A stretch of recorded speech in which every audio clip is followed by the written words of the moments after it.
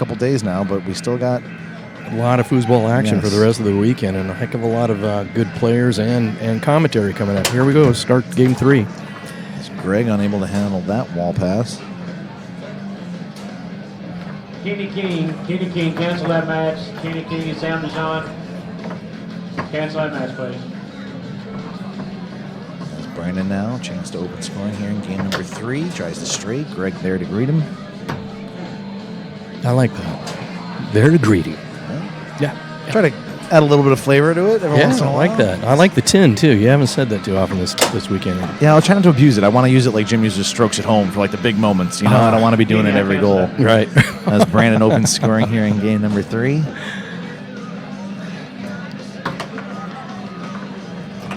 Oh, wow. I don't... Misexecuted, but whatever it was going to be was going to be cool, yeah. As Greg able to steal that one from Brandon, but Brandon he could afford it, right? Yeah. Oh, it's Greg. That was ugly. Gets the long. Wow. Gosh. Somehow Greg able to get in the middle of that. Blinding, just blinding side to side. You know, I mean, just keeping up with it even on our eyes here is the lateral speed. Yeah, it's amazing. Amazing eye-hand coordination on anything like that. Just incredible. You can thank Carlos for all of this. He's, the godfather of the Costa Rican players. Yeah. That was a pretty big jar as far as I was concerned. Well, what the heck? I think it's one of those. You can have it. And Brandon got his braces off. You notice that? I don't think I knew that he had them. Yeah. What? Yeah. I'm not looking these players in the mouth that often, I guess. But that didn't sound right, you know. Yeah, no, I mean, I'm just saying. That's what you're accusing me of. Well, as Brandon catches that one on his 3 and tries to rip a big shot. Oh man, he is dialed in. He's having fun. He's having too much fun. Time out, Greg. Smiling. Yeah, he angles that one in. Man, that is. I just reach over and shake his hand. Yeah. Greg's still hanging tough, but Brandon is going to hit one of these, and it's going to be the shot of the weekend. That's another lie. Oh, dude. Tries another quick pull kick, but Greg able to get out there and block him. And he goes another angle off the wall on the 5. Slingshot off the wall on the 5. Oh, give it a break. Guys reinventing the game as we speak. As he just doesn't look like he cares. No, he almost turned it over right on Greg's 3 and just like, whatever. Yeah, whoever, yeah. Tried another slingshot off the 5, but he misexecuted. And Greg going to slow things down here wisely. And a good long spray gets him on the board now. The announcers go wild. Yeah, no, that was a great shot. It was. Didn't need more of that if he's going to stay alive in this match. Oh, and Brandon goes off the back wall. Nice play. Sets up a rollover. Takes his time. Good. Taps 1 dot, comes back pole side. Now 4-1. It is now match ball for Brandon Munoz. Tough to keep up with all of that. The ice. Oh, nice there. Greg answers. Set it up on a tee and hit it. Good job. He's going to have something to say about it before Brandon puts this one away, and he's going to call timeout. That was a good timeout, actually. Yeah. Get back into it. Well, if Brandon gets this ball, then you got 2 timeouts you wasted, so why not? Yeah. I mean, it might as well think about it. You're still on camera. You might as well play it out, right? Now, if you had sponsors all over those T-shirts, you need to have more camera time. I do love those foosball jerseys. It's absolutely the best. Those are very, very cool. Isabel's are just, that's a team. That's the team. Yeah. You look at everybody else in the room, and I'm kind of bagging on it, but I mean, honestly, it's that's where we need to go with that. I love that kind of look. It just makes it more feel like professional and team oriented. Yeah. My partner and I, for rookie doubles and amateur doubles, have matching jerseys, but not nearly as fancy as the ones sharp they've as got. that. Yeah. Oh, and a good one. 3-4. He's getting back in here. Yeah. Still match ball though in favor of Brandon now. Munoz is sweating. Yeah, clearly. Well, it's funny. He looks slowed nervous. That down. Yeah, no, that was just up, and he goes push side. Wasn't as fancy that time, but when he slows down and plays his focus game, he turns out he's pretty good at that too. So once again, folks, that was Brandon Munoz putting Greg Mendel into the losers bracket here, so he will advance to play Jay Alai in the winners bracket final. Looking forward to that. Yeah, that's going to be kind of exciting. Yeah, maybe a match a lot of people didn't expect to see, but it'll be a good one either way. Again, my name is Keith Glenn, joined by Brad Loreen.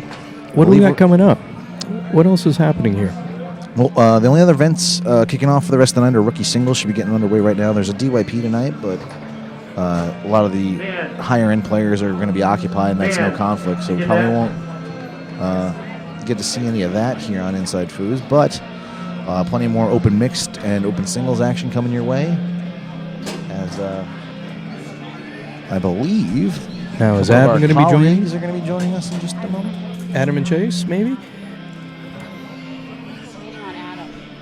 Jerry Strobel, table number 21. Jerry Strobel. Go ahead and close out. Yep. So again, folks, whether it's me or our good friends Chase Pennell and Adam Gilson, somebody will be here to bring you the rest of the action for the evening. But go ahead and stay tuned, and we'll get you some more action here on Table 1 in just a bit.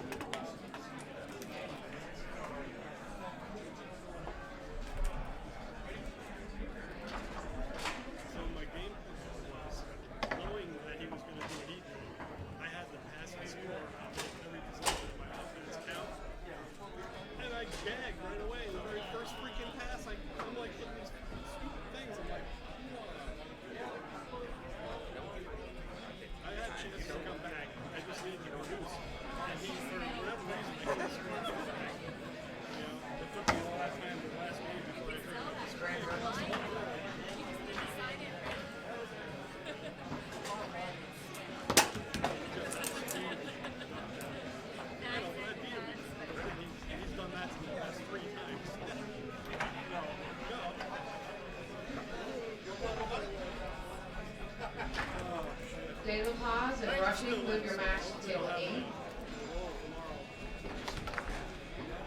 Okay, stay on 7. Yes, Kathy. You. Come on, Sanders.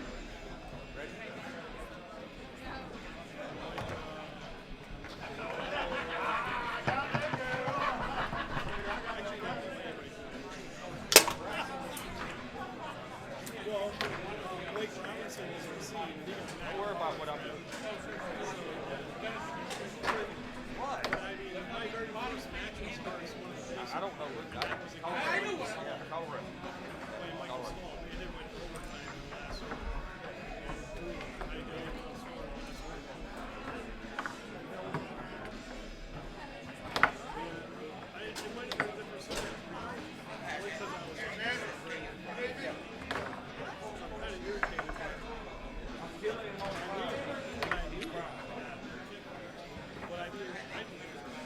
Well, welcome everybody. Holy cow, it's been a long time, I feel like, since I've been on the stage again, digitally, in this situation.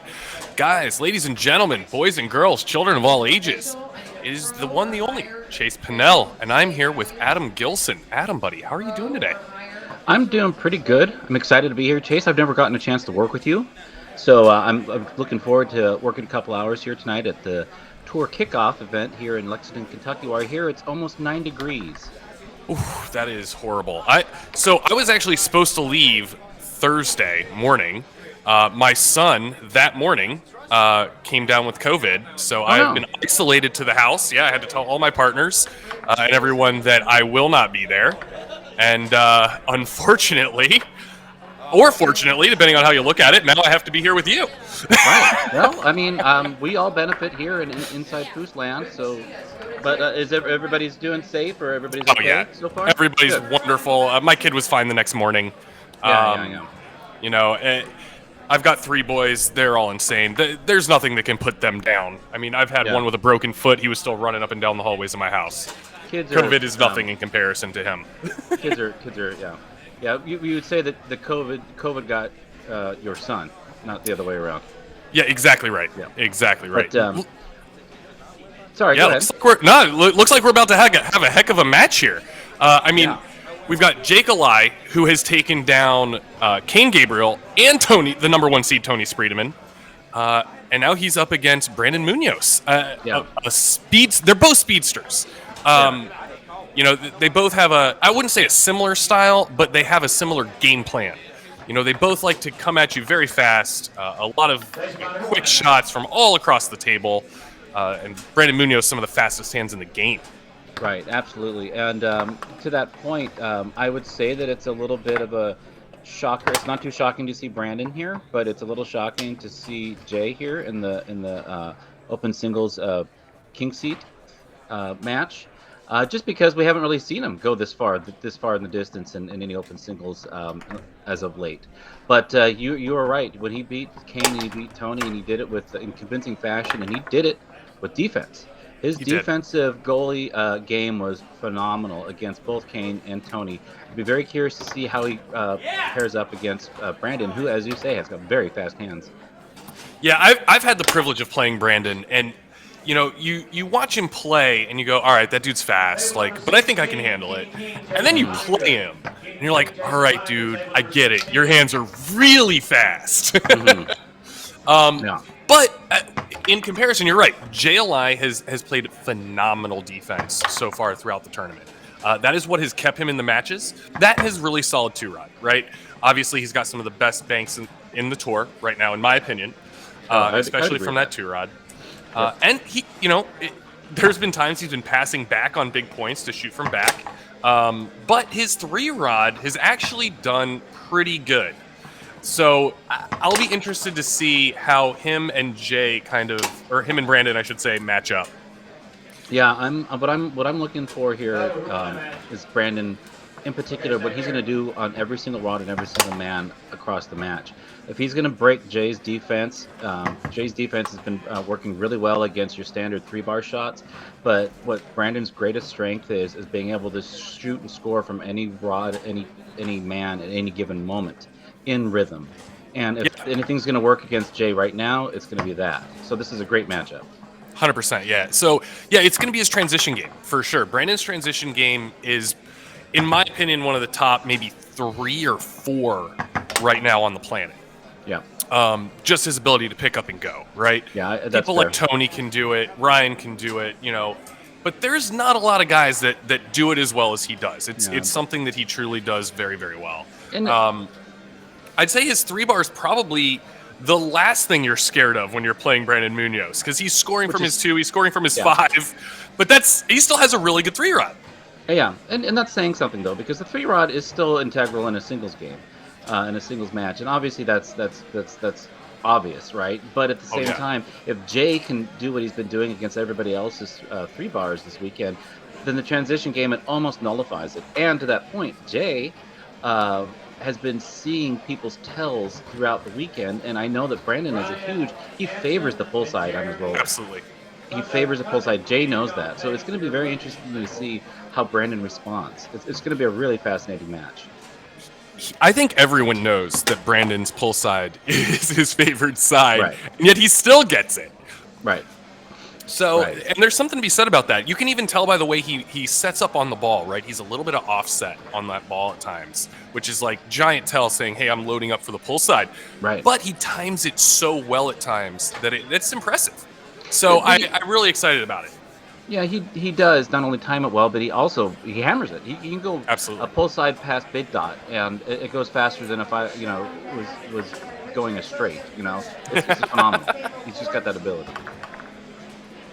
He also has a nasty pull kick from back there. He does. Yeah. That 2-rod. It's pretty impressive. It's hard to hit. Like a few years ago, the older tables, hitting pull kicks was a little bit easier. Nowadays, that pull kick, the deep one, that big 7-stroke pull kick, is actually a little bit more difficult. So his ability to still be able to do that is impressive. Guys like Bobby Diaz and Terry Moore had great pull kicks, and you don't get to see them even shoot them all that much. What changed on the table? I'm not 100% sure. I know the ball has changed a little bit. My argument would be the surface maybe has changed a touch, something in there. You just don't get the same friction that you once did to get that kind of squib out on the pull kick. Oh, here we go. We're getting ready to rock and roll here. Looks like JLI is going to get to be able to start the ball off here. Looks for a wall pass, blocked by Brandon Munoz. Be curious to see. These two are going to be sizing each other up this first game. They both know how incredibly important this match is to get to the finals, and I feel like they're going to be playing a little slow, which is so far there. So true. I mean, no question. Neither one of them has decided to start off quick, which is pretty surprising. But both of them know at this level they know their strength, and they know. Wow. Okay. Yep. Left hook. That. Every single rod is a threat with Brandon, of course. But they know their strengths, and they know both of their strengths is being able to hit turbo, right? So what they're going to be doing is kind of saving that to see, and they both know the other one can do it. So it'll be very interesting to see when that starts happening. The pace will pick up at some point, and we probably wouldn't even know it's happening as it's happening. And well, maybe. I was going to say, it feels like Brandon's already starting to pick up the pace a tiny bit. His shots are coming in quick. He's not really taking much time. He's hardly up 3-0 and calls a timeout. It amazes me. It amazes me how he can just turn it on like that. Especially, and what he's doing is, because Jay's defense has been giving people corners, but Brandon has been very brightly doing just right down the middle. And that kind of offensive pressure puts pressure on Jay's 3-bar. Absolutely.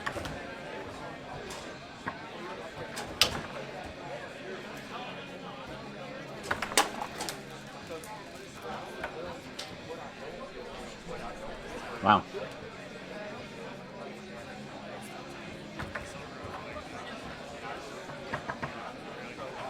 Chase, at Worlds, the Tornado Championships last year, I got to play on those Orlando sport tables that they had there, and I played that one-touch game where you only get which is a lot of fun. You can only touch the ball once on any given time it's in your zone, any rod. And I played Jay and he's incredible at it. Oh gosh, yeah, he is. I watched that. I was actually standing there watching that. Oh, you did? Okay. Yeah. Yes. So I was. Yeah, he's phenomenal. Got a phenomenal ability, and his banks and everything that he can do are quite amazing on that table. It's a fun table. It's really impressive. So actually, I was just messaged by the one and only Terry Rue, letting me know about why the pull kick is so inconsistent. And one of the reasons that he says is that the holes are not coplanar. I have absolutely no idea. Coplanar, I don't know what that means. But basically, they're off tilt. So the toss and the timing's a little bit off, which makes it a little bit more inconsistent and less reliable. So, and he's somebody that had a Canon one too. I should have put him on the list. But so Brandon has really dialed up his game here a bit and started playing his quick pace. Jay, however, has not. He's still trying to play a little bit more, I would say, traditional style. Right. But I say that, and the commentator's curse is about to kick in. Yeah, he's gonna turn it up. But I don't know.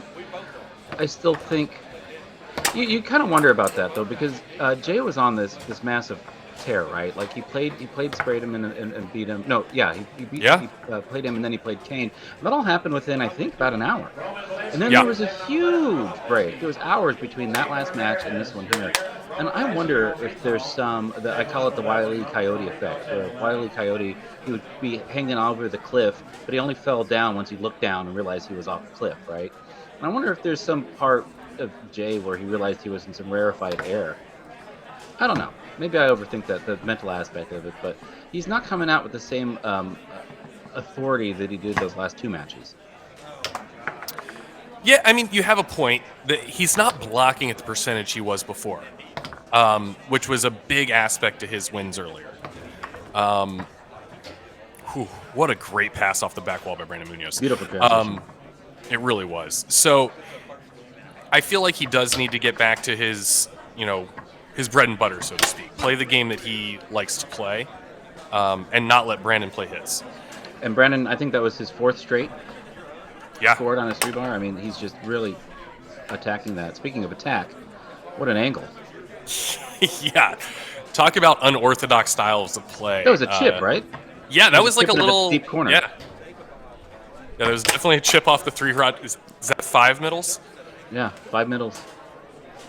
So folks at home, and I keep talking about this all the time whenever I get a chance, Brandon came into this with a game plan.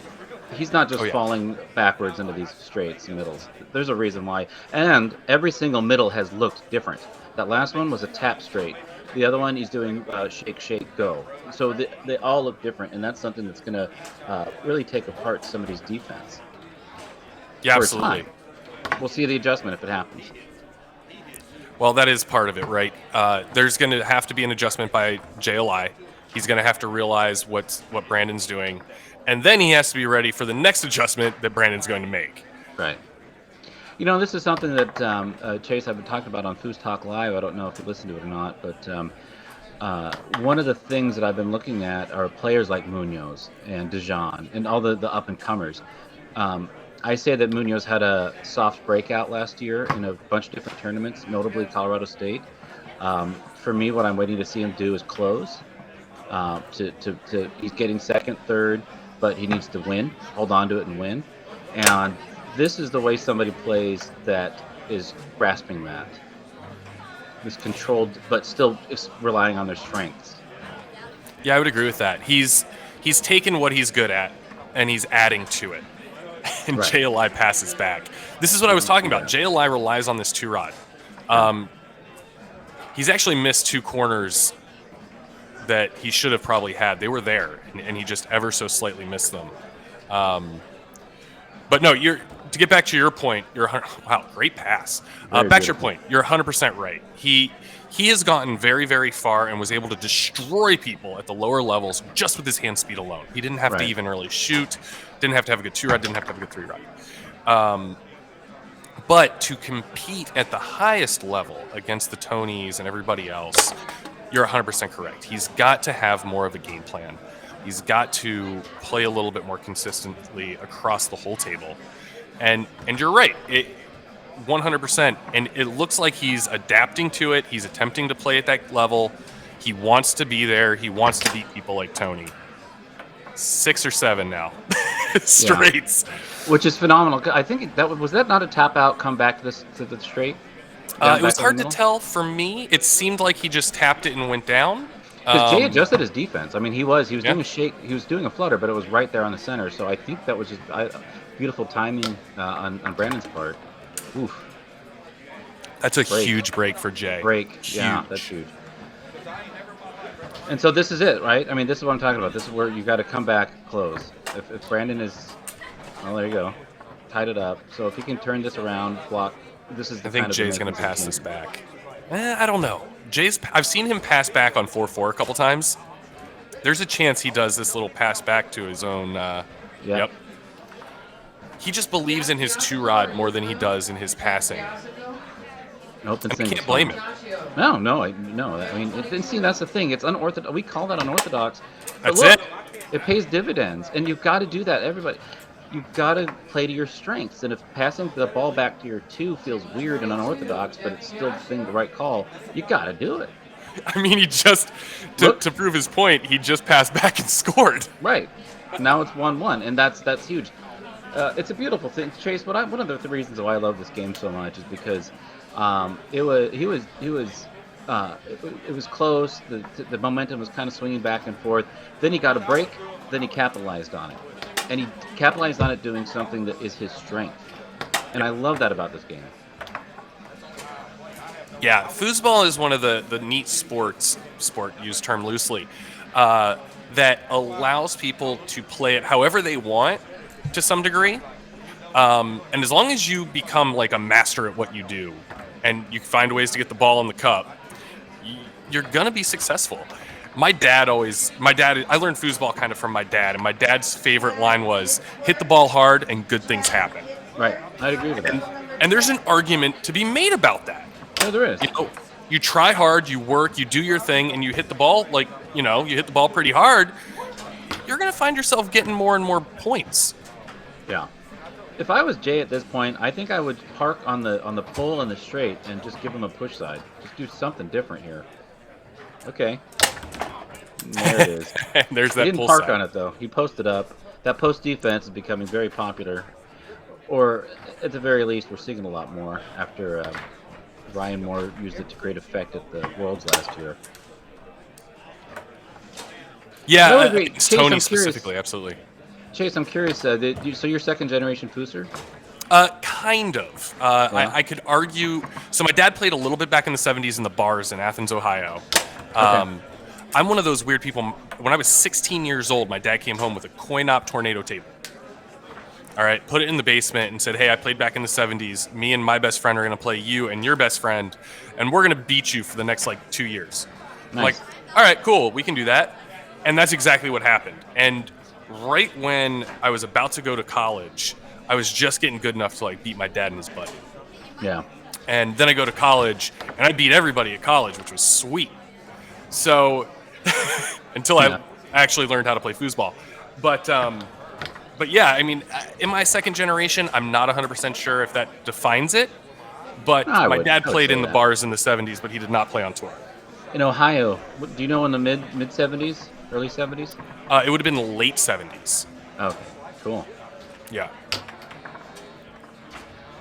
Yeah, southeastern Ohio. My dad was on the promo team back then, and they went through Ohio, I know. Oh, okay. Yeah, so this would have been in Athens, Ohio. There were some pretty good semi-pros in the area way back then. Right. One of them would have been Jay, or not Jay. Who was it? Last name was Smith. I think it was Jay Smith. Really good player, but as does when you don't play for years and years and years, the game kind of passes you by, so to speak.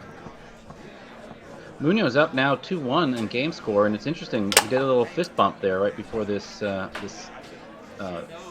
fourth game started. Brandon is one of those guys. He's so animated. He's not trying super hard until you see him animated, in my opinion. Yeah. But to your point that you said earlier, he's still trying to kind of find that hybrid game, right, where he can play his style but still have his fast hands. And he's doing it. I mean, this is the thing, and I feel some kinship with him because I did a lot of I won a lot of stuff in the early 2000s on my way up through just hand speed and playing aggressively, and then I lost my mind and didn't really get to that next level of looking at it the way that I think about it now. But it's interesting. He's putting the pieces together. This is him playing really well. Now he's opening it up and putting on the gas, doing these long pull sides, and he set that up. He set that up the last 3 games, so that's paying dividends as well. Yeah, definitely. I mean, by shooting the middles like he did, it's forcing Jay's defense, right? So that Jay made the adjustment, Brandon made the one after it to start going pull side. Now it's time for Jay to make another adjustment to see. Yeah? Yeah. And, I mean, right there, I think with the shake D, he is attempting to do that. So let's see if he can now capitalize, because this is a big game for him. He's got to come back. He's down, 2-1. And Brandon has done 2 things very well so far. He has taken apart Jay's defense of goalie, and he's been having a really good zone. And he's getting converting a couple on breaks. blocks. Yeah. He spiked him once from the 5 already, and now got that one. So that quick transition stuff's starting to work well for him. Yeah. But Brandon's zone is doing quite well against Jay. Yeah, so Brandon's starting to have a little bit of fun. Yeah, he's starting to have a little bit of fun, and that's when he can start to become dangerous. Yeah.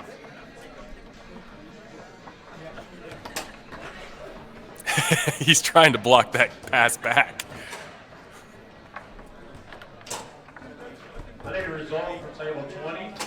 See that? That was such a smooth up. Yeah, I thought he was going to do a 5-bar shot, right? Yeah, that's the trouble with Brandon. He's got so many weapons from that 5-bar. Yeah. I even watched the other day. I was watching one of his matches just to get an idea of like exactly how fast he really is. He does a fake left hook into a wall pass, like full speed. And I was just like, I literally walked over to my table and tried to figure out how to do it. And that's the set. So now Brandon Munoz has king seat. He will be waiting for one of a few different players to come back to him. Let's take a look here. Jay might be one of them. King Gabriel, I'm assuming. Yeah, Blake Robertson's still there. Tony's still out there. I know that Tony was playing Michael Stahl at one point. I don't know how. Yeah, it looks like Tony has come out on top. So left in the field, we have Clint Hill Sr., Shannon Coley, Jacob Balkos, Rick Dell, Tony Spreedeman, Blake Robertson, King Gabriel, Greg Mendel, and obviously Jay Alai. That's going to be really interesting. Yeah, absolutely. That's going to be really interesting because, obviously Brandon is just to put a bow on it. That shot that he didn't do on his 5-bar when Brandon passed it to himself, he did the smoothest brush up that was just effortless, even though he'd been showing a very high amount of energy. And I really think that speaks to where Brandon's mind is right now, that if you could perform such levels of finesse when you have that much energy in you, that's a level of command and control that is breaking through the next level. Oh, absolutely. Yeah, all that adrenaline running through you, it's so hard to just like feather things. So, yeah, absolutely. You're 100% right. So I remember watching, and just to speak back to Jay Alai and being quick-handed, I remember watching that match you played. Not match, that fun game you guys played on the Roberto Sports there at the World Championships. Yeah, him and Jim, and it was you. I can't remember who you were playing with.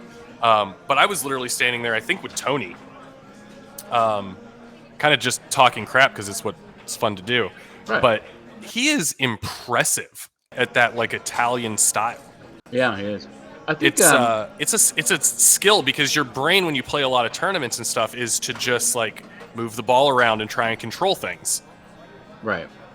No, but he does. He has that ability, and he knows the touch of the table too. I think that we beat them. I'm not sure because I know that they won about 20 or something matches. I can't remember who it was that I played with, but I like that style of play. So it's something that I enjoy. But it's super fun. It is. It takes you back to like being a kid again. Right. No, it does. Yeah. No, that's why. That's how I grew up playing. My parents would call that warehouse foosball. But they both worked for tournament soccer back in the 70s. So that's how I grew up playing. That's awesome. Yeah. Folks at home, this is the 2022 Tour kickoff in Lexington, Kentucky. We're bringing you, Inside Foos is bringing you coverage. I believe we have only 4 events right now going on. Open singles, amateur singles, open mixed, and expert singles. Yep. The bulk of the events are going to be starting tomorrow. Rookie singles is about to start, though. Rookie singles is about to start. Let's see. Yep. And the DYP starts at about 10 o'clock. Oh, nice. Okay. Yeah, so we'll have 2 more events that are going to start while we're here, folks. You should have us until about 11 o'clock Eastern time.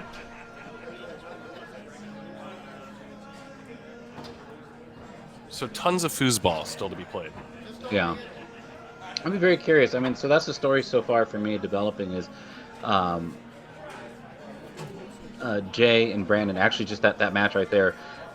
Jay getting to that point and Brandon, like, what's he doing? Is he going to be doing a full-on breakout? Is that what's happening this weekend for him? Well, we'll find out because unfortunately, I don't think he's really had to play any monsters yet. Let me check his bracket again. So, in theory, he would have been in the same bracket as Blake Robertson. Munoz, for, if you want to talk, top tier players, and I'm not trying to talk crap about anybody, but for him has had a pretty easy road to get here. He hasn't had to play any Masters. He's only had to play, I think, 3 pros. Well, 4 including Jay. But again, no Masters. And there's such a jump between pro and pro master, in my opinion. And it's Mark Torres would say it's a chasm of information. But that's a little bit of an easier path, so to speak, than even Jay had to take. Jay had to go against 2 Masters on his way to get there. So a little bit more difficult road, so to speak. So the true test for Brandon is going to be when he plays the finals. I think that'll be really interesting.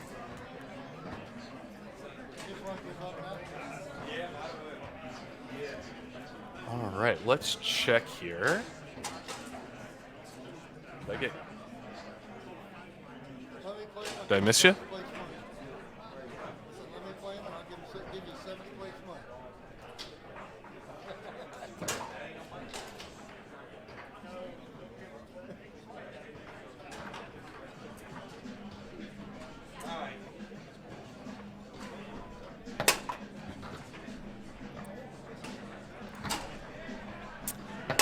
All right, let's see if they have called a match for us just yet.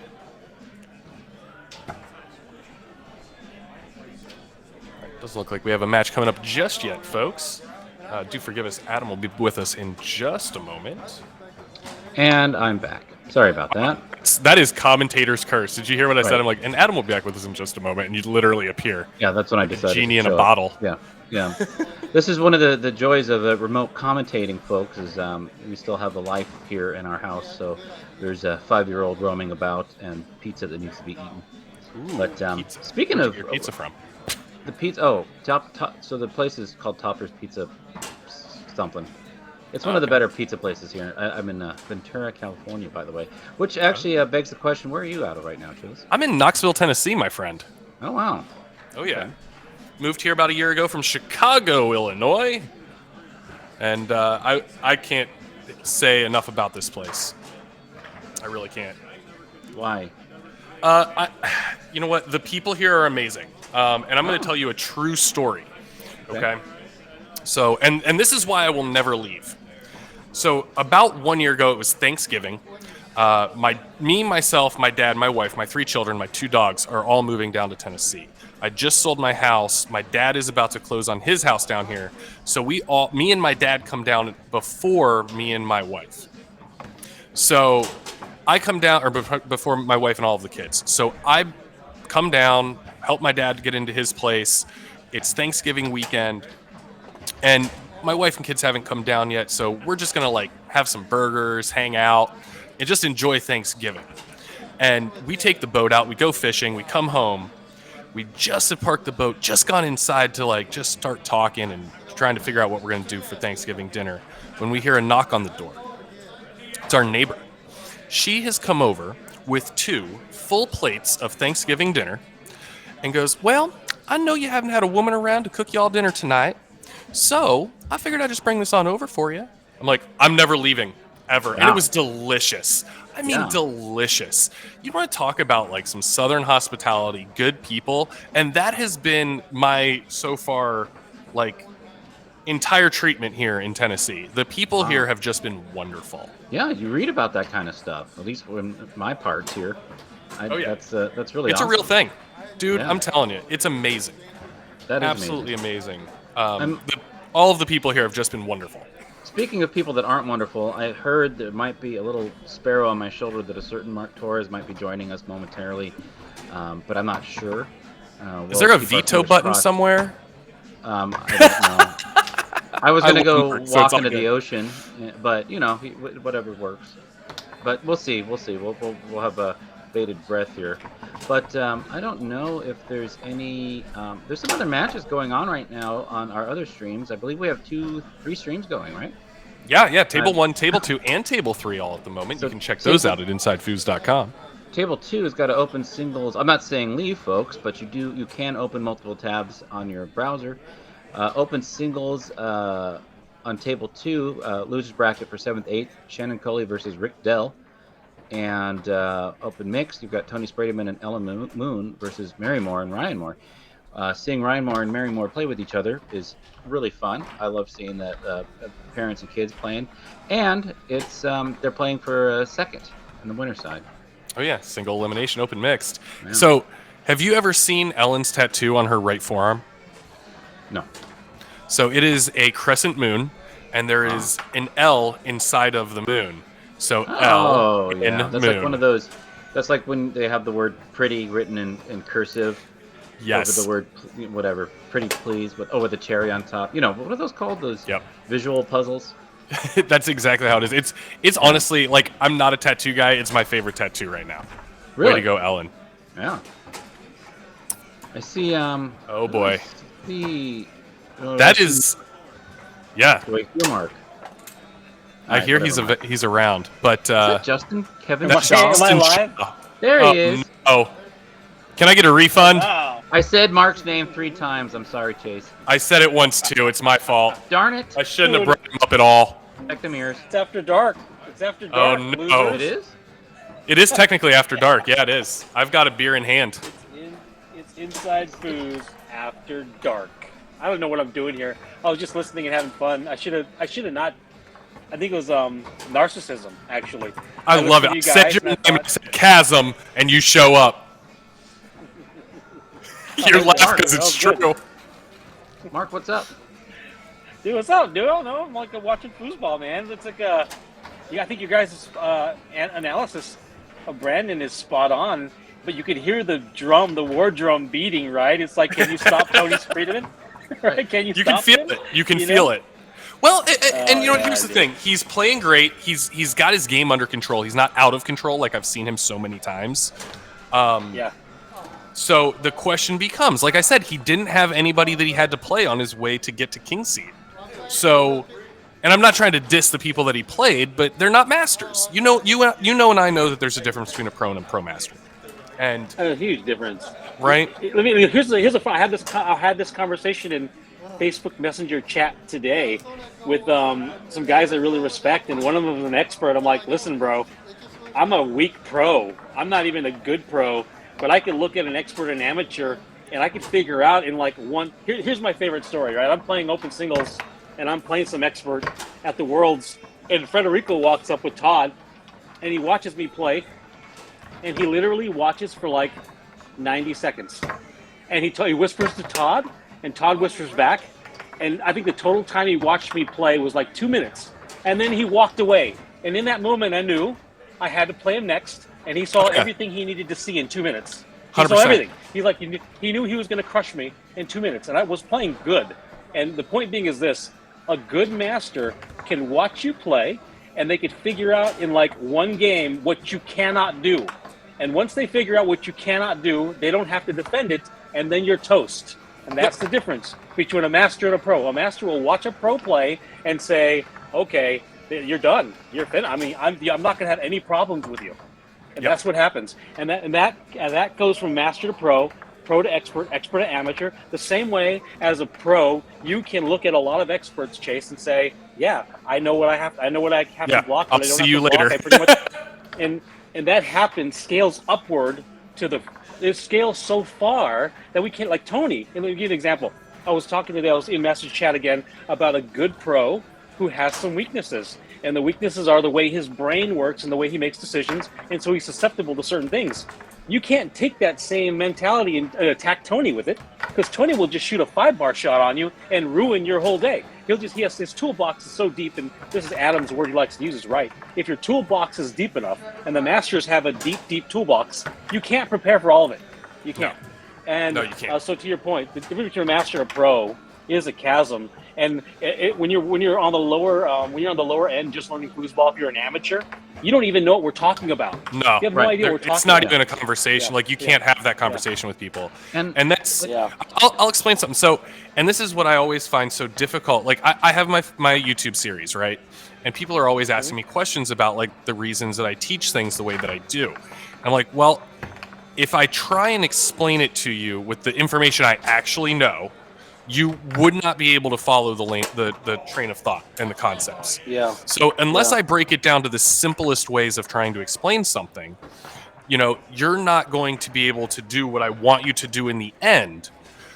And you're going to skip steps 1 through 5. You're going to just try and go straight to 6. And you need to do steps 1 through 5 to even remotely get there. Yeah, in educational parlance, that's called scaffolding, and it's entirely important to learning anything properly for it to make any sense. And Mark, to the point both of you are making, actually, you and I were made brutally aware of Brandon Munoz's kind of soft breakout that happened at Colorado State.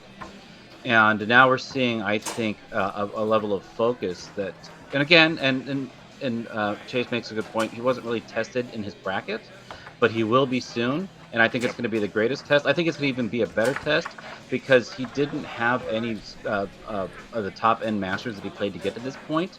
But he's going to have to face them in a double dip situation. And I think that's might be on the road to taking any particular monkey off his back. Yeah. Well, I'm not looking at the bracket. Sorry, go ahead, Chase. No, what I'm saying is yes and no. You're kind of right. However, you also need to be able to tune up against somebody and be tested a little bit. Because until you're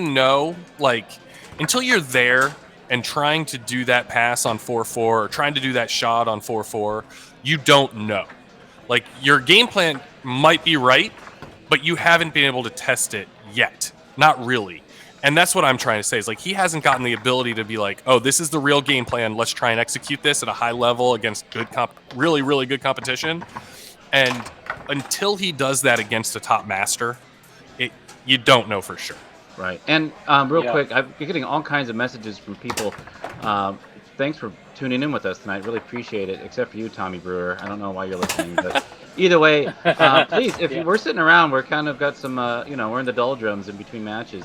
So if you have any questions, message me. This is on Chase. This is on your Twitch stream right now, right? Yeah, this is on my Twitch stream. Absolutely. Yeah, and or if you want, I'll text anybody Mark Torres' cell phone number. If you want to just send him whatever you. I have him on speed dial for a reason. I know. Yeah, but no, please join on the chat. Yeah, we'd love to have engagement. This is really interesting because I love this part of the conversation. There's all these milestones, right? There's like the first time you win a rookie event or an amateur event if you had a chance to. And then there's like the first time you beat a pro in singles. And then there might be like the first time you beat a master. But once you start getting there, and I remember very clearly Adam Gilson beating Terry Moore in open singles. When was that, Adam? I can't even put my finger on. You beat him in open singles at a major. What year was that? It was like 03, 04? Oh, I don't remember. I know. How do you not remember? I don't remember a lot of these. I mean, it's just not. I remember beating Rob Mares at Nationals. I 3-straighted him. Never mind. Forget it. My memory is better than yours. You're partying like. Here's what my point. By this time, Brandon has probably, maybe with the exception of Tony, he's beat everybody once, and that's a good milestone. Like you got to. That means you're a good pro when you can beat all these guys in singles. You beat them all once. You got a little notch on your belt. It's a good milestone, but there is no milestone like winning an open singles mini, moderate, major, whatever you want to call TKO in Kentucky. That's a big, big leap. And I'm looking now. This is the first time I've looked at the bracket. You got Tony, obviously. You got Blake Robertson. They're going to have to smother each other at some point. Kane is still in there. I like Jay a lot, and I wish the best for him. And I hope he can duplicate what he did, and maybe he will be able to. But he's going to have masters that are going to steamroll out of this losers bracket, and he's going to be fighting for his life to get back into that final. And Brandon, you guys have said it multiple different ways. I'm going to say it this way: if he's able to hold on to this winners bracket final, he's hit a huge milestone. It's going to have to hold off someone from getting double dipped. Now, if I'm betting right now, I'm betting Brandon gets double dipped, and I'm excited to be wrong. I'll be happy to be wrong. But history as a guide, there's like 3 people right now in this bracket that are going to high probability to double dip Brandon Munoz. That's just the reality of it. Yeah, Blake, right? Tony, Kane. I would argue there's 2, but I hear you. I just don't see. Kane's my boy. I love him as a human. I just don't see him taking down Tony and, well, actually, he won't have to take down both. He just has to take down Tony or Blake. Yeah. But I don't see it. The history of the matchups there are just against him. But, oh no, Kane will have to face Blake first. He does have to go through both. He would have to go through Blake and then Tony in that order. Wouldn't that be a crazy story? A good story? Kane gets past Blake, gets past Tony. That narrative would be phenomenal. I will be cheering for Kane, just because, like I said, he's my boy. I love Kane. I love Blake too. Actually, I was supposed to room with Tony this weekend, but so they're all my boys. Like, I love these guys, but like if I had to choose one guy, you know who it's going to be. It's going to be Tony every time. That dude's just a monster in singles. He's such a fan favorite. People would probably be just as enthused to see some fresh blood in the final. So if you're betting, you bet on Tony. If you're a fan, you're kind of like, gosh, it would be great to see Kane or I'd love Jay. It.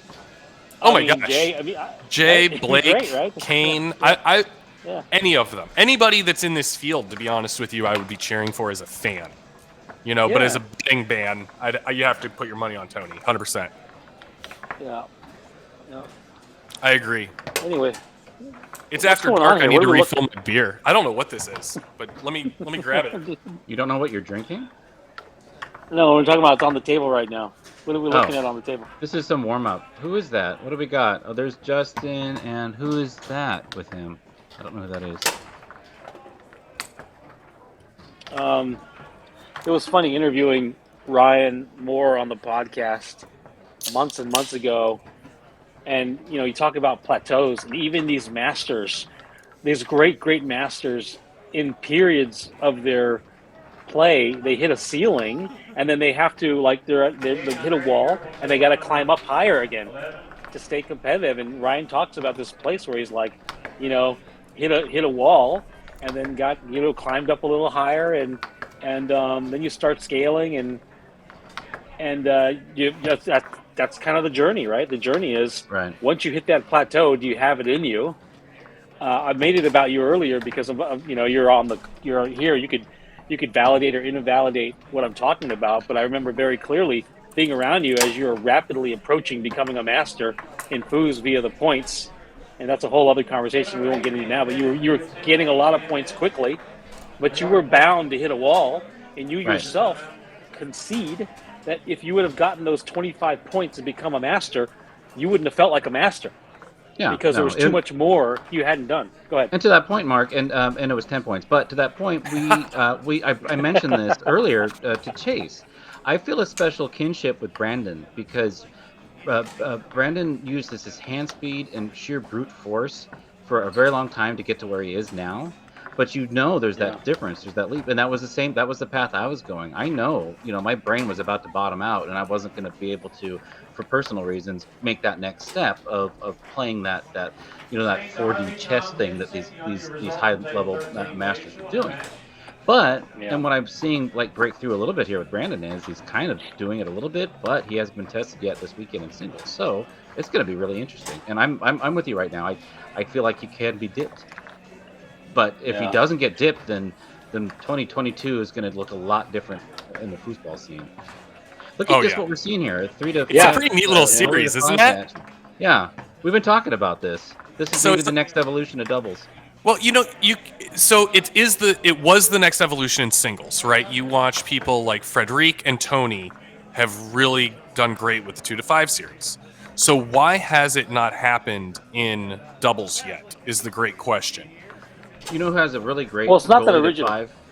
It's not. Well, it's a Jeep. I remember seeing Jeep do it back in the '90s when I was playing against him. Well, Don Swan. You go back. Not continuously. Don Swan had a sick. You know who? So there's 2 people I'll speak to. Don Swan had a sick thing where he passed, and not really as much as the 5, but he had a series where he set the ball up in the middle and he banked. There's some great matches on Inside Foos. He has a cool center series. James Castillo has a cool little series. You know who was a series that Clay will say was the most efficient thing you'd see was Todd Lafredo's series he Todd's. did in singles. Yeah, Todd's the 2 to the 3. That series, like Clay's, like that was probably the most efficient thing, mathematically, the most efficient thing he'd ever seen. Like and Clay's a numbers guy. I just think it takes a lot of commitment, and it's unconventional. I'm sure when Todd figured it out, he did what he did in Foosballers. He drew a bunch of diagrams with a pencil on the table and figured out the angles, because you have to do that kind of have that kind of commitment. But Absolutely. I think you guys are right. It just takes two people to really be committed to it, and you could change the way the game is played enough so that people start evolving it, right? Yeah, I think you're right. Now, there's an aspect to it that you lose, though, and that's the scoring, right? And playing that zone game. But the turnover is what becomes interesting, right? Like that turnover, the possession aspect. And Tony's so good at it that, why hasn't somebody perfected it? And it's going to take a true team, somebody that says, I'm committed to doing this with you. We are a new team. We are what is going to be the future of foosball. And it's got to be somebody, a forward that's willing to pass and score all day long, because it is all on you. Yeah, you get guys that make scoring look so easy, and it skews the curve. When you get guys like Ryan, right, in the memory of guys like Billy, or even guys like Jay. Yeah. Jay can score like he's a multi-time goalie war world champion. It skews the curve. Like there are a small number of guys that can score like that consistently from the goal. A lot of 100%. those, and it's even. Clay would know the numbers, but no, like Ryan might score. It looks really impressive because he'll score 2 in a row, but he's still not scoring 50%. No, definitely not. No one scores 50%. Yeah, so the percentages would definitely go up in that series. There's no question. Yeah. Oh, of course. Yeah, the conversion. Yeah. As long as the 5-bar. Yeah, it'd be pretty cool. Yeah, I truly believe, like, and if you were to write it up on paper, right, and you were to say this is the next step, I think that people would argue that that's it. Now, don't get me wrong, I love my 2-rod, so I'm never going to be that guy. I'm never going to be that goalie for somebody. But so if you're looking for that forward, if you're looking for that goalie, and it's not me, folks. Well, that's one of the problems. One of the problems is the serotonin, or whatever it is, the high of scoring and hearing the tin when you slam a ball from a 2-bar. If you're able to do that, you're searching for that moment, and you're not going to want to give it up so you can pass to a 5-bar. You're going to want to feel that and hear it. 100%. My ego is way too large for that. I think I'm funny. I was in touch with a TS after the top 50 list. I ended up being in touch with some TS masters for one way, but then, this was a good conversation, and he draws a lot of analogies that are very cool. And so, in the 70s, they patterned. I know people are tired of hearing the 70s, but this will be relevant. In the 70s, they patterned everything off of tennis. As a matter of fact, 2 out of 3 match play is because tennis. And in the 70s, everybody was comparing themselves to like John McEnroe and Jimmy Connors and Bjorn Borg. Makes sense. And so the one thing that was really, really highlighted back then that we kind of like don't really focus on, this whole idea of unforced errors. And so when he watches foosball now, he sees the number of turnovers and just thinks, man, we really, really took care of possessions back then differently. Like the freestyling, freewheeling play that we have now is a lot more shoot from the hip. And like in tennis, the unforced error is a big thing, right? Like 20 unforced errors versus 14 is the difference between winning and losing a match. We don't really even look at unforced errors, and that's what Tony manages. Tony manages the unforced errors with conversions. And so all it takes to this whole thing we're discussing right now, and what these guys are doing on the table, if someone figures out a method to reduce the unforced errors even more than the Masters now do, because, Tracy McMillan is still shooting from the 2-bar. And when he's shooting from the 2-bar, he's still like, at best, he's going to be scoring 10, 15%, maybe? Yeah. There's still an 85% in there where he could have had a higher percentage play. Yep. Anyway, I'm talking a Well, lot. Adam, where are you? You still no, there? no, you're good. Go ahead. Adam will be back. He had to step away for a moment, but he will be back with us momentarily. Cool. Here's the thing, right? And I've watched some of the old school matches on Dynamo and even a couple TS matches on old video, right? And the argument I would have is, yes, they probably did have a little bit better control, I would say. Not control. A little bit better possession ratio would be because they made less, they took less chances, perhaps, is the way of saying it. Yeah, right. The style of play in general, it lent to a more defensive, like goalie possession-y game. So it would be goalie to goalie a lot of times, opposed to like the ball flying around the table.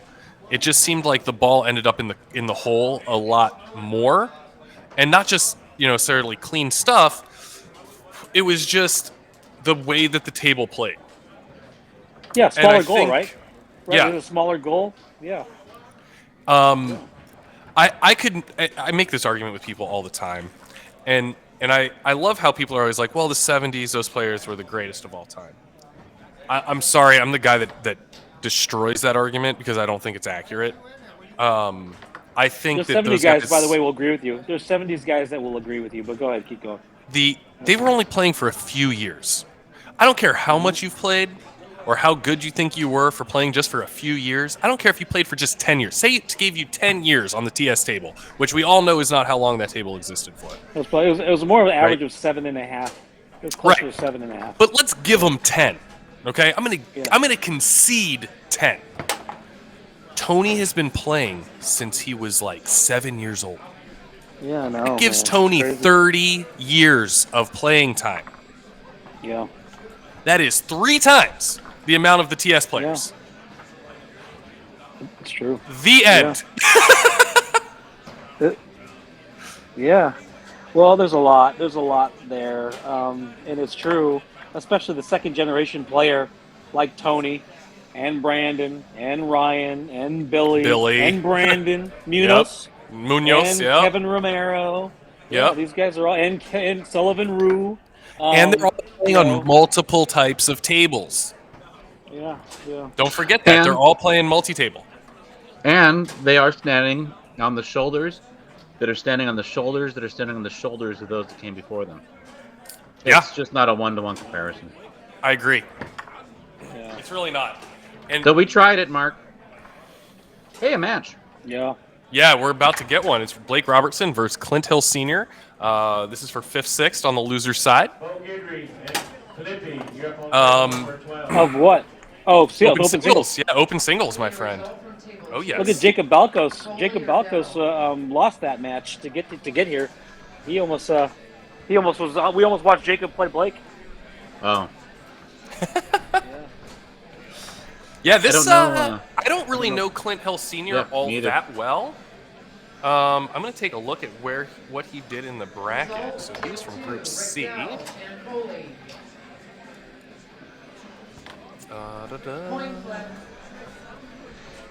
So he beat Jacob to get here, but he did not have to play before this. So he was in L62. Okay.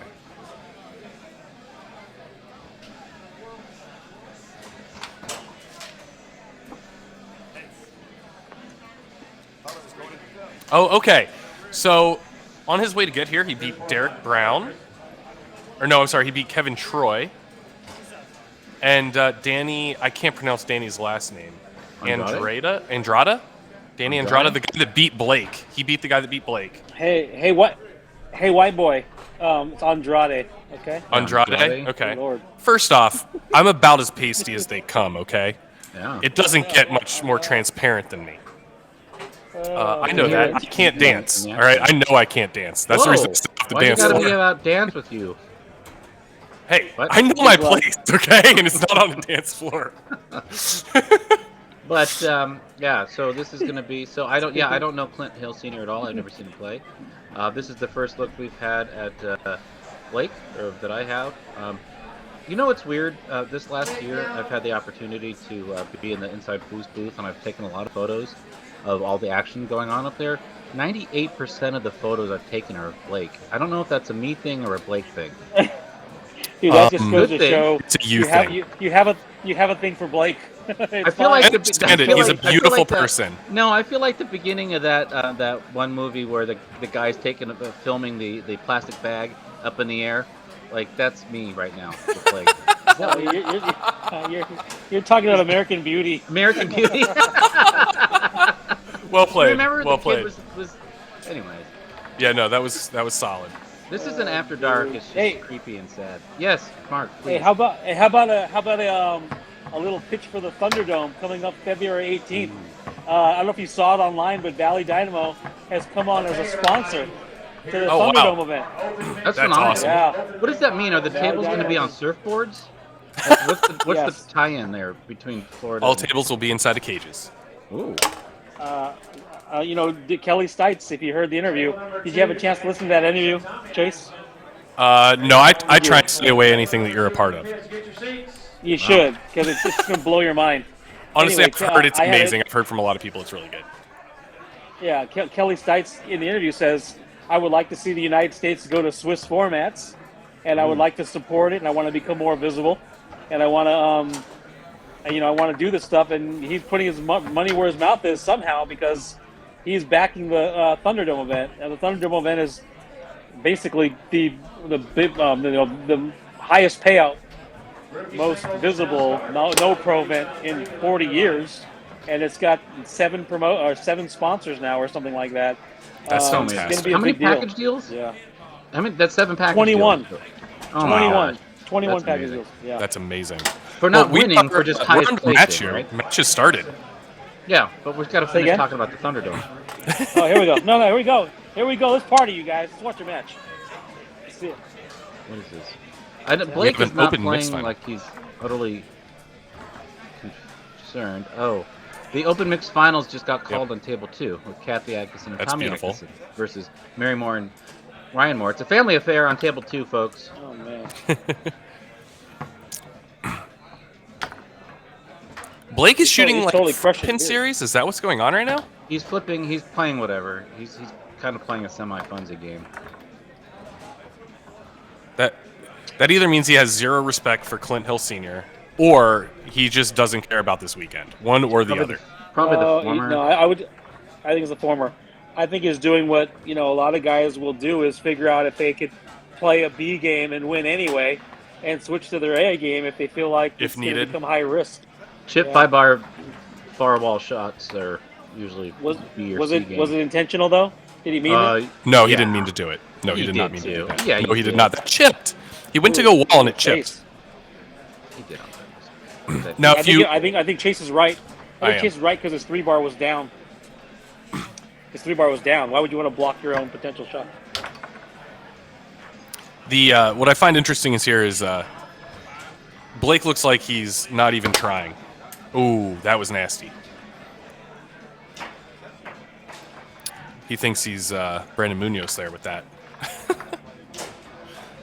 Yeah, that's what he I was don't trying think, to do before. Yeah. I think when you're this comfortable, when any master is this comfortable, not feeling any sense of intimidation or urgency, it's a dangerous place to be Yeah, for it's the a opponent, obviously, it's a bad because place the to free be. will. Yeah. 100%. Yeah, he can do whatever he wants because he has no fear. Tony, can you move that match to table 2, please? All right, everybody. Yeah, I would 100% agree. He's just kind of freewheeling. He's doing whatever he wants. I mean, he's just shooting push kicks and quick middles. And Tony Freeman, Rick Dale is on table number 2. we might see him try and pick up his game here, though, in a little bit. Well, yeah, I mean, He's not going to if he doesn't lose the game. He's not going Right. to. Very the winner true. of the winner of this plays Kane. Yes. So with that in mind, I don't know. Who knows what's in the mind of a master? Think of it this way, right? And I'm not trying to, diss Clint Hill here, But it's like if you're playing somebody, and this is everybody that understands foosball will understand this a little bit. If you play somebody that has never played foosball before, okay, ever, and you are just say a rookie on tour, it's an unfair matchup, right? You can just do whatever you want, and they just basically have no clue what you're doing. That's the gap between Clint and Blake to some degree. Just because, and that's how Blake feels about it, because you can tell in his game style. He's just going to do what, he feels like he needs to do, which is not a lot, until he's being tested or the pressure's on. Yeah. Which is a high level. Yeah. It's a high level because Clint had to play reasonably well to get here.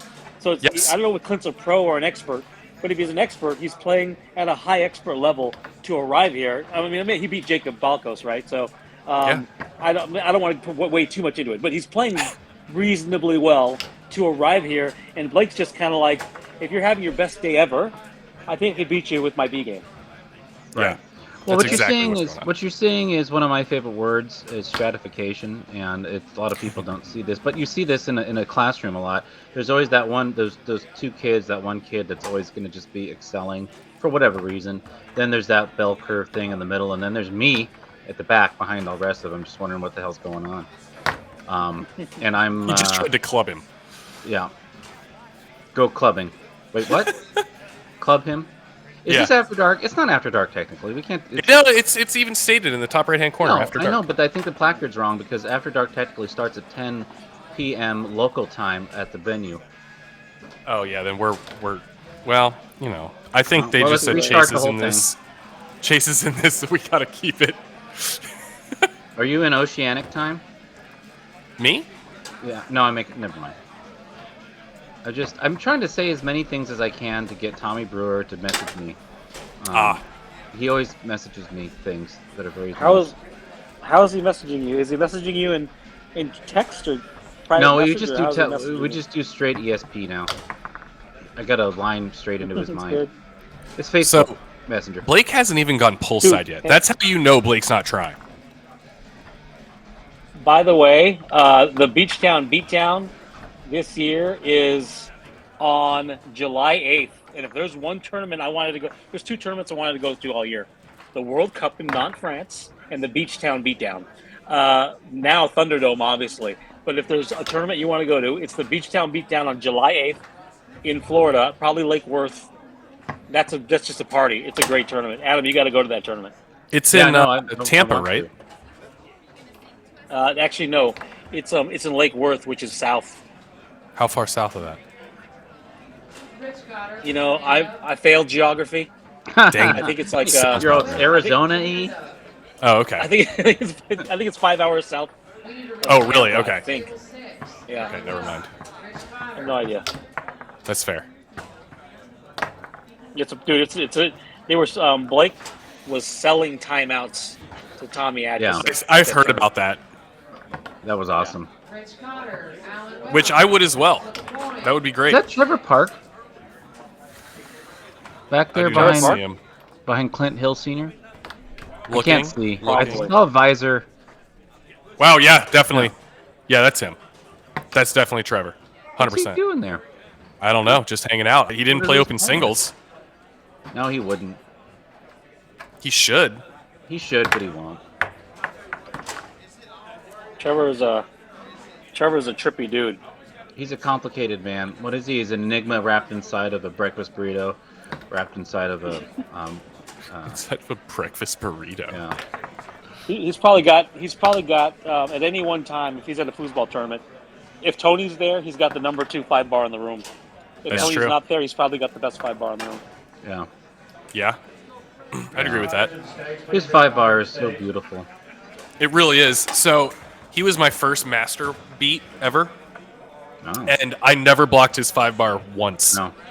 What'd you do? Would you pay him out? How'd you win? I never missed a shot.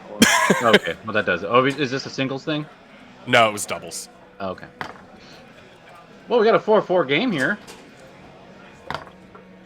Without Blake really turning it on, though. Still shooting left hooks. Yeah, he hasn't. I think he shot maybe 2 snake shots so far. Everything else has been kind of a funsy shot. Oh, good save. This is the point where Clint Hill really needs to like come alive and do something big. It's a monumentally huge possession. Yeah. Yeah. See, Blake's going to try a little bit here. It's not going to be 100%. It's going to be like in that 80% range. Ooh. Mistake. You can see it all over Blake. He's mad about it. Oh, just call a timeout. Timeout. Call timeout, please. Yeah. Please. Yeah. The announcers are calling for a timeout.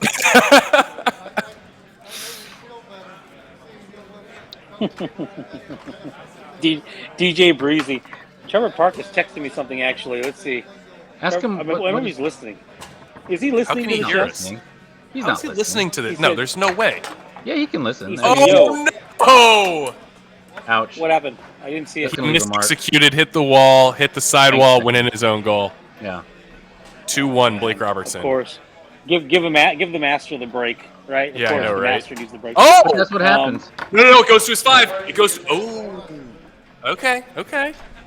Technically, because of how that went down, it should have gone to his 5 bar. Okay, I need Bill Frazier at table number 4. Bill Frazier, you're up on table 4. So Trevor is sending me these texts. He said, yo, I was just asked if I was going to serenade everyone this weekend. They also asked if I brought my microphone.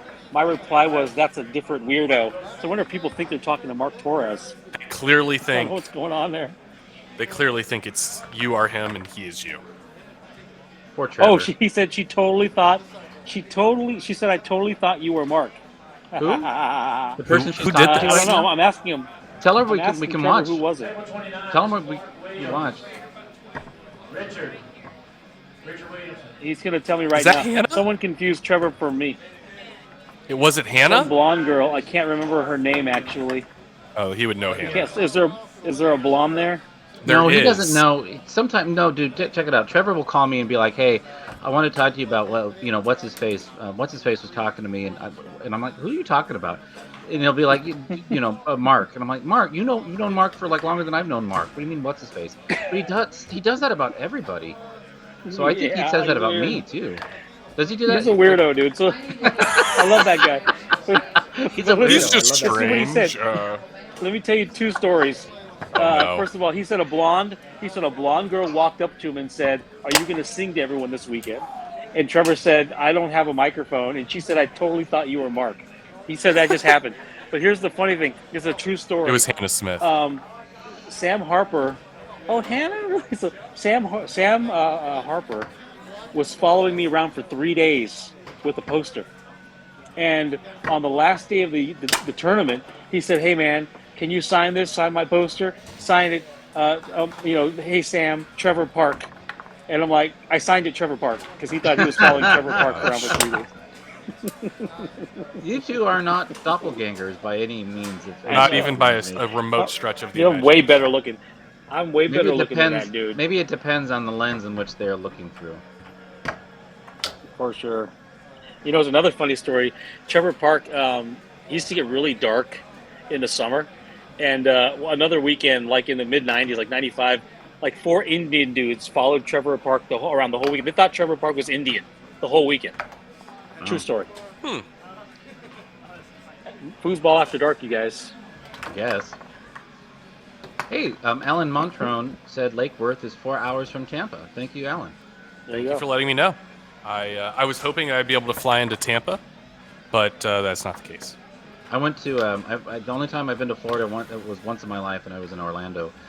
So apparently it's a large state with a bunch of different areas. Relatively. I'm going to text Trevor right now. I'm on the broadcast, and I just told the story of when the Indian dudes followed you around all weekend. Yeah, and tell him that we watched that conversation go down to the text message. So it was. That was so it. he was over there talking with Hannah. So if it It had was. happened right then, it was Hannah Smith. Hannah Which was I'm I going to feel send like I Hannah a need to text Facebook her. message. yeah. I'm going to send we need Hannah a to know. Talking Facebook to message Trevor. that says we're no longer friends. I'm gonna message. Hannah's her. too busy like hunting and shooting things to deal with you. She's there, right? Yeah, she's there. You're up on table 6. I'm sending her a Facebook message right now that I'm Him too. unfriending her. Ben Illich, you're up on table number 8. So I think we should just start calling this like, we should all start getting together and just calling it washed up, because we're 3 washed up pros. And what? No, Mark and I are reuniting at Hall of Fame. We're gonna make a pro doubles run. Have you ever played Mark? Ever? Yeah. Like, have you ever played against him? Yeah. How'd that go, Mark? Okay, Chase. Mark, how'd that go when I played Chase you? has, hold on, freak. Chase has a very narrow sense of history. He has no clue. I know. Like he has Yeah, a I very know. I don't know. What you started in 05, Chase? Like when did you start? 04. Like he started Tournaments in 04. and then his whole historical knowledge ends in like 07. So it's like 3 years of knowledge. And 09. He made a career out of it. 09. He's made a career out of it. I've made a career of it, and you know He's what? gotta be known for something. I know I'm right. Jim Robinson, you're up on table 20. And then I sold you a foosball table, and I know how that went Yes. down. 2 minutes. It's sitting in it's sitting in my basement collecting dust because I never touched the damn thing. Jim Robinson. Sounds about right. Adam, you really want me to answer that question? I have no problem answering it. So I've only ever played 2 open doubles. Oh, no, I've only ever played pro doubles twice until like 2017, where I don't know why I played again. And when I played pro doubles, the 2 times I played it, it was brand new. It was a brand new event, and I didn't have any respect for that event because I'm an open doubles guy. It was just pro doubles participation trophies crap. And I took first in one, and I took second. I took first at the Hall of Fame and second at the Worlds, and with 2 different partners. And that's all a we good need run. to say, isn't it, Adam? Yeah, Yeah. I guess so. What a run. Looks like the match is over. Speaking of runs. Just to put a bow tie on that, though, Mark. Well, what about Hall of Fame? Huh? This year? Let's go. Pro doubles? As long as we don't playing mind. foosball. Here are the rules. I was gonna say, Mark's rules for playing Okay, hold on. foosball.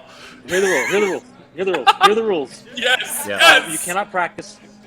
You cannot Done. practice before the event. Done.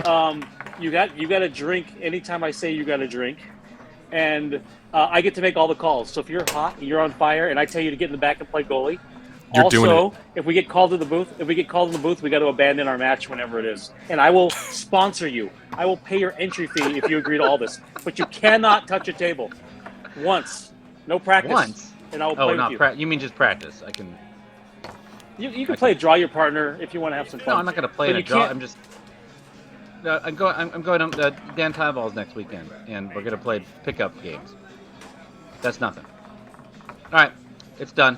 Okay, I'm ready for it. Oh my. All right, hey dude, it's on. Let me tell you what's Oh funny about my. this. Adam and I will play Pro Doubles at the Hall of Fame Classic, and we will ruin the weekends for a lot of pros that practice their tail off. I don't think we can win it.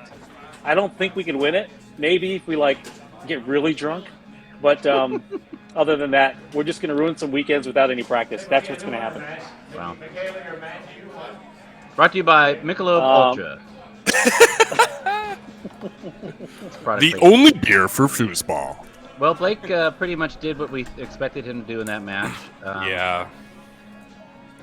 He's posing right now. Look at him. He's such. Yeah. He's such an 100% ego This is man. why I posing. have so many photos of him. Look at him. This is just. Who's there? There's nobody there. He's just doing this. He's monkeying. He's slowly taking his wraps off. He's he legitimately looking at the camera right now. He's gonna pull out Look a at him. comb and start doing his hair like Fonzie. I need to text him right now. Yeah. Be like, dude, He's like we can the see amazing you. thing. He's not in the center. He's off in the on one of the thirds because he knows that's the best angle. It's ridiculous. It's Let unbelievable. me tell you what. Listen, let me stop you guys. This is why I adore Blake.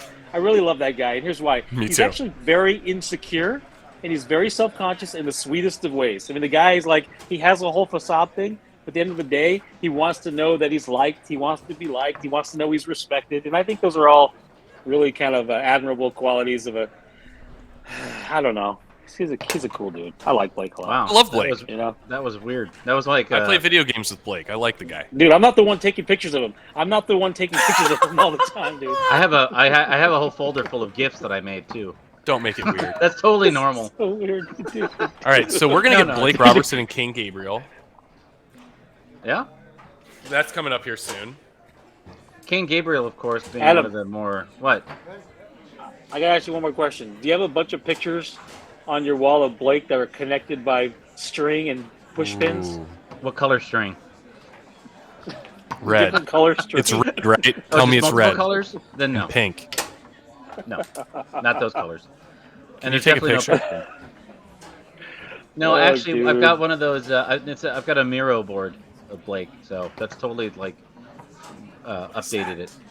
Miro, M-I-R-O. Check it out. It's a really good tool for visualizing. I have a diorama of Blake Really? facts. Is it like a Yeah. cotton ball, and it's just like a snowstorm? Folks, this is a tour kickoff here in Lexington, Kentucky. I'm Adam Gilston. This is Mark Torres, and there's Chase Pennell. Is it Pennell? Pennell. Hey, Pennell? so I'm gonna let everybody in on the real secret. Oh, boy. It's It's- penal. It's Pennell. It's actually Pennell. pronounced Pennell. Yeah. But Jim has been calling me Pennell for so long that I feel just like let it everything ride. sounds French. So I have not even I've adopted it as like my name. Just Because of for Jim? him and everything that is inside Foos. So Wow. it's Chase Pennell. That's funny. Chase. Hey, did you get any, Chase Pinot. Mark? Did you get any definitive, Pino. alternative, reliable confirmation from Hannah about that conversation? I sent her a message said, "Did you just confuse me for Trevor Park? We can no longer be friends." And she didn't respond yet. So we shall see. Do I have to text her? shall She may just see. ignore you. Yeah, text her. Alright. Text her and say, "Hey, did you just?" Trevor sent me another text too. What do you say here? What did Trevor say? Where she's the blonde watching Blake Robertson's match wearing a blue jacket. Was that Yeah, Hannah? that's Hannah. That's 100% Hannah. Yep. Trevor is so Okay. funny. These two are just operating a different level. Man, are you typing super fast and upset?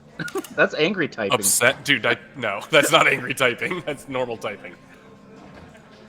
You want to hear me type No, fast? Wait, was that you, beg to Chase? differ. Oh, I thought that was Mark. Listen. No. It's yeah. Someone just sent me a Facebook message that said, "Is it Chase Pennell like Pennell enlargement?" Absolutely. Okay, like Pennell enlargement. Okay, like Yep. the ads that Adam gets bombarded with because he clicked one time on something, and now All it takes is he once. gets- No, I was just cleaning out my Pennell spam enlargements. folder, by the way, Just to do Yeah. this. just to do this. Just to be here with us. Just, I should probably click my spam just in case. shout out to You guys Ashley are- Lasitra, the great producer, on boots on the ground there, doing this. No for kidding. us. She's actually killing it. I got to give it to her. Yeah. The stream is as smooth and clear as a crystal lake. You'd almost want to drink from it. It's very enjoyable. I'm digging the way that we can all be in different places and enjoy this conversation and foosball all at the same time. I don't know. Enjoy is a strong word, but yeah, we are in different Maybe not places. you, but I'm enjoying it. Oh, good. Yeah, no, I am too. I'm sorry. Mark just brings out the worst in me. I don't know why. Oh, he does this with everybody. Yeah. And I love Mark. That's my whole That's the goal. thing. Well, Yeah, it's what- I love Mark. My thing. It's what I try to do. So here's my problem. Here's my problem with what Hannah just did. Are there only really like two minorities in all of foosball that she could confuse me and Trevor with? Is there anybody else in the room? Is she just like all the Filipinos look alike? Okay, Is that what okay. just happened? First off, let's all get on the same page real quick.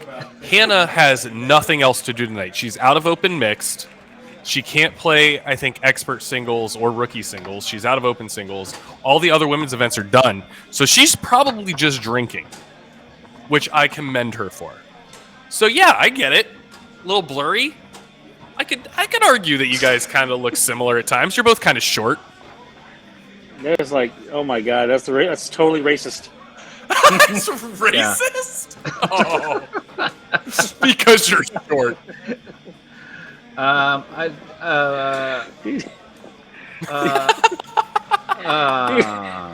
Oh my god, that's the most racist thing. Ashley, by the way, is also our HR, and I'm gonna file whatever. Who's Deli Master? That's really cool. Do you actually have a deli? Oh, hey, that's a Twitch. I think a Twitch stream. Yeah, that's my Twitch. Yeah. Who's That's, Deli Master? that is one of the local foosball players here. Do they have Deli Master. access to prosciutto? I think they do have prosciutto. Yeah, I'm pretty God. sure. I'm cured meats are like all I care about. So Deli Master, who I'm not going to give away who it actually is because I think that's just I don't need Mark harassing them as well.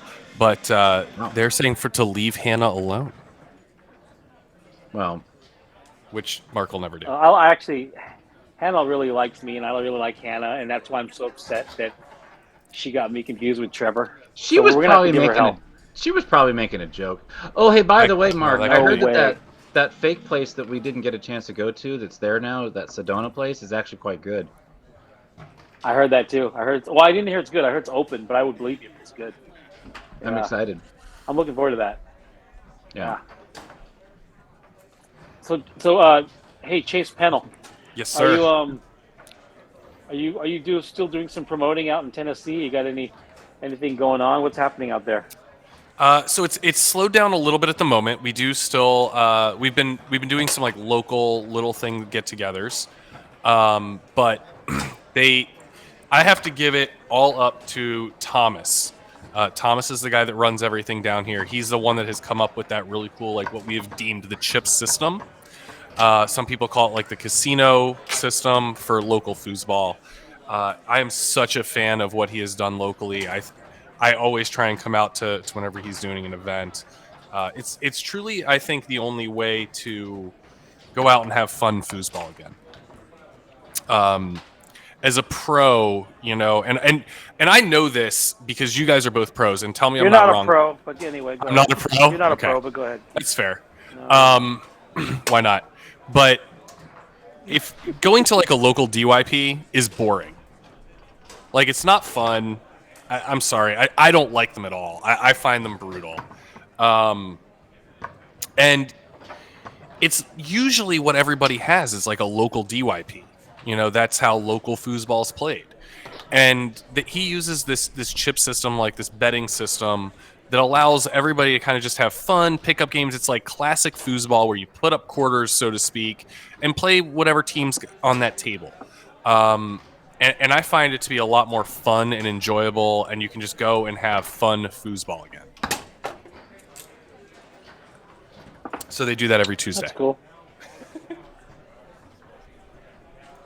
By the way, I owe Hannah an apology. Trevor said it's not Hannah. He got confused. It's a blonde gal named Betty. And Betty, I don't know you. You don't know me, so I forgive you for confusing me with Trevor Park. Whoever you are, I don't care. I thought it was Hannah, who Hannah should know better. Too. But Betty, sorry, Hannah and Betty. I don't know who you are, but glad that we got excited to meet you one day. Through that controversy. Mark, why do you think Chase is not a pro? I just got some messaging, but because he just hates on me. No. Oh, actually, listen. No. I just got a private message. This is true. I won't name the person. And he said that his partners carry him. He's a pro partner picker. Ooh, I like Chase that. is? What has he done? What has he done to earn pro in some? I'm reading somebody else's messages right now. Is this about me? Let's get into it, man. It's Is about this you. about? Yeah, it's about Oh, beautiful. Chase Pennell. Okay. What has So do we Chase want to Pennell go done through to earn it? pro? First off, I would 100% agree. I am a pro partner picker. So we can start with I won pro doubles with an amateur goalie as an expert. Does that count? When? No, 2009. That's one event. What was the event? Tour kickoff 2009. Where? So it was Kentucky. Yeah. So this event in 2009. Oh, the tour kickoff in 2009? Yeah. Yes. So Oh. you won one event.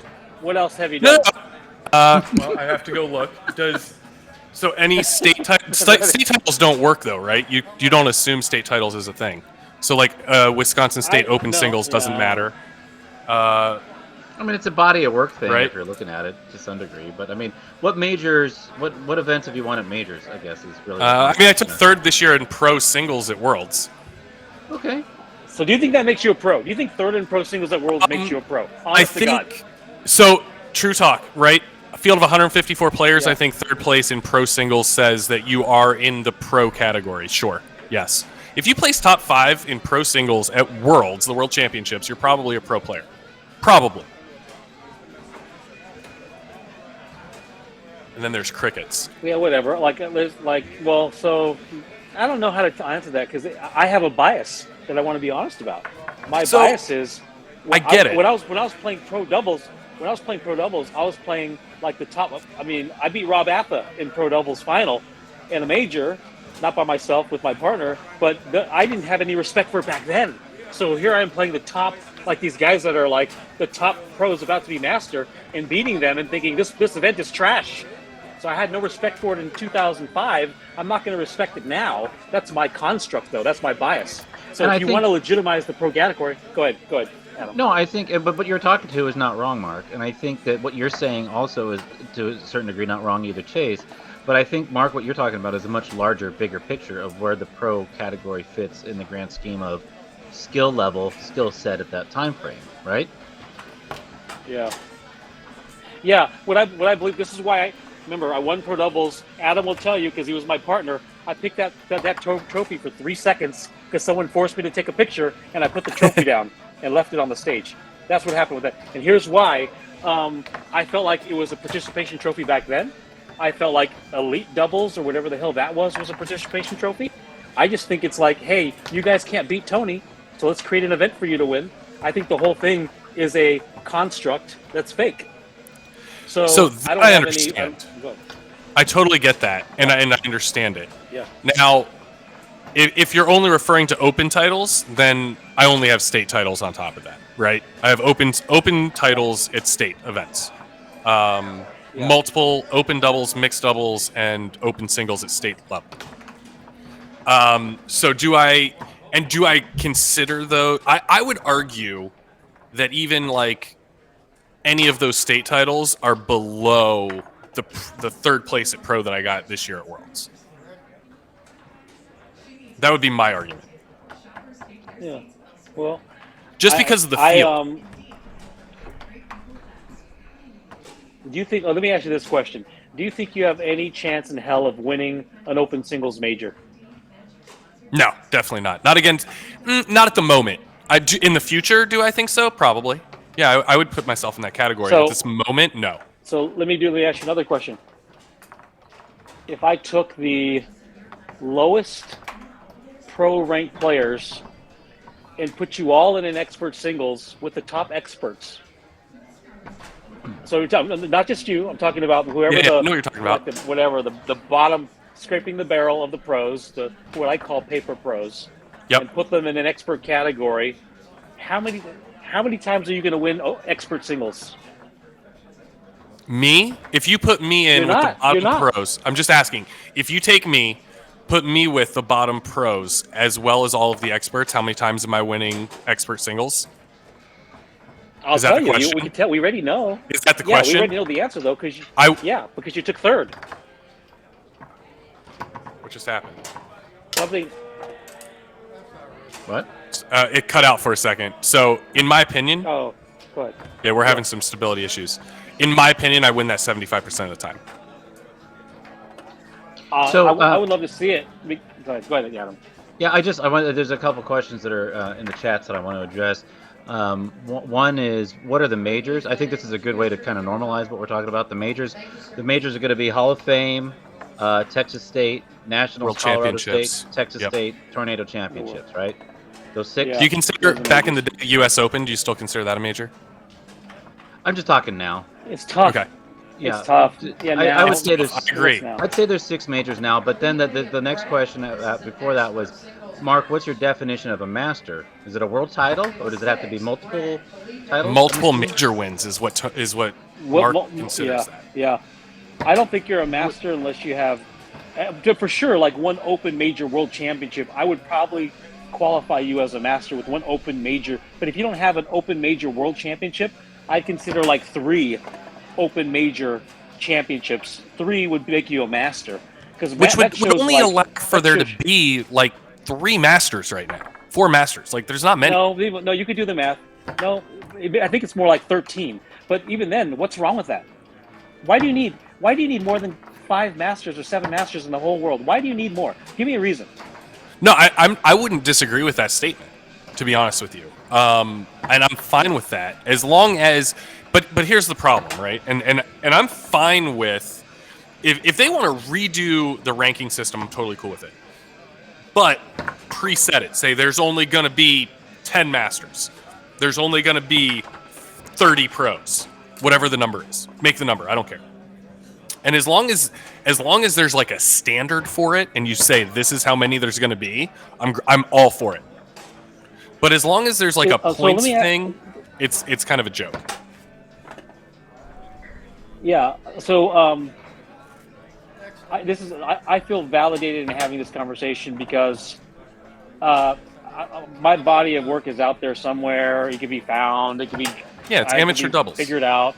And I have pro wins and a second in pro when it actually had a robust, like the field that I played pro in was like 10x the field you play pro in. The field I played pro in 2005, the players were way better. It was way deeper. I don't know way about more that. Players. That's the bottom line. Adam was my partner. I was playing against Daniel Coulter, Blake Robertson, and a plethora of people. Oh, Kane Gabriel, Mario Aguinaldo. I mean, the whole crew was there. So that's not the same. Like, you can't argue that those people were the people you were playing are significantly better because they didn't exist anymore.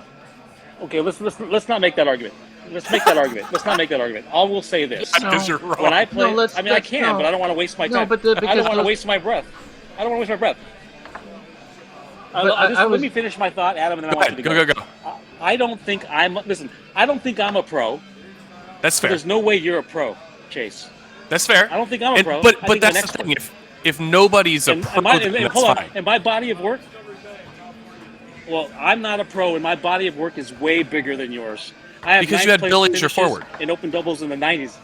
In the 90s, and I have a 9th place finish as Chuck Moore as my goalie at the Worlds. I have way more. My body of work destroys yours, and I'm not a pro. That's why I feel like very strongly saying you're not a pro. Anyway, Adam, go ahead. What do you got? I was just going to say, I mean, you did list a lot of really good players, but at that time that they were playing, they weren't that good, and that does make a difference. You mean me? I played those guys and was beating them back when in the height that I was playing. When I think the field was deeper, there was more teams to be beating versus 2004, 4, 5 versus 2009, 10. Now, of course, they all went on to much bigger things, but what you see them doing are still playing in a drastically smaller field than anything before them, even in the open events. I'm not talking about me. I wasn't playing in the open events, or that wasn't really my thing. But I'm just saying it's not really a one-to-one thing. Oh, definitely not. Has a follow-up. Colorado Hall of Fame, Texas Worlds, Nationals are all majors, but Florida State, is that a major? No, Florida's not a major. major. No, Florida's not a major. So. Let's define a major. Lots of money, over 300 players, and countrywide draw-ish, right? Would that be loosely fast and loose? Because a regional would be 2 states over, 3 states over, in my opinion. Yeah, no, I think the majors. I think Colorado and Texas, they draw like 400 people. Yeah, they get big. And then there was 6 though, right? What was the 6th? Well, back in the day, when in the 90s, it was the U.S. It was the tour kickoff was huge. The U.S. Open, the Nationals, the Masters, the Worlds, and then the Hall of Fame. But the Masters, these were big tournaments. It was back when there was an actual tour and people followed around. They were called the majors because everybody congregated at them. The quote-unquote majors now, like Kentucky's a regional. Kentucky is the tour kickoff. Kentucky but State, back when it was the tour kickoff, it's not really better. Like back when it was the Super Bowl of Foosball, back when we're talking, 2006, 7, 8, it was a bigger event than it is now. Folks, this is an open singles losers bracket for 4th. Blake Robertson versus Kane Gabriel. We've been having lively debate while we're waiting for this to start. I'm Adam Gilson. There's Mark Torres. You know what, Chase? You know I love you. Chase, I love you too. You know I love you. Yeah, absolutely. But here's the thing: but if you're going to discount, and this is the thing, like, and the way you put it. So this is when I agree with you, is when you're going to take like the class of pros that are today and just push them down a degree. I'm fine with it.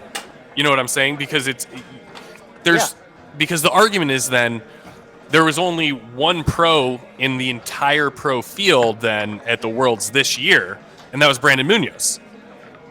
That would be the argument. And if it's the maybe. case, then I agree with you. No, I don't like no. Let me put it this way: if Brandon Munoz has 3 pro wins or whatever, remember my thing's arbitrary. It's an example. My thing, For what I sure. think is, if you get 3 pro wins or whatever, you should be in the. I don't know how he did it. Does he have expert wins? Does he have a bunch of expert wins? Then he should probably be a pro. But I'm going to be honest fair. about this and transparent about it.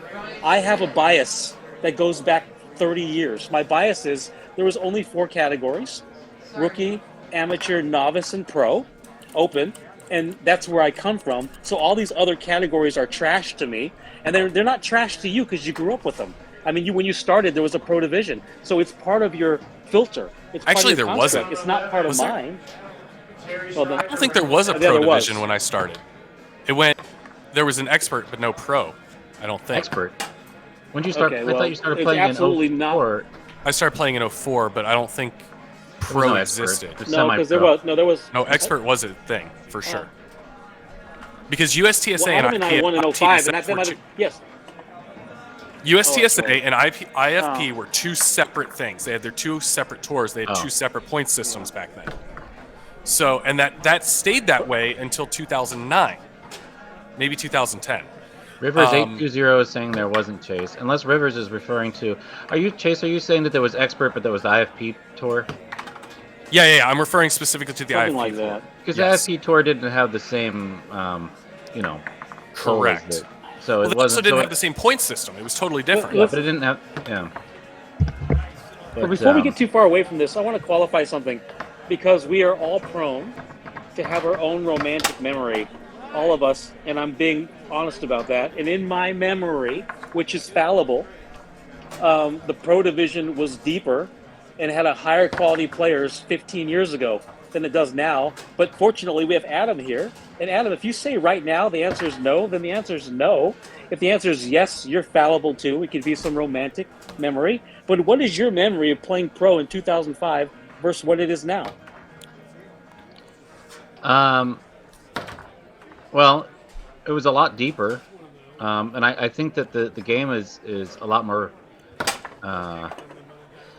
Let me think about that. I have to really think about that, Mark, Yeah. because I want to give Yeah. you a proper answer, and I don't want to just talk out my ear hole. So let me come back to you with that.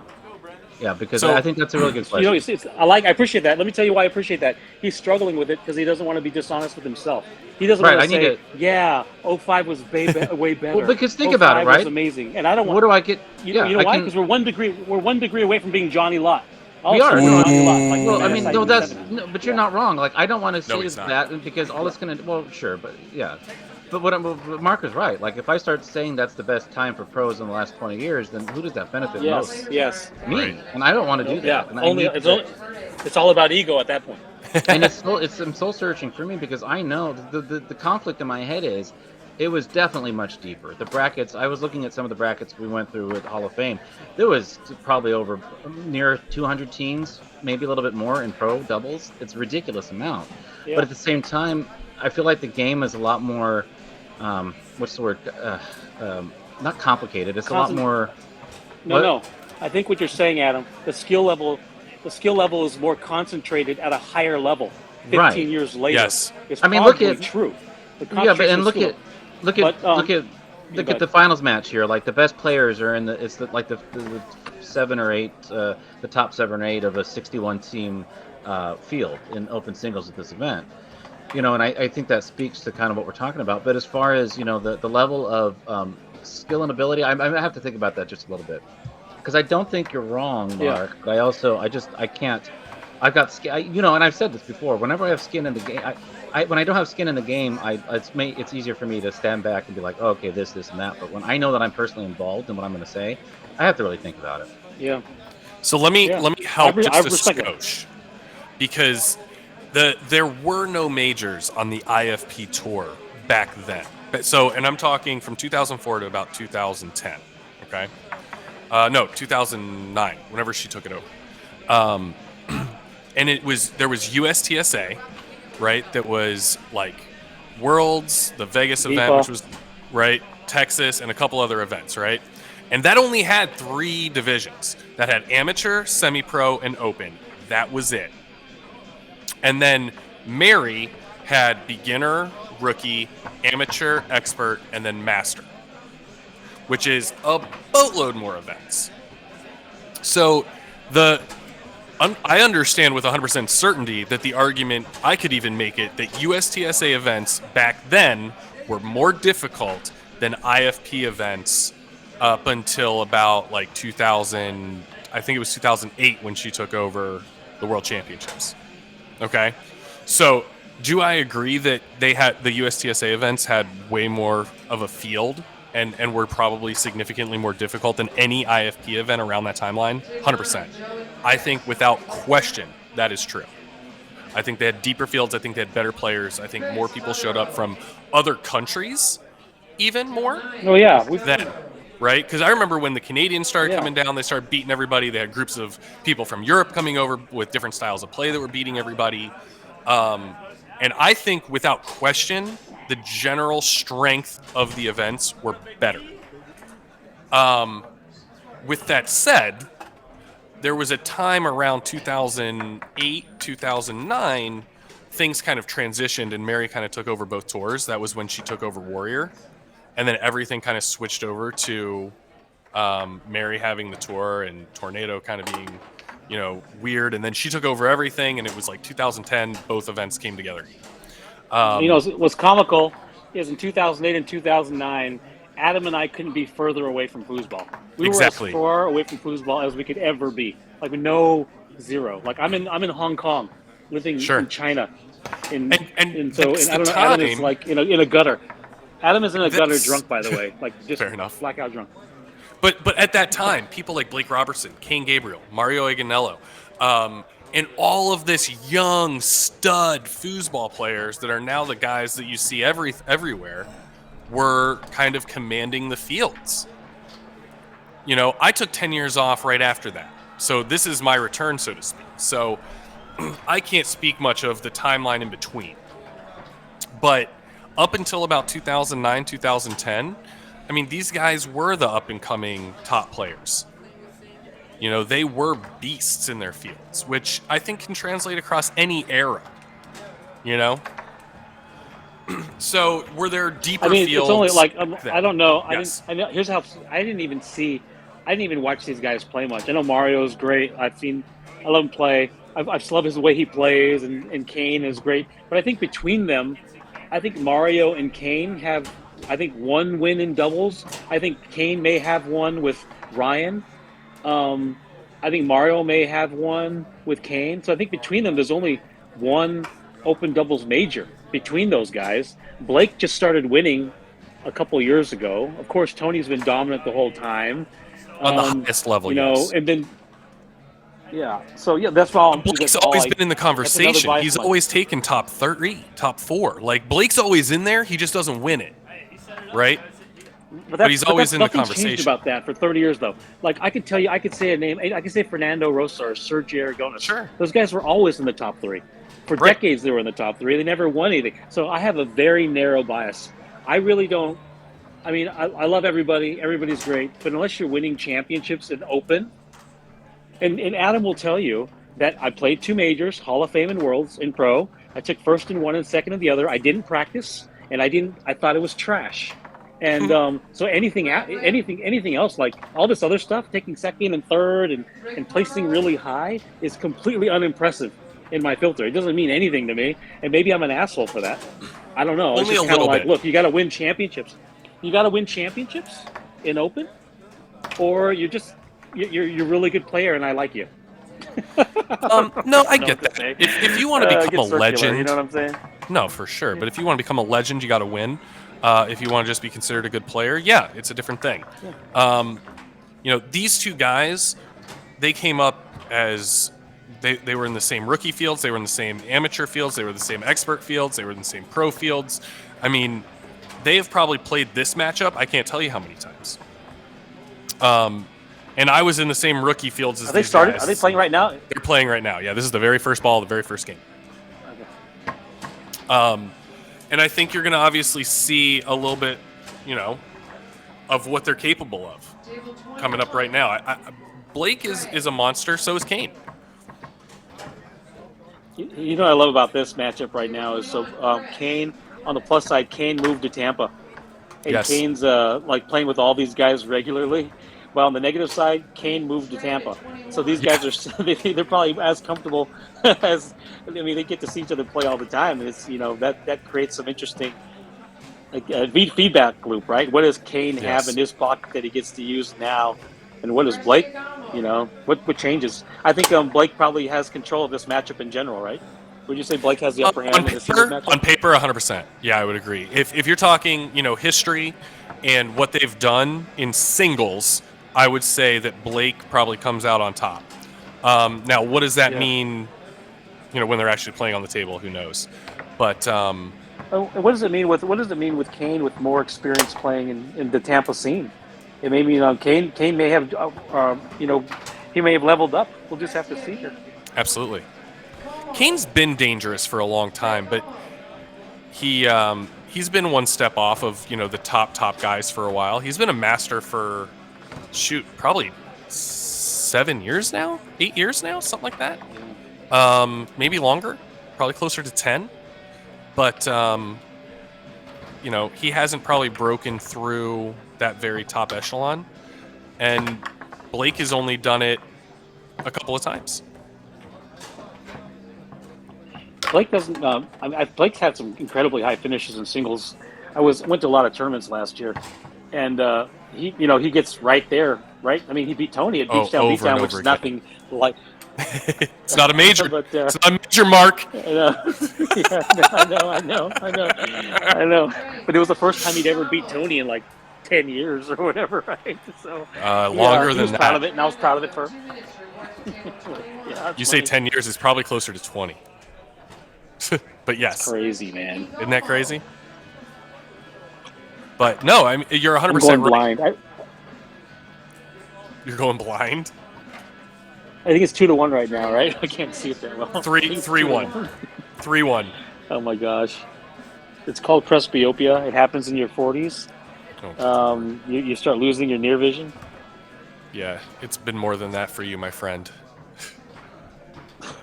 Let's see here. Blake is playing his A game. You notice what he's not doing? What he did? Exactly. Notice what he's not doing that did in a with front Clint? pin. Yeah. Everything is different.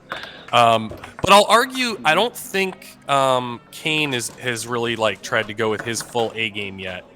The Kane I remember from so often was a much more controlled, much more precise style. He kind of seems a little off of his thought process right now, not going as slow as he normally does. But Blake plays fast, right? That's kind of the new era of foosball player is pass fast, shoot fast, and Blake does it well. I think Clay even has timed it, saying he scores better at a lower number, under 5 seconds. See, here's a funny Blake story. He told me the last time he played Steve Morey, he wanted to die because Steve Morey's game. And Steve Morey beat him in open singles. And this is where you get a funny dynamic, right? The new modern game is a very fast-paced rod-to-rod transition game, just like you're seeing now. And Steve Morey plays that 70s game, 10 seconds on the 5-bar, 10 seconds on the 3-bar, and he just dissolved Blake. Blake didn't even want anything to do with the match. And that's where styles make fights, right? Absolutely. Well, that's the thing about foosball. You can be a better player, but it's all about the matchups. It's just like boxing or anything else. It's all about the stylistic matchups that happen on the table to find out who's going to win. I personally, I always bring up Mason Graham. Okay, Mason Graham, if you watch him play, it's brutal, man. Real slow brush series, shoots a real methodical rollover.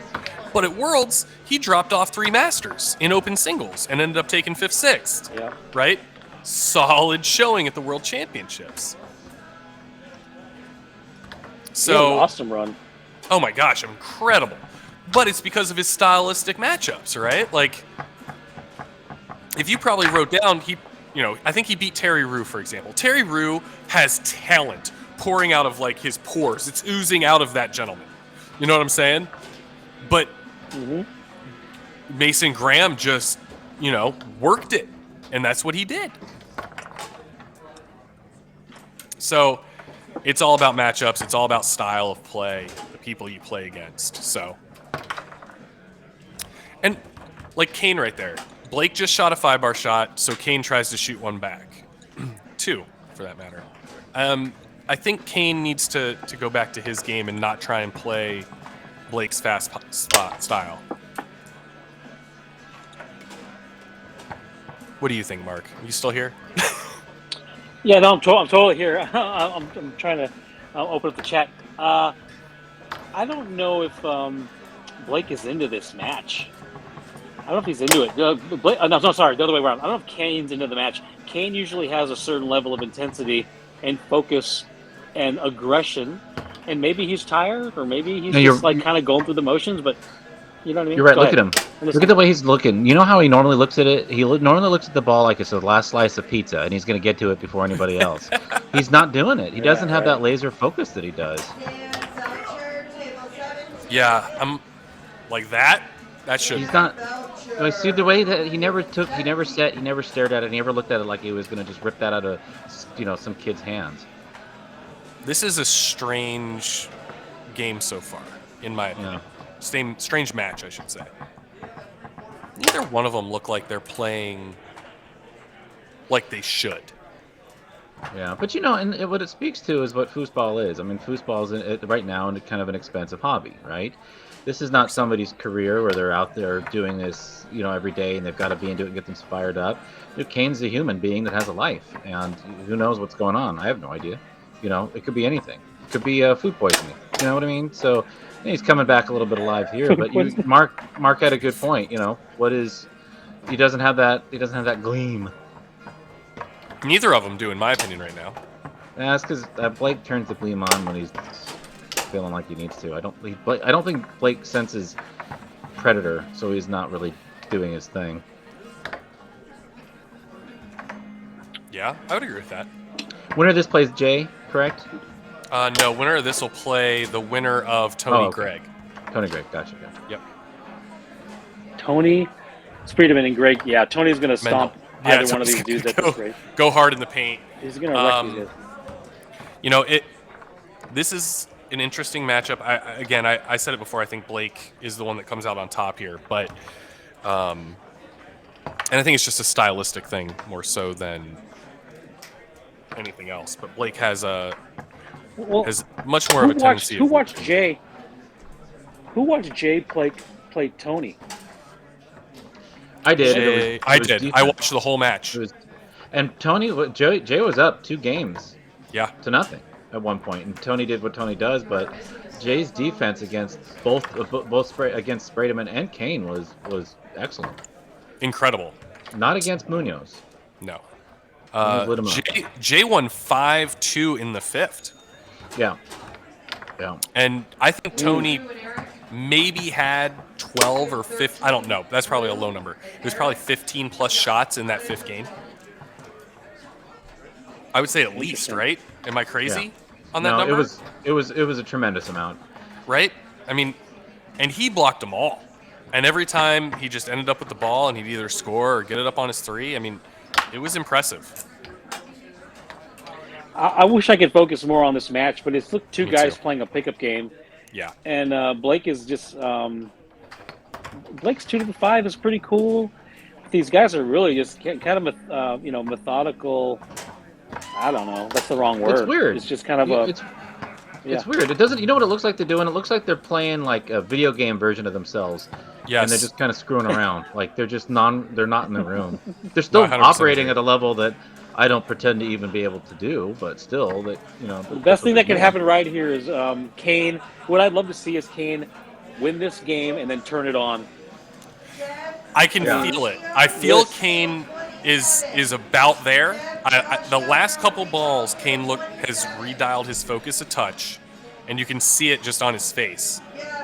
Where if you look at Blake right now, he's not as focused. He's kind of like, maybe. Yeah. But Kane's focused right here. Look at him. Congratulations to our runner-up. And he leans in that close. Look at how close he is leaning. That's the difference. Yep. And that was exactly a crispest shot as he's done the entire time. So. Yep. That does look like a spark. And that's an interesting question. Like, I don't know. We're not there. We can't ask him. But why? If that was a slow start, if he's about to turn it on, why? Those are the questions as far as you're improving your game to ask yourself. Why wasn't I into it? That's it. What's going on? Now he's walking the ball around. Yeah, So this Blake game's senses, changed. Blake senses a little bit of the predator-prey relationship happening, and now he's going to come back and go. I don't know, what do the kids say these days? Banana boat or full throttle? Mark, get your Wikipedia out. I don't know. I What's have no going on. idea. I don't what the either. kids are saying these days. No, I don't either. No, Oh, see man. this? Yeah, he's doing this thing because he does have that. His 3 bar is like a golden Labrador with abs. He can do such amazing things with it. I don't know what that means. Are we after dark? Yes. We're after dark. Yes, I knew the second I started Now talking these- about golden Labrador gosh. with abs. Yeah. Blake is so good at that middle. He just nails that. He's been hitting that middle. And these guys played together at Colorado State. It wasn't a great finish. I don't know if it was in the top 5, but it's not like they don't know each other really well. Blake is just a little bit better right now. Yeah. Mark, let me ask you something. Blake was not on our top 50, the Foosball Live's top 50 greatest players on the American Tour. He wins how many more to get on there? World events, world champs, like singles? Is he going to get a singles to really cement his legacy on that list? I think it could be easily argued that he should have been on the original top 50 list. That Sure. could be argued. But I think if he gets another world title, that list is going to change, right? The list is probably going to change in the next 2 years. 5 to 10 years. Sure. Yeah, it's going to change. Right. People that were lower could get moved up, and people that were lower could get moved out. Yeah. Yeah. But Blake, it's tough, right? Blake has a open doubles world title, open mixed world title, and a multi-table world championship that didn't count because it was top 50 in the U.S. Right. Yeah. So, and then all the guys what do you do? Billy Sumption and Lane Honeycutt, these guys that were legendary that I don't know if there's any video that exists of them. No. But it's to a point though for Blake anyways, because I feel like he is now, I think he just turned 31. He is hitting his prime. This is going to be his prime years if he chooses to continue playing a lot, which I get the sense he is. This is where he can cement his legacy in the next 5 years. He might 5-0 Kane right here with this really kind of lethargic is the word I was looking for earlier. Right. Is that Tony? Is that Tony back there watching? Or that's Jay? No. That's not Jay either. That's that's the guy in the black hat. It's a crossbreed. Yeah, that's Tony and Jay had a baby.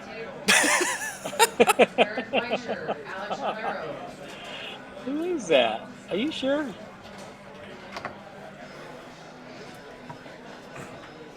That's Rick Macias for sure. Rick Macias. Well, in an uneventful 4 games, Blake just kind of lazily went through the motions and beat Kane. It was like 5-0 watching in the somebody. fourth. It was like watching somebody drinking a daiquiri on an inner tube going down one of those, what do you call it? There's hotels. They've got those little roundabout floater. The lazy river. Lazy river, yeah, that's what it was. It was like watching a lazy Messed river. up. No, it's not messed up. It's what it was, and I don't know why. Why is it like that? These are two of the premier players. I'm not saying Blake was playing poorly, but Kane was not there. And I can partly. He was not explain engaged. This. There's a couple things, right? Okay. One being these guys probably play each other every week, right? They're both in Tampa now. They probably play each other all the time. When you play somebody all the time, you don't play your normal game. Just because your normal game no longer functions correctly against somebody you play every day. It's like watching. Do you remember watching the old matches of Todd and Frederic playing each other? Yeah. Those are different, though. It Those is. are different. No, It is, no, but they're not. They were on. Listen. No, Listen, do you I'm have gonna a tell brain? you why. Go ahead. I'm saying it's not the I'm exact same, but the you- concept is the same. Well, I'll tell you why it's different. Way different. They were splitting. Not the same. I I don't understand think that. Blake and Kane. Yeah. I I don't know, understand Chase. that. What's your? I feel like you were about to hit a point. Well, the point is when you Yeah, play yeah. somebody all the time, your normal game doesn't work. And the argument there is that when you play each other all the time, you have to play a different style. And the style that Todd and Fred always would play each other in singles was kind of crazy and over the top. Now, understand the fact that, yes, they're splitting. Yes, they're very good friends. And obviously, they played together. They were partners, which these two are not. But the concept, the idea of it is similar, where Todd's not going to go out there and shoot a pull shot or a rolling pull shot on Fred. It's not going to work. And because they play each other all the time, it's that same concept. They're not going to be able to just roll over. Blake's not going to just set up and go pull side every time. Yeah.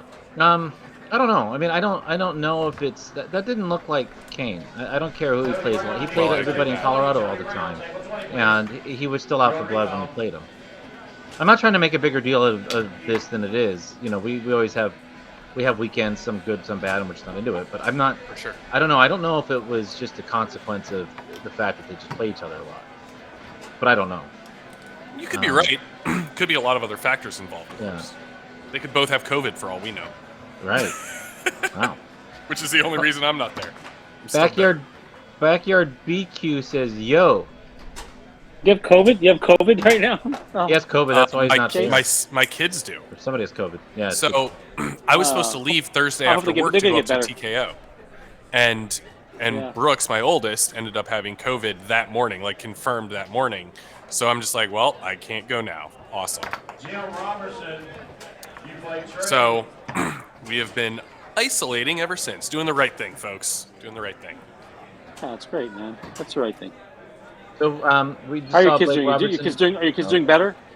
Better. They were never bad to Sorry, I begin was with. asking about your kids. No, they're fine. Okay. Brooks was sick for maybe half of a day. He went to sleep, he woke up, and basically then ran through my house like a tornado. So no, he's perfectly fine. It's like nothing ever happened. Table number 12. It's pretty impressive. Saw Blake Robertson beat Kane Gabriel. There's another match going on right now. The Blake will be playing the winner of Tony Spraderman versus Greg Mendel. And I'm looking up right now. That's on stream number 2, inside Foos stream. I'm going to look and see what the status of that is.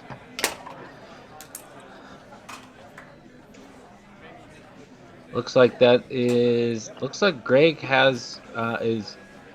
up 2-0 in the second, and Greg won the first game. What? You messing with me? No. It's 2-1 now. Tony just scored. So I'm going to keep an eye on that for you folks at home if you don't like having multiple tabs open on your browser. But Greg is playing smooth right now, so it might be worth popping over to watch while we wait for something here on table 1. What we're waiting for is for either Blake to go put in the results. That may never happen. So we'll be here.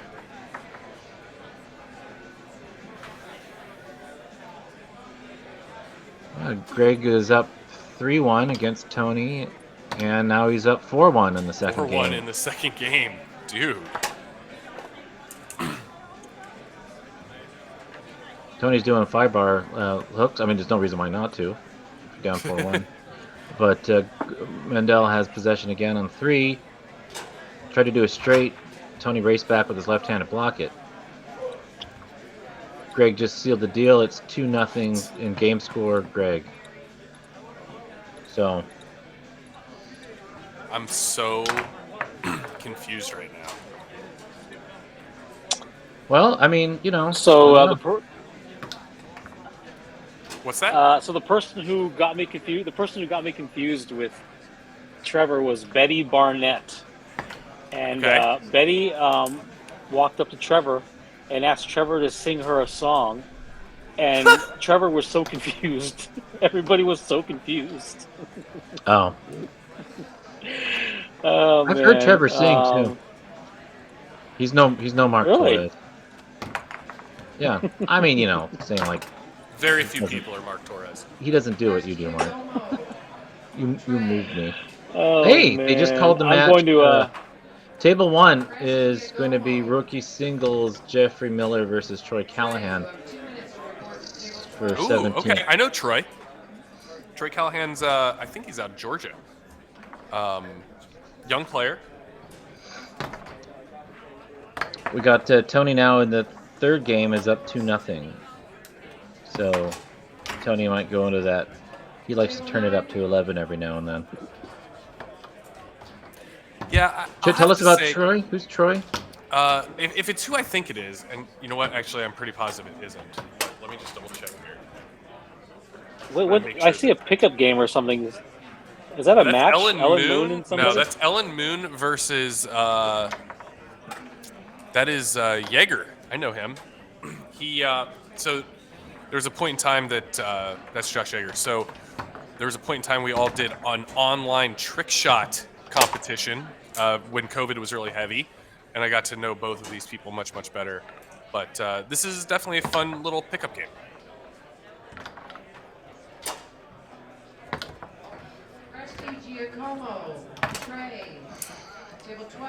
We would set up like trick shots. It was a cool little thing we did when COVID and you couldn't have foosball.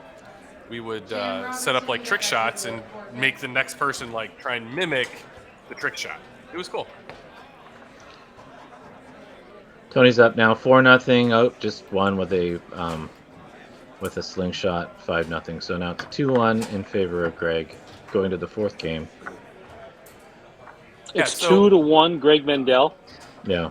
Yeah, 2 games to 1 Greg Mendel. After it was 2. I wonder where Tony. Maybe Tony's just not in it right now. I don't know. It's possible. It's cold there. Yeah. Maybe he's not used to the cold weather. No, he's used to the cold weather. No, he's not. He Not grew anymore. up in cold weather, didn't he? Yeah, he did, but I'm going to let you in on a little secret. He has become a true Southerner. Oh, wow.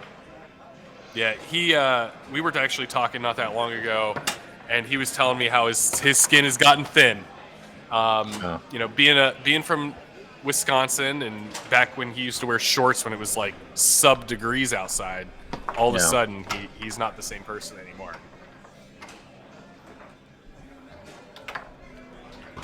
Table 4 is Brad Ripp, Richard Bennett. I'm just getting word from Tommy Brewer wondering if Ashton Kutcher is actually filming what's happening on table 2. As in, is it a punk? Are you getting punked? Yeah, we don't know. But, you know, Tony still turned it up. Greg Mendel's got possession. Is table 2 being recorded right now or not? Yes. I don't know. I don't know if it's live. It's streaming. It's live, so it'll be in the thing. So yes, you will have it. I don't know, folks. Oh, here it is. Chase Troy is Trey's dad. Yep. So I was thinking of Trey. Trey is a young kid out of Georgia. Troy Callahan is his father. I'm being told he has a pretty good pull shot. So that should be very interesting.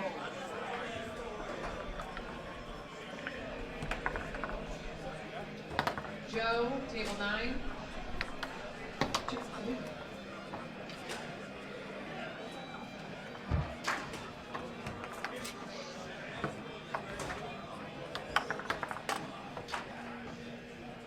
Oh, I'm sorry. Who won that match on 9? That's what we just want to know. Our producer, Ashley Lasitro, says that table 2, in fact, is being recorded, folks. So Excellent. if you want to go back and watch this episode of Punked, feel free. Brought to you by Ashton Kutcher and MTV. By way of Inside Foods. It's 1-1. Greg Mendel's got on the 2 bar, scores it off a slop. Now it goes up 2-1. Sprademan sets it up. Pass. Wow. I love how we're commentating table 2 and nobody can see table 2. Yeah, but they can go to watch table 2 and then Absolutely. Because obviously I'm going to stop when this match on table 1 starts, but now it's tied up 2-2. I mean, this is a consequential. It's a consequential match. It is big time. It's a big deal. Yeah.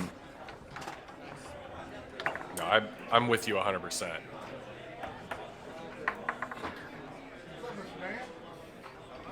Wow. Tony's a vacuum cleaner picking up loose balls.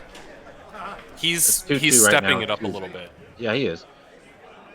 Block though. Oh, and Greg punches it in. Oh. Wow, 3-2, Greg Mendel.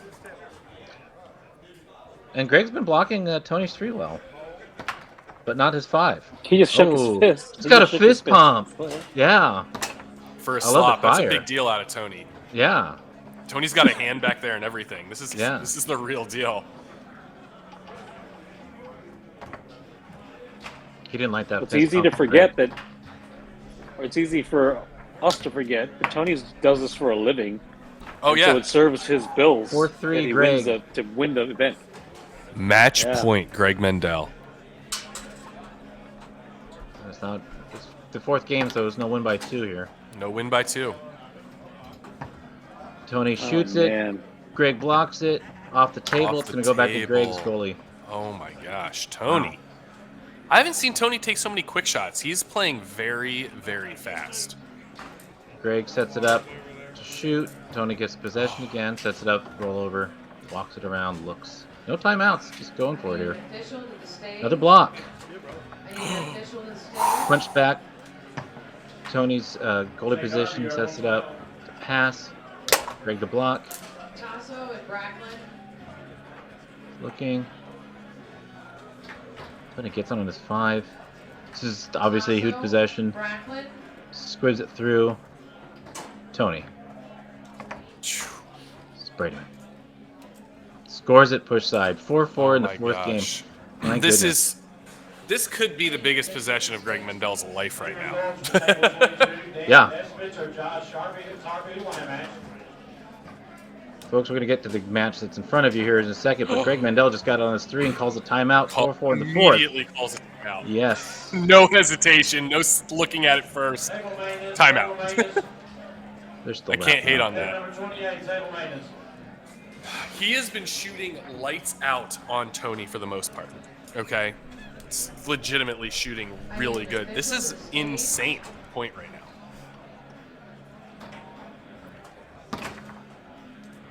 Greg's been playing long enough to know that. I think I actually own the same shoes that Greg's wearing. So, I don't know what to mean. Okay, time back in. Greg sets it up. Full shot position. 4-4. Match point for Greg. Big Wow. block by Tony. Yeah, I mean, big giant. I won't lie. I feel like that was the straw. Yeah. Oh, was- no! An official to the stage. Wow. Punch back. Oh, What he's are they calling doing? a foul. That's it. Michael No. Paz, you're on 13. What just Yeah, What yes. happened? happened? What happened? I have He no punched idea. it. He knocked the ball forward. It got to Greg's He's 5. saying he jarred him? Past the, I don't see how that could have been, but oh, he jarred it off his pass. Yeah. And We he might just get a jarred judge. him again. Wow. He's very fortunate that Greg Mendel gives him that call, even if it's the Yeah. right call. If it was I like, wouldn't have. if that's Tommy Atkinson I wouldn't have done it. or like Lafredo, you're not going to get that call, mate. You're probably not going to No. get that call. I'm not going to Well, give him that call. And I don't do that kind of stuff. Funny. I need you to ref, please. Table 14. Yeah, it's definitely about 5-bar jarring. The match has started in front of us though in table 1. It's rookie yeah. singles. Troy Callahan versus Jeffrey Miller. Jeffrey Miller. Now I don't know the players, so who's who? Chase. I believe the gentleman on the right is Troy Callahan. And on the left is Jeffrey Miller. I could be wrong about that, but I'm pretty sure. Yeah, actually, I'm like 90% sure. Maybe 95. All right.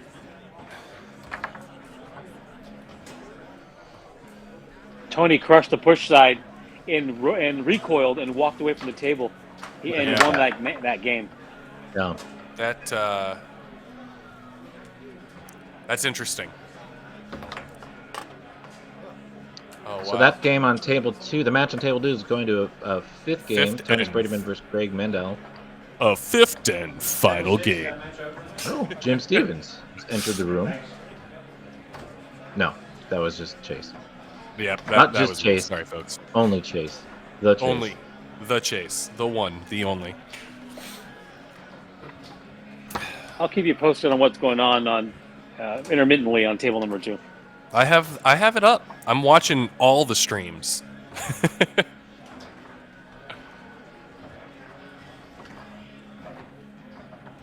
But that's the beauty of having multiple screens, folks. If you have multiple screens, you can watch all of the InsideFoos.com video streams at once. Highly suggested.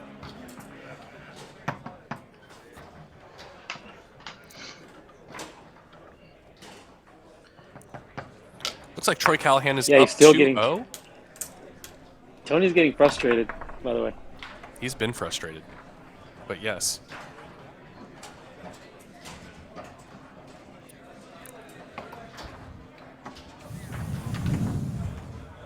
Ooh, big drop by Troy. Anyway.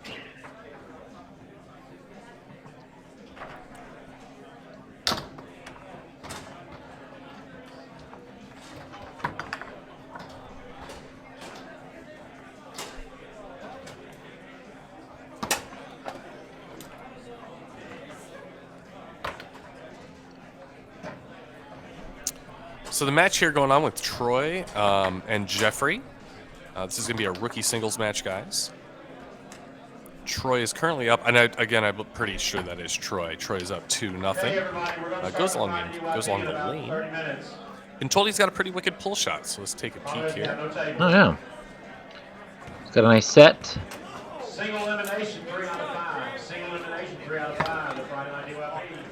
Single elimination, 3 out of 5. Jeffrey gets a piece of it, but goes in anyway, so Troy goes up 3-0. Things to start. Sign up on a computer and come play us. Ooh, Jeffrey with a little tricky back pin there. Tries to go to the near side, and then sets up in a rollover.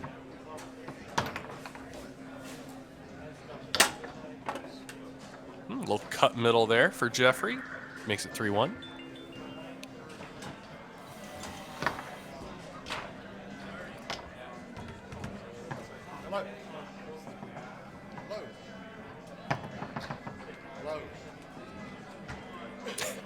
Troy takes a phone call mid-match. Wow. Very impressive. That's a risky call, you know. It's his drop, but you know, I get it. It's a little gamesmanship. The only other person I know to do that is Mark Torres. Would Mark take a phone call during a match? He's done it on camera in a massive match when he was playing with Billy against Tony, and it made Tony mad, and he ended up winning. I think I vaguely recall that. Yeah, it's on video. It's one of my favorite matches. It's hilarious. It is pretty funny. What was that? Was that national? No, I think it was open doubles at the Worlds. You took a phone call? It was at 7th to get to 5th. It was at 7th to get to 5th against Robbie and Tony. And I took a phone call and delayed the game, and Robbie and Tony were all pissed off, and I had I FaceTimed my family to the crowd, and pretty much melted them down and won the match. Oh my gosh. It was ridiculous. The things I remember about I think Foosball. later in that match, I reverse caught a 3-bar pass, so Billy sent me a lane pass, and I caught it in reverse in a back pin position. Yeah, in a back pin. And then I looked up because I'm so slow. I caught it on accident in a back pin, and then I looked up and told everyone that's how I like to catch them all. Wow. No ego, folks. No ego. Just having fun, man. Like, everybody's so stressed out at these things. Everyone's all freaking out. I'm like, come on, man. It's just foosball. Because you have no skin in this game, okay? For people like Billy at the time, Tony at the time, Rob Mares, like it's a big deal. You could care less. It's not really that as much. Let me tell you why it's not that. It's because I work in highly stressful environments to make foosball look silly. And all of it is a joke for me. That's not it. That is why. Yeah, that's why. You can tell yourself that. That's not why. Anyway, hey, it's 3-2. And Rolando from Bolivia says hello in our YouTube chat. Hi, Rolando. Thanks for joining us. Hello. oh, nice. Welcome to the party, my friend. Is it considered foosball after dark now? Is that where we are? It's been like that for 31 minutes. I've been counting. That's why we've been commentating on 2 matches at once here. By the way, it's 3-2. Tony's got possession. And is that Greg skill? Is that skill commenting on 2 matches at the same time? Huh? Is it considered skill? Yeah, let's not split hairs. Let's not split hairs. That's fair. Yeah, that's what I'm saying. Is it skill to be able to commentate 2 matches at once? I feel like it's like a bonus. It's something. Something. Greg is not availing himself of the opportunities that he has. These possessions have not been going well for him this 5th game. Jeffrey wins the first game. Troy had him down like 3-1 or 3-0 at one point. Jeffrey comes back and wins that first game. Tony won on match point. Winner of this to play Blake Robertson.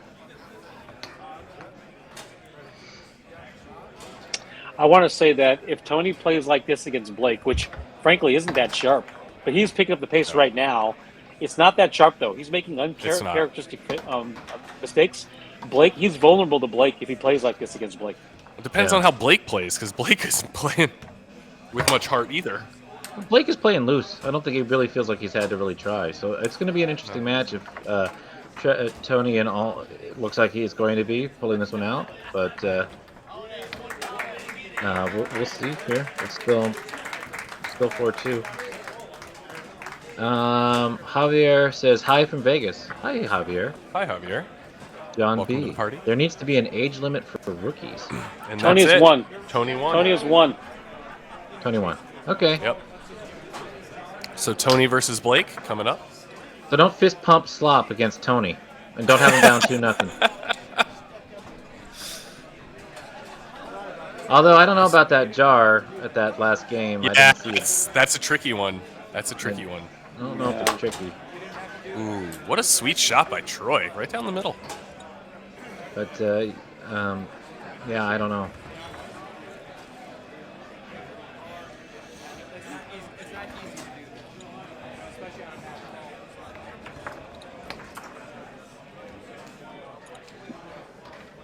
You hear them talking in the street. Yeah, in the background. In our yeah.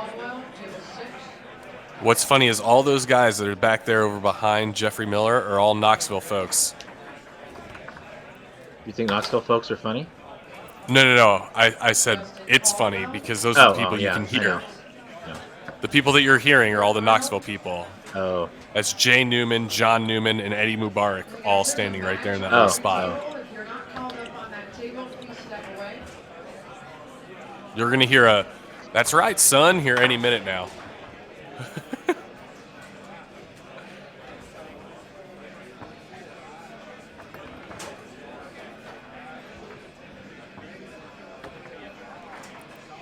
All right, Troy goes along the inside wall.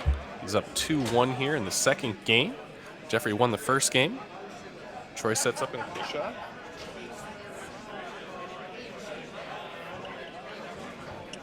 Javier asks who we are rooting for. In the singles match?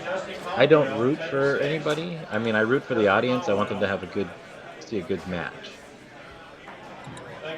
Well, when I'm up here with a microphone in my face. If it's me, obviously I'll have some bias because I know the players, but I actually don't know these folks. I wouldn't say I really know either of them all that well. I kind of know of Troy more so than I know Troy.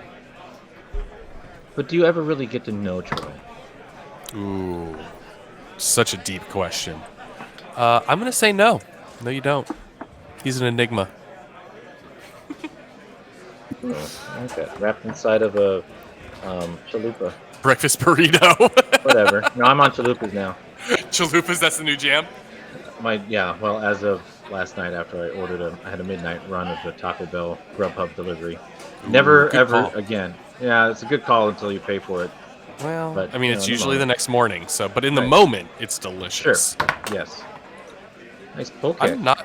My problem with Taco Bell food is I don't know if chalupas and gorditas and whatever the hell actually exist in Mexico, and I don't want to go to Mexico and make a fool out of myself ordering some Taco Bell food that doesn't exist. Yeah. No, if you say you want a spicy, cheesy enchilada, nobody's gonna know what you're talking about. Because that's just Taco Bell. Well, here's what's interesting. It doesn't matter what you order from Taco Bell; it all tastes the same. Huh? Everything that you order, Okay, to once me, again, I'm feeling. everything that think I it's order from because you're Taco Bell white. tastes the same. I think it's because you're white. Everything you say feels offensive. Is that what it is? It's the bias. Yeah, Mark. that seems Well, about right. I will tell you that the spicy Dorito taco is a revelation. Just letting you know. The Dorito? Did you say the? The Dorito taco. Yeah. A Okay, I'll revelation. give you that. You- Does you- taste you- different. I you- think it's delicious. Hold on. There's two things. They wrap that thing in a piece of cardboard because it falls apart on as soon as it hits air. Absolutely. It falls apart. Right. I And know. if you don't Absolutely. eat that That's thing what I in like 3 with minutes, tacos. you have three. Yeah. You have 3 minutes to eat it, or it turns into a sock, like a soggy sock. So it's very, very small window of satisfaction. I love from that time taco. it's time dependent cuisine. It is Really. delicious, though. I give it to you. The Doritos Locos is delicious. Oh my God, Locos! You hear Tom Robinson say enchilada, the Doritos Locos taco. First off, you live in the South. You need to calm yourself. The Doritos Locos taco. Doritos Locos. Wait a minute. You're from Chicago, aren't you? I'm from everywhere. So What I does was that born in even mean? southeastern Ohio. Oh. Grew up in northeastern Pennsylvania. Went back to college at Ohio. Then moved to Chicago. Now I live in Tennessee. That was Just that's going to be a really interesting. I really feel like that Greg, that was not a good call. That didn't look like a jar. Of course, I'm here and I'm 3,000 miles away, and maybe there was a stutter, but I'm getting a lot of feedback from messages right now from lots and lots of people that looked like Tony called a jar that wasn't. But I Could don't have been know. a distraction or something too. Oh, that's true. It could have been a distraction. We don't know. We assumed jar, but we don't know what it was. Yeah, So it could have been a fist pump. the- It could have been a looking Doritos back, Locos. yeah, it could have been a Doritos Locos, right? Something Oh I my can't gosh, pronounce. with the R roll. Shut That up. was, that was so, Doritos that was- Locos. Could Did have you been just anything. download we just don't know. Duolingo? I'm so amazed at what I'm hearing. Doritos Locos taco. But back to the match. It's Yeah, 3-1. we can't have any fun conversation here with Mark around. Well, I would argue that all conversation with Mark around is fun. It's just a different vintage. Yes, that's a good call. Oh, It is and a I different wanted to vintage. hold on because while we're still here, I did want to. Deli Master made a point a while ago that I meant to bring up and I never did. Oh, this is back to a conversation that was being had a while ago, but Deli Master says that it sounds like when we were talking about the pros and where they exist in the continuum of foosball skill and ability. Deli Master said it sounds like you're debating who should be in the Hall of Fame, not who's a pro, which is an interesting point It's a- because I there's think plenty it's of very pros valid. in other sports never get into the Hall of Fame. So is there a differentiation? Is there a differentiation in name by pro or pro master? Well, yes. Ability, yes, but they don't have that. So what is pro then really? Because there's no other pros. Are pros just really semi-pros? Because there's no pro that's going to get in the Hall of Fame. Okay, hold on, stop. The whole thing's a misnomer. If you want to be academic about it, a professional is someone who gets paid and makes a living off whatever the craft is. Right. There's nobody doing that except for Tony and maybe Todd. So the whole thing's a joke. Let's start right there. That's a Tony and Todd. The whole thing's a misnomer.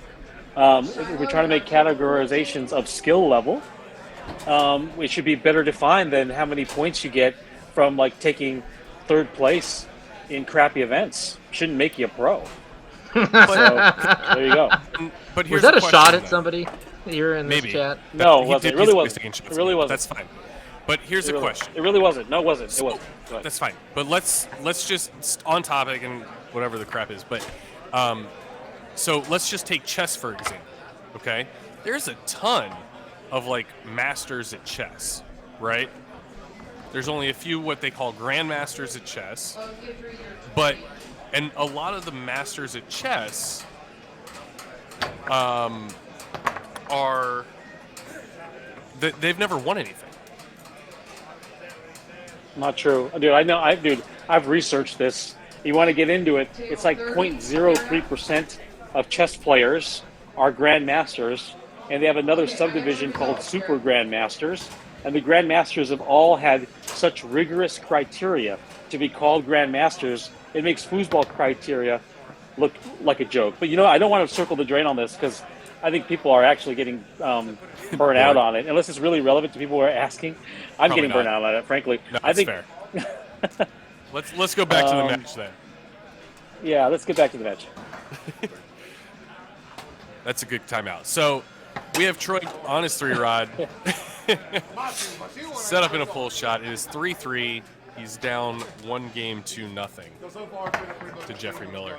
Rookie singles winner side. This is 17th through 24th. Are there a lot of? There's 80 teams. Are there a lot of rookies? 80 80 singles. teams in this event. That's pretty good. Yeah, Solid. no, it's pretty good. Yeah, and so it started off. This is the round of what? This 17th through 24th. Like so it's 2 moving rounds in, along. maybe. Yeah, they have 4 80 to pages. 40, so yeah, 40 this to is 20. this is a healthy bracket. Tony spread him into the registration, please. Blake Robinson to the registration. This is actually kind of a good analogy. There's 80 people in this event. When I played rookie singles in the 90s, there was like 400 people. But I would argue that the concentration of skill is probably better with these 80 than it was with the 400. You just had to play more matches.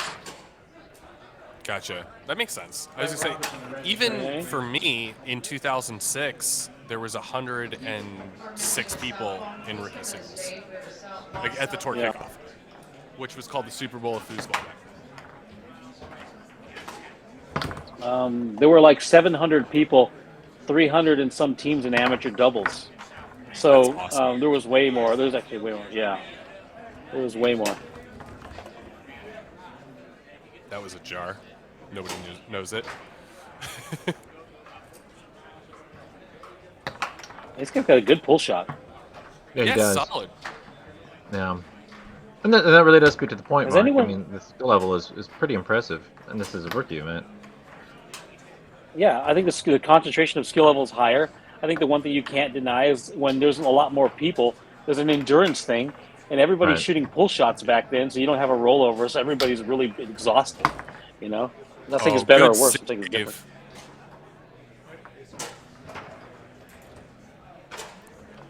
He did a bank from back there that he caught on the 3-rod. Do you guys think he did that on purpose or just like caught it in transition? Like, I don't know, man. You never know. These you guys- never know. Oh, what a It's save. pretty impressive. I was digging it. I'm thinking, oh man, I can add that to my game. And that's it. That's the match. We have Jeffrey Miller as the winner. Shiloh, are you on 14? Put your hand up. Thank you.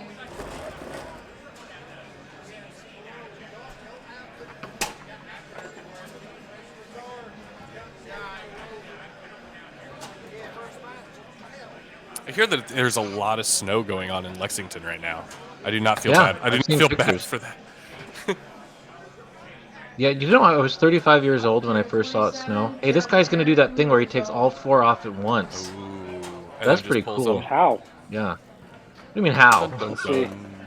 People This have is what I been sewing mean. for a This is long how the time. game's evolved. That's how how the the game game has evolved. Back in my day, we took them off one at a time, and it was Stop dinosaur it. skin. Stop it right now. But anyways, that's funny, Mark. You're a funny guy. So, yeah.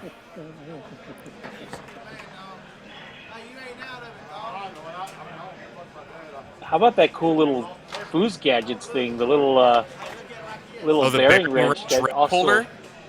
pretty cool. I like it. You I hold saw your, that too. Hold your I- grips. I've Yeah. never been one to want something to hold my grips. Like, I've always just thrown them into like a belt loop or something. Oh. Yo, somebody tell them to switch the open singles match to table 1 from table 2. Yeah, please do. Yeah, can you guys please do that? You Somebody? mean the other way around? From table 2 to From table, table 2 to table 1. Yeah. Yeah. Ashley or Adam? I Oh, Adam, you're not there. don't know who to tell. I could tell my son. Adam, wake up your son. Maybe he Tell knows him to somebody. move that match. I'll try and get Ashley to I follow hope that. that we get a.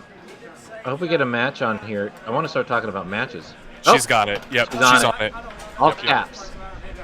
I love That's it. what I like about her. Yeah, that's a perfect match. Oh, jeez. Then they pull a rookie singles match on table one. No, let's get the open singles match going on here. If there's Tony anything wrong versus with rookies. I was gonna please. ask you guys, have either of you guys tried to do any play-by-play? Only a tiny bit. Yeah. I was We doing a did very before little you bit. showed up.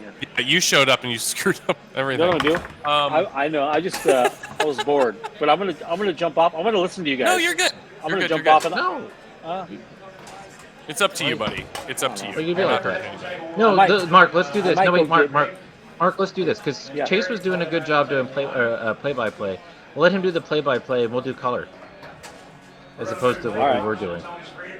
Oh, you could free will. You can play Chase, whatever the hell your name is. You can mix it up. You don't even know who I am anymore. I appreciate this, Mark. Thank you. No, but I like it when You somebody's can do doing the some- play-by-play because it's easier to kind of jump in and out. You know what it also I'm trying does? It organizes the conversation in a way that's relevant to the match. Right. Take Oh, control really? of the Weird. match. Yeah. Yeah. Was that Steve Murray that just walked by? I can't don't see him. think He's so, not there, but dude. I was gonna say I don't believe Steve Why Murray will would- show up to this, No. but thank you, Ashley. funny. You are our hero. Thank you. I don't know. I can't. All I saw was somebody with a hat, and I guess. Tons of Yeah. people are coming You over see to the that? bleachers now to watch this. Steve Murray flew all the way out. now from we're Texas. talking. All right, Okay. I will. I'll give it a run for doing a little play-by-play for y'all. Oh, I think you do well with that, Chase.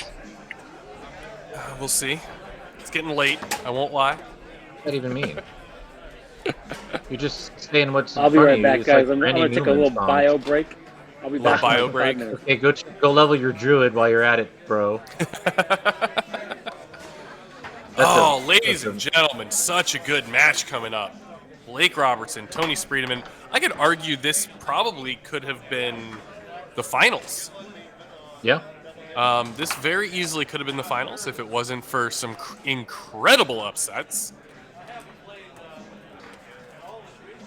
I'm confused. Wait a minute. What? Is this For for third third? place. For third. So the winner of this will plays become for third. third. I'm sorry. Okay. Yeah, I guess it is getting late. Yeah, so let's recap though. The open singles has been a little bit different. JLA upset Tony Spreedeman early on, and then upset King Gabriel, right? Yep. And then he Exactly played right. Brandon Munoz for the winners, and Brandon Munoz handily, I would say, beat him. Yeah. So the winner of this match goes on to play JLA to JLI. see who gets Yep. to play Eli. Sorry. Yep. To see who gets to play Brandon Munoz. That's And this is honestly, this is a marquee event that this would be playing for King's seat. This not for third on the Yeah. losers. Yeah, this is definitely a marquee matchup, so to speak, for sure. And yeah, I would argue that this could have easily been the finals. This could have been the King seat match too. But we're getting it here. I think it's fun to Yeah, see stuff like this. But let's underscore it. Let's really talk about it because what we're seeing is a shift. And maybe it's just a tour kickoff, and maybe everybody's just getting their, getting the cobwebs of winter going, right, and just dusting those off. But it's interesting to see people winning or beating other people that you wouldn't normally expect. So who knows what 2022 is going to bring? But I'm really excited about this coming year, Chase. There's going to be a lot of fun stuff happening. Same here. I agree with you 100%. And I'll say this, the history of the tour kickoff has been towards upsets in the past. The tour kickoff is a lot of times you see these crazy upsets or crazy wins or things like that. Last year, for example, and I'm not going to call this an upset at this point, but it's what happened last year in open doubles at this very event. It was Kevin Ramiro and Carlos Cepitas Martinez won open doubles last year at this event. I would call that an upset. I would call Right. that unexpected. Unexpected, yeah. Not necessarily an upset, but definitely unexpected, right? And Yeah. And who did they beat? Because I was not watching. I did not. I was not. believe last year it was. I can look. think it was Todd, and yeah, definitely look it up. But I'm pretty sure it was Todd and Boone, Was it Darren Bone? Darren Bone. Yeah, that's it. No, Todd and Darren. they beat Spreedeman and Mayring. Oh, that was the final? Yeah, Spreaderman and Mayring had that great run at Tornado Championships. I believe they placed third. They did. They did play at thirds, yes, at the Worlds. You are correct. So, But that's who they played in the final, was Tony yeah, and him? yeah. Okay. They played Todd earlier on, too, though, and they beat Todd. That's probably why. I think I commentated the Todd That's what match. you- I think that's that's what why I you- remember it. Yeah, that makes sense. Bracklin, you're 13. Mr. Smith, table 13. But still, I mean, that's a great win. You know, open doubles win at a quasi, what we consider like a major. Or I would consider this. quasi-major. I would consider this is more of a regional. I wouldn't say this is this is not a major, but it's. That's fair. I would. It used to be a bigger event. Right. Just to be clear, it In used its to be a current, much larger sure, event. yeah, no, that was the Super Bowl. Yep. But no, this is now. I would not classify this as a major, but it's definitely a good warm up.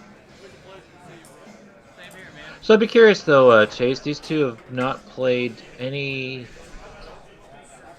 of their caliber, except for Blake this weekend. Except for Blake playing Kane, and arguably Kane was not being Kane.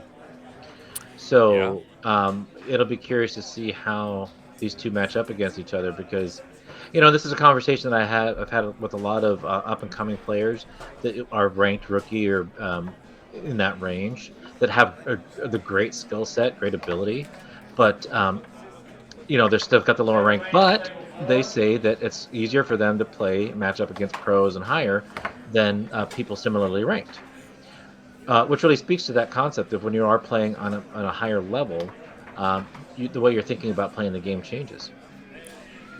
So here, yes, and I can explain why, because even when I was a rookie, I thought the same thing. And I can tell you why it seems that way to rookies. It's because pros have a more controlled game, which means a lot less slop is going to be headed towards their goal. Rookies and amateurs, even experts, are prone to allow more slop to go in, which is why against pros they feel like they have a better job, because they kind of produce more slop because they misexecute, things like that, and it gives them that extra point here, extra point there, that if they were passing and trying to shoot it, at a higher percentage, they may not get. Right. And it was the same misconception I always had. When I was, a rookie and stuff, like, oh man, I can hang with these pros, and then you really go back and watch the match. You know what I mean? Like if you record the match and you watch the match, you go, oh man, this dude actually controlled me the whole time. I got, a break here, a break there. And that's really the difference in that thought process. When the pros aren't, misexecuting and the ball isn't shooting in and all this slop is perpetuating,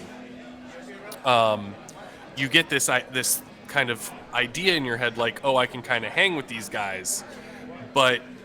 And then, you never know what's going to happen when you're playing a rookie. Right.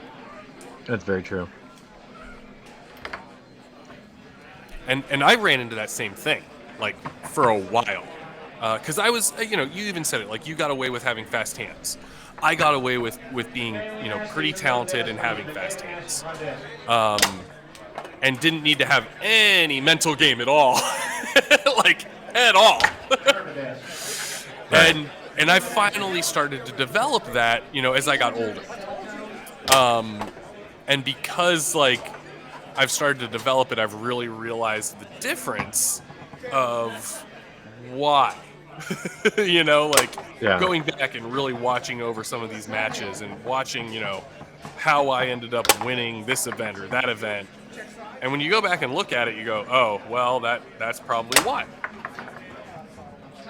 So I'm a big fan of watching your matches. I think that it's very telling. Thomas Weissel, you have 2 minutes to report to table 7. And as long as you're open to your own thought process, then you can really grow as a player. All right, looks like we're about to get underway here. Blake Robertson's going to start off with the ball. All right, and we are going underway. Blake Robertson sets up on the 5, tries to go wall, blocked by Tony Spreedeman. Tries to go wall again, blocked, both times coming back to Blake on the 5. Tony tries to do a quick shot from the 5 bar, ends up on Blake's 3-rod, sets up in a snake shot position. And Blake goes middle, little offset middle there. Tony with a bad look on his face. Did not like that. Tony passes along the outside wall, sets up for a rollover. Walks the ball and goes middle. That's amazing. 1-1. Yeah, Blake's defense was really fascinating there because he had such a tight defense, standard middle defense, and then did that gaping straight. I kind of suspect that was probably on purpose. And we'll see how the communicate. There's going to be a great communication defensively and offensively between these two players throughout this match, and it'll be interesting to see how that unfolds. I agree 100%. I agree with you. I think he's setting something up for later. Blake with the ball on his 5 bar, passes along the inside wall, sets up for the rollover. Tony in a shake defense, tries to go push side, goes back to Blake on the 5, sets up for another rollover, tries to go quick push side again. Tony there for the block. Tony goes off bank off the inside wall. Blake with a fast brush pass to his 5 bar.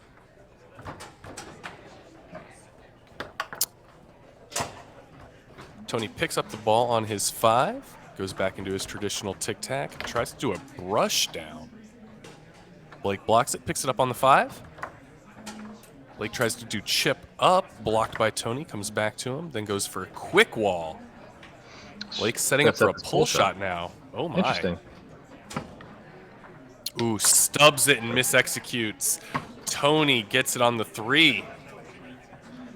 You know, it's an interesting thing, though, Chase. I know it's 1-1, and he just only had a couple possessions with it, and he switched to his pull shot, and that might not be considered the good thing to do, but Blake knows his game at this level. He knows his game, and he was maybe looking for a different change of pace, or just to insert something else into Tony's mind, and I wouldn't be surprised if Blake goes back to his rollover in the next possession or two. Well, listen, guys. Blake thinks that Tony's pull shot defense is weak, and that's what he beat him with at the Beachtown beatdown. So he thinks that he could score better with his pull shot on Tony. But to your point, we'll see if that holds up. Contextually, I'm curious because this is not the Beachtown beatdown, and now he goes back to the rollover. Yeah, instantly. It's got to be. Blake tries to go push side. Yeah, and he did that the last possession too, and he keeps doing it, and he's doing 4 in a this row. short phrase. Now he goes straight. So it's interesting. Wow. Nice conversion from Tony, but it's... We want to be sensitive. Here's the thing we got to be sensitive and careful to. These masters who played each other so many times are actually building off the last time they played each other. They're like, this is a continuation of their last match. So these push sides are something from, it's not just like it's novel and organic to the moment. They're playing off matches before. Yeah. Mm-hmm. Yeah, they're building off of old information that they have from past matches, for sure. Oh, man, Blake with a buttery pass to his 5. Hammers the stick lane, sets up for his rollover again. Ooh, and goes push side again. But his timing was different. And Mark, you're right. I mean, you're talking about the continuum of what it is that they're doing. It's this larger, I'm talking about it in a ball-to-ball communication, but you're talking about it a tournament-to-tournament. And that's really fascinating and something for players out there that are trying to up their game to think about, especially when you think about the fact that strata of players are going to be playing each other pretty consistently when you get to the 9 out of 12s and up. Oh yeah, I mean Blake and Tony have played each other a ton of times. Here's the other thing: look at the level of difference in intensity. These guys are way more engaged than they were against Kane and Greg. And they Tony almost lost. Blake walked through, but there's a whole different level of adrenaline we're seeing. Yeah, this isn't even close to the same thing that you saw before. Now 4-4, Tony with the ball on his 3 or his 5 rod. And arguably what you're seeing here looks almost easier. Like they're just doing things, they're scoring really well, it's going really fast, but what's happening is the pushback against them being able to achieve this is so great that it makes what they're able to actually achieve that much better. I don't know if that makes sense. Mark, do you know what I'm saying? Does that I Mark do. went to go. I know exactly Chase, what go you're ahead, talking Chase. about. Yeah, If you could say it another way, because I So- just want no, that point to be made clear. you're saying it right. It's because they're not like not trying, so to speak, and that they are trying. The game seems to make more sense. Like it seems cleaner, it seems smoother, it doesn't seem forced. Right. It seems like they're playing easier, but this is definitely by no means easier for either one of them. Correct. Yeah. What is happening though, you guys too? I think we're saying the same thing. The intensity is higher, the adrenaline's higher, so the level of execution is higher, and the attention to detail is higher. All those things happen at an elevated pace because it's no longer Greg Mendel and a lazy river stream down with Kane Gabriel. These guys are dialed in. Yes. Yeah, the game has changed drastically since those matches. Tony back into his traditional tic-tac, goes along the outside wall, sets up for his rollover.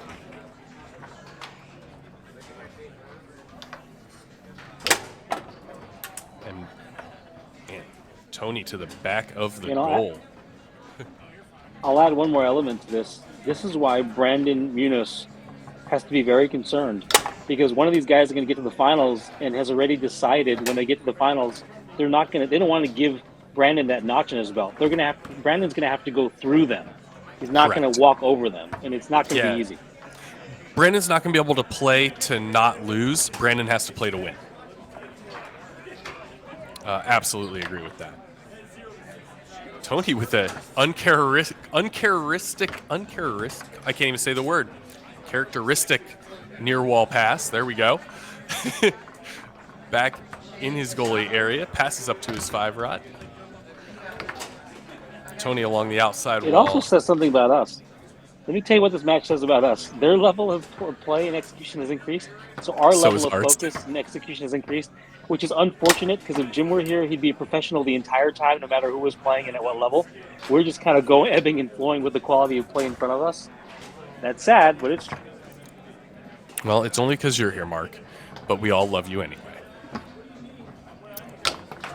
Blake tries to go pull side with his rollover, blocked by Tony. Tony attempts to go into his 2-5 series, blocked originally, then back to the near wall. Catches on his 5, goes into his tic-tac, tries to go off the wall pass. Mis-executes slightly, ends up in Blake's goalie area. Blake tries to pass. Man, these smooth passes by Blake. Tony picks it up on his 5 and tries to go with a lane pass on the near wall. Blake goes with a lane pass of his own, sets up in his rollover, tries to go quick pull side, gets blocked by Tony. Tony passes it back to his own goalie area from his 5-bar and goes into his 2-5 series. Tries to shoot a pull kick, blocked by Blake and off the table. Blake will take position in his goalie area. Blake looking to pass 2-5. Drops the pass, ends up on Tony's 5-bar. Tony passing near wall, does a near wall brush pass and sets up into his rollover. Tony then goes down the center middle off of an offset. Blake tries to go near side wall. Tony picks it up on his 5-bar. Brushes back against the outside wall, sets up for his rollover. Attempts to go push side, blocked by Blake.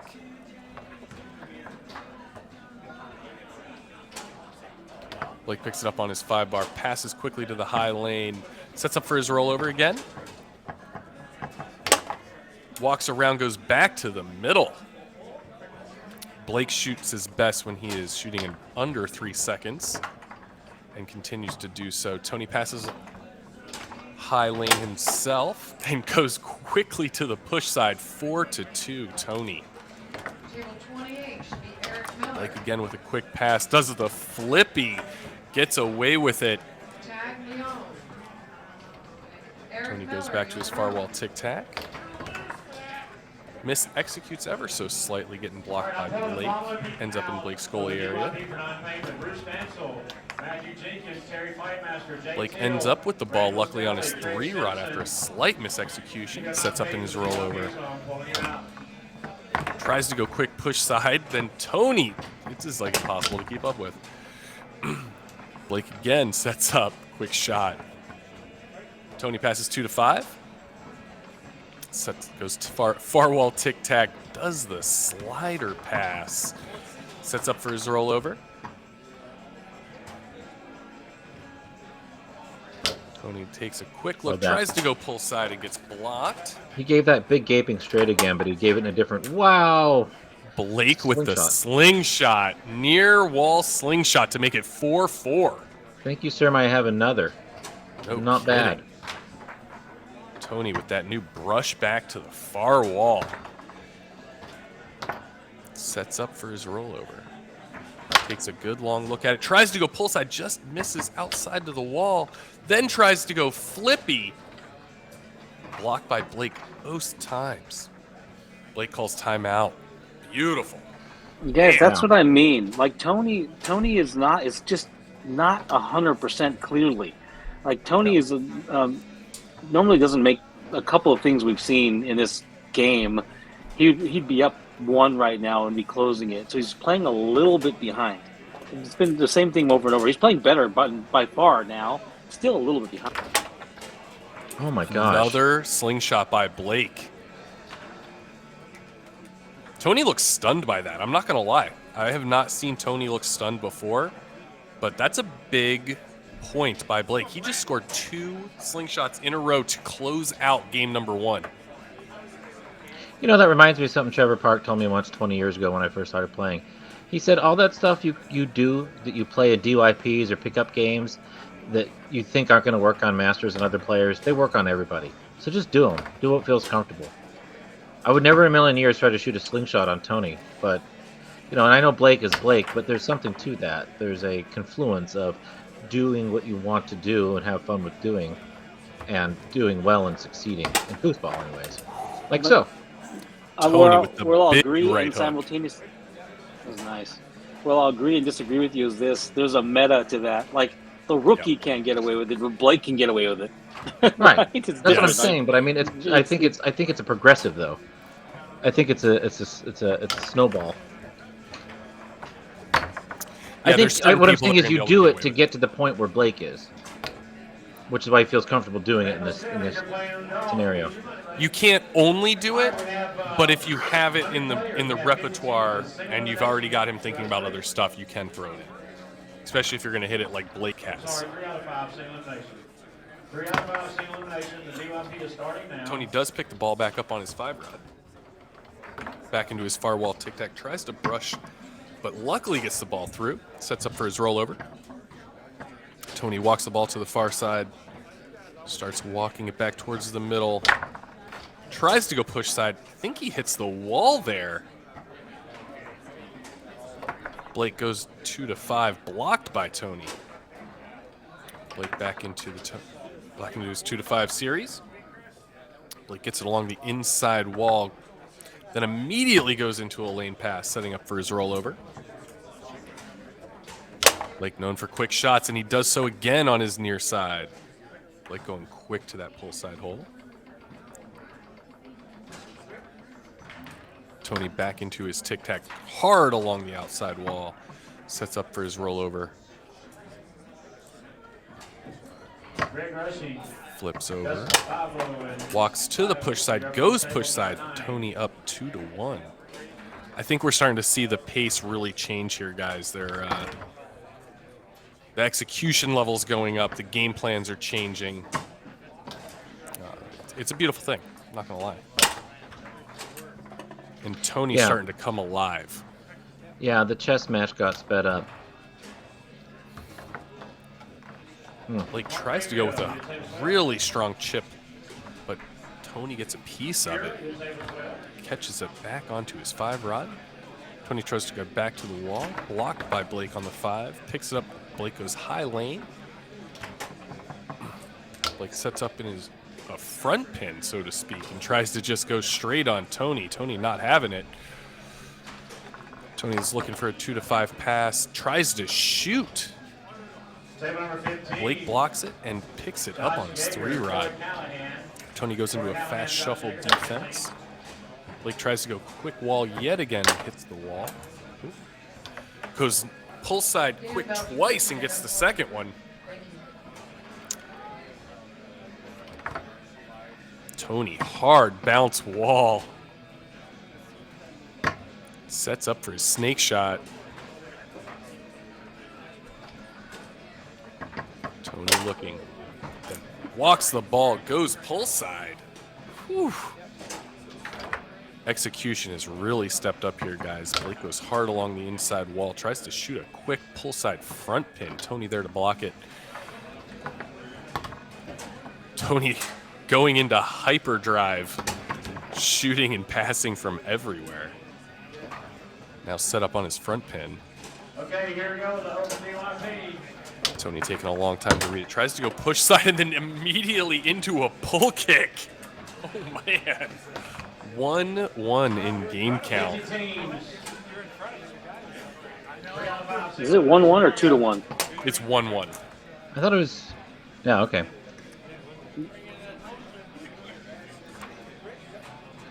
Blake looks a little stunned after that, guys. I'm not going to lie to you. Tony looks like he's starting to play like Tony does.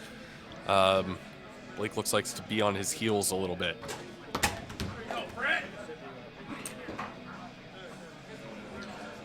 Yeah, we'll see how he responds. I mean, that's the whole. Hey, there's the fake rub. The Billy rub. The Billy rub. I'm a practitioner of that, but I'm influenced by Billy Pappas, so. I do it too. It's okay. But yeah, I mean, but you know, Blake's still Blake. I mean, he's gonna respond, and you see, I think he's gonna start taking a little bit more time. I know when he worked straight, so yeah, he's gonna start working different holes. That's really what it comes down to here. You continue to play your game, but start using different options and utilizing different options. Well, yeah, I mean, he started off the match trying to go pretty much exclusively push side.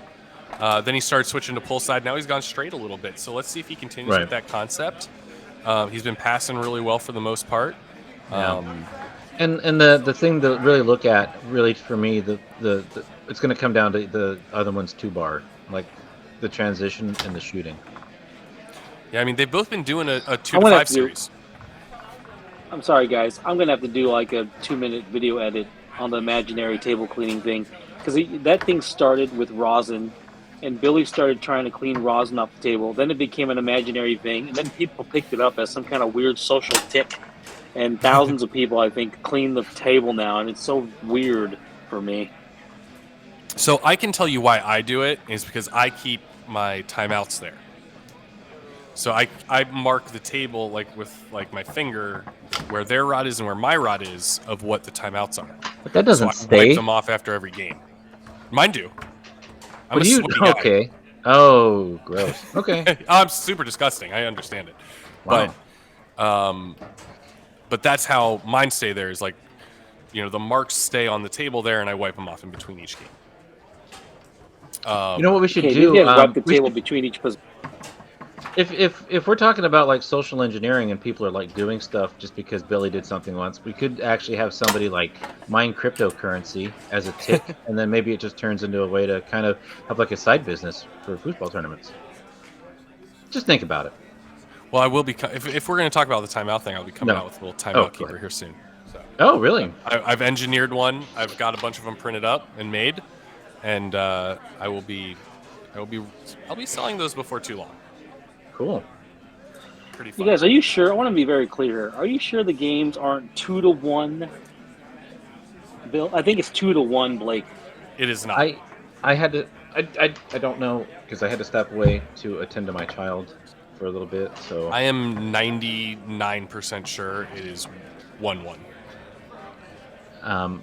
Maybe our producer Ashley. Although everybody else is telling me it's 2-1, so I could be wrong. I'm not telling you anything. I don't know because I was away. It's 2-1. I'm sure it's. All right, I missed a game somewhere, so that's fine. But Tony has come alive. These things happen. Oh, William Benson says 2-1. Ashley. Rivers, there's a huge contingency in the chat that says it's 2-1. Yeah, it seems that way. All right, here's our first Friday DYP. Yeah. Oh, yeah. Well, I remember the screenshots. Oh, you know what? what? The first game. No, that's when I came back. That's when I came back. So yeah. I thought that was the first game still. No, because I remember I had to go tuck my kid in. So here we are. It's 2-1 Blake, but he's down by 2 now in this game. Interesting. Whoa! Tony with the far wall bank from the 5. He thought to about it, win too. So it sounds like everybody's telling us it's now 2-2. So Hey, I'm okay. I believe everything I read on the internet. So if they think it's I do 2-2, too. Have you if heard it's the one 2-2 about how birds aren't real? Yeah, but that's not real. But I love that one. That's my favorite one. No, I mean the thing's real, not real. Oh, yeah, I hear birds aren't real. No, they're I mean all drones Well, how made else by are the they gonna- government to spy on us. Right, and cats are solar powered. 23, Scott Katina. Don Chappell. Look at this. Look at this. They were doing this practice buddy thing before the match started. Tony was feeding Blake practice balls. That's It's nice. very nice of him. It's It kind. is. I like that.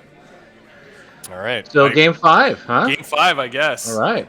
I missed the memo. No, there's a lot of people in the chat say it, so I'm gonna believe it. Oh, big drop by Blake. Picked up on Tony on the 3. Sets up in snake shot. Yeah, see, RJ Aquaponics said Chase, fish aren't real, but of course somebody with aquaponics in their name's gonna say that. That's very true. Whatever, sneaker. So what's gonna happen here in this game, Chase? I mean, what if both of these two are gonna have to do? So, to me, Tony has to stick with his game plan. He's got to play like Tony does. Blake needs to kind of do what Blake does best, which is quick shots, stick with his 5-bar, and do his 2-5, but not make mistakes. He was playing a little bit careless in the last two games, or really.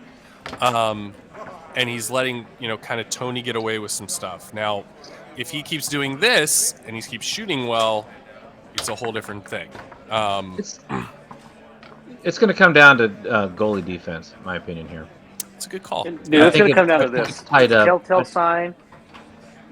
Listen, it's a telltale sign for me that Tony is not playing 100%, whether it's in between his ears or he doesn't like something about the table. Something is going on where he's not executing in pressure situations when it's real tight the way he's used to. I've seen it now in a couple matches. And it's going to come down to him having a 3-3 possession and how easy it is for him to score that possession. If he can get it together, he's going to put it away like he usually does. If he's not 100% and is missing something, Blake's going to steal it. He's going to steal this match. So look for it. And he very well could. Tony's just got to play like Tony does. Oh, he tries to go with the right hook, so to speak. Hard along that outside wall. Now, I'm with you, though. I think you're right. If Tony doesn't kind of dial it in and lock it home, then yes, I agree with you 100%. I think Blake could steal this away. Thank you. I got your result. Jody, I got it. Yeah, I mean, All right, 3-2 Blake. Tony's 5-bar really sped up there. Drops the high lane pass. Blake lucky to pick it up on his 5 there.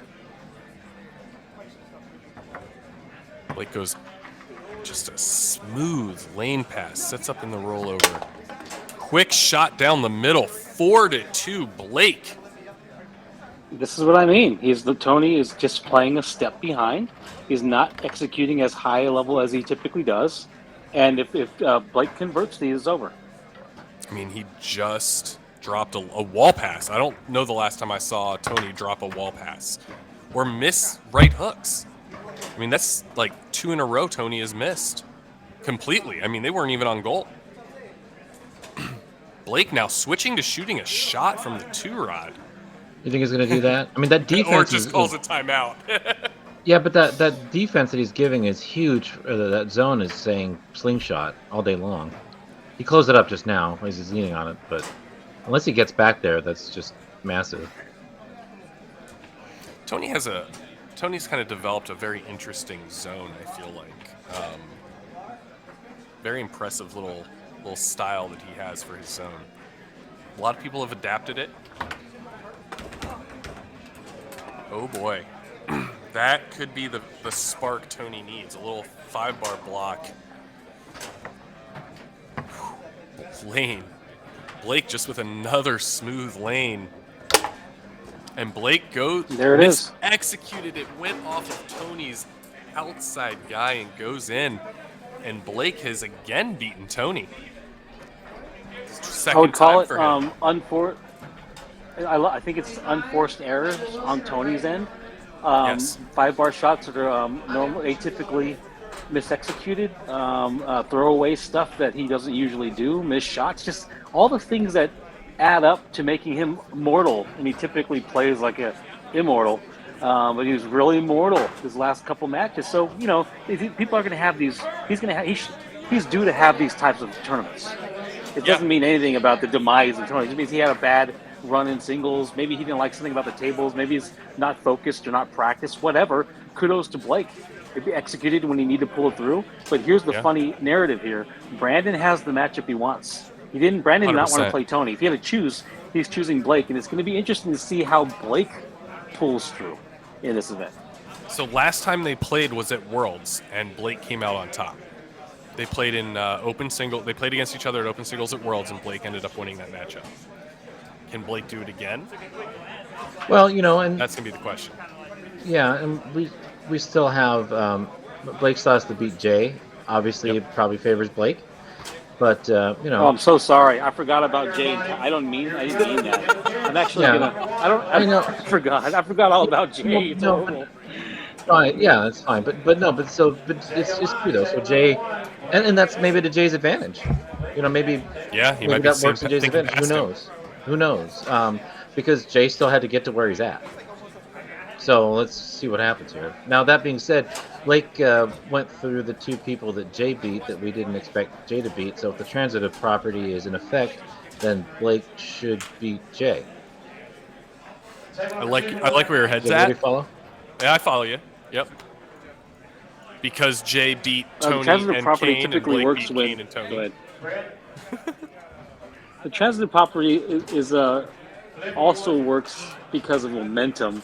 How many times have we been in the loser's bracket and just built up slowly, match after match, getting better and better until you're in the finals and you're unstoppable? And it doesn't matter who's in front of you, or the inverse. You're sitting in the winner's bracket and you're watching someone climb out. Blake and Jay just got called up on table 1. Ooh. I know we're way past the time we said we were going to be doing this still, but I'm down. What? I'm down. I have no choice. I don't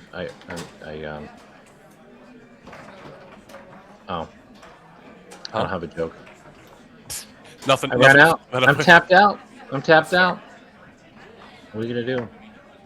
I'm still trying to figure out where this is being filmed. I've been in this ballroom, but where is it? What part is this? Where the pit was at the Tornado Championships? I can't tell with my limited views here. Is it just me? Has everybody gone? All right. And then there was. I'll be right back, guys. I'll be right back. It's just me now. Well, folks, it's been a tour kickoff in Lexington, Kentucky. We're about to watch a good one here. Open singles for winners of the losers. Blake Robertson versus JLA. I'm butchering it. One of you in chat, please let me know. I know I'm saying that wrong. Drew Dixon. JLA. Raise your hand, Drew Dixon. That's not the fit for me. Okay. So it's a different position. I'm Adam Gilson. There is a Chase Pennell, actually Pennell, somewhere here, and Mark Torres as well. They stepped away from him. They'll be back as we get this match underway.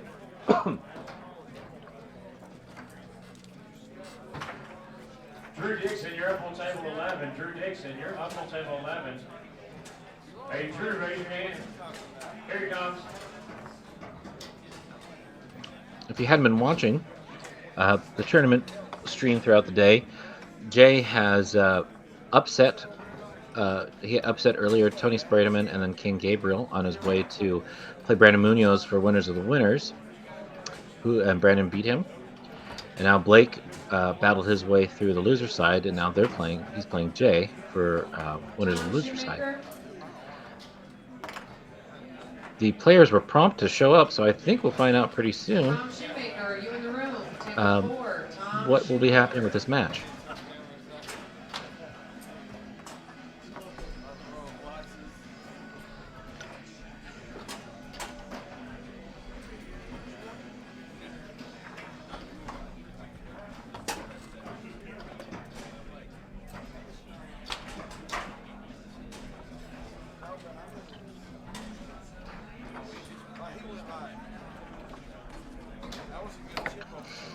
RJ Aquaponics in the YouTube channel. By the way,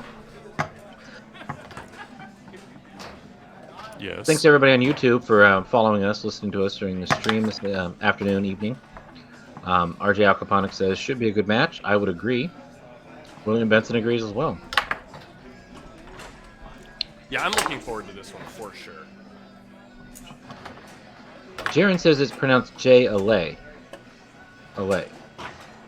Okay. It could be. I've always heard it pronounced a lie, so it's very possible. Tomorrow afternoon, folks, by the way, starting at 3 p.m. Eastern, we're going to be streaming matches, commentations, and live statistics being calculated and shared during the match. Does that mean, Ashley, does that mean, our producer Ashley is feeding me this information, does that mean that Clay Toomey will be involved? I see the word statistics, and I think Clay. I would assume that too. That is, whenever I hear that, that's exactly what I assume. I get super excited because I love hearing Clay dig into it like that. Ashley's gonna let me know in a moment. Vince Ramirez. Chris Bothe. What are we moving up to? It's almost 11:30 local time. Yep, that's correct. For you too, huh? Yes, sir. Yeah. Table 27. We need Scott. And we've got Blake versus Jay. This should be good. This is going to be a very much two different styles. Yes. You know, Blake a little bit more traditional to some degree, but and Jay very unorthodox. So we're going to see how this goes. You know, if I had to make a prediction early on, you gotta vote Blake, right? Yeah. But Jay is taking out two of the other top dogs, so to speak, in this field. So very good chance. All right, so you're Jay. You've been watching lots and lots of tape on Blake. How do you come to this event? How do you come to this match? What's your game plan? I would personally try and slow Blake down a little bit. But that's the problem. Jay doesn't play that style where I do. What I would do, if it was me, I'd try and slow Blake down. I would never give him a quick pull side. And I would probably never give him a quick wall either. And I would take my chances playing, you know, cat and mouse around the rest of the table with him and get my percentage. For Jay, I think he needs to play great defense. I think he does need to try and rely on that two-rod of his. But at the same time, I'd like to see him try and take some more shots on his three-rod. He really has kind of almost removed his three-rod from the equation in his match against Brandon. But he needed it against Tony, and he needed it against Kane. And I think he needs to bring it back into the equation and allow himself to get some big-time shots from his three-rod. Yeah, I would agree. And, you know, that's the thing with Blake. Tony was blocking Blake decently, but Blake kept adjusting, and he kept adjusting, and he kept adjusting. And where Jay was succeeding in those other matches prior was his defense, his goalie defense. And you're right, you know, it does seem kind of removed from his three bar sometimes. Like, that's not Jay's game. It's not part of his game, but so how he's going to weave that into into a successful story for him against Blake will be interesting. Because yes, Tony wasn't playing as fired up maybe as he has been in the past. Yes, maybe you could make that argument for Kane as well. Blake beat Tony. So what it comes down to is that I think that Jay is probably the most 100% motivated person on the table right now in this match. So we're gonna have to see how this plays out. I think we'll have a sense, because this is, you know, we're now that it's back in the money. This, even though it's loser side, it's 3 out of 5, and I do believe. Well, actually, I don't know, because there's been some tournaments that weren't. I don't know. Ashley, can we get confirmation of whether or not this is overtime in the 5th? Yes, it is because it's in the money. It is. Okay, good. Yeah, because it's in the money. I didn't. Yep. Well, because I've seen other tournaments this year, regardless of the money, didn't go overtime. Not an IFP event though. Not open singles in an IFP. So with Mary Moore events like IFP events, anything that's in the money open is win by 2 in the 5th.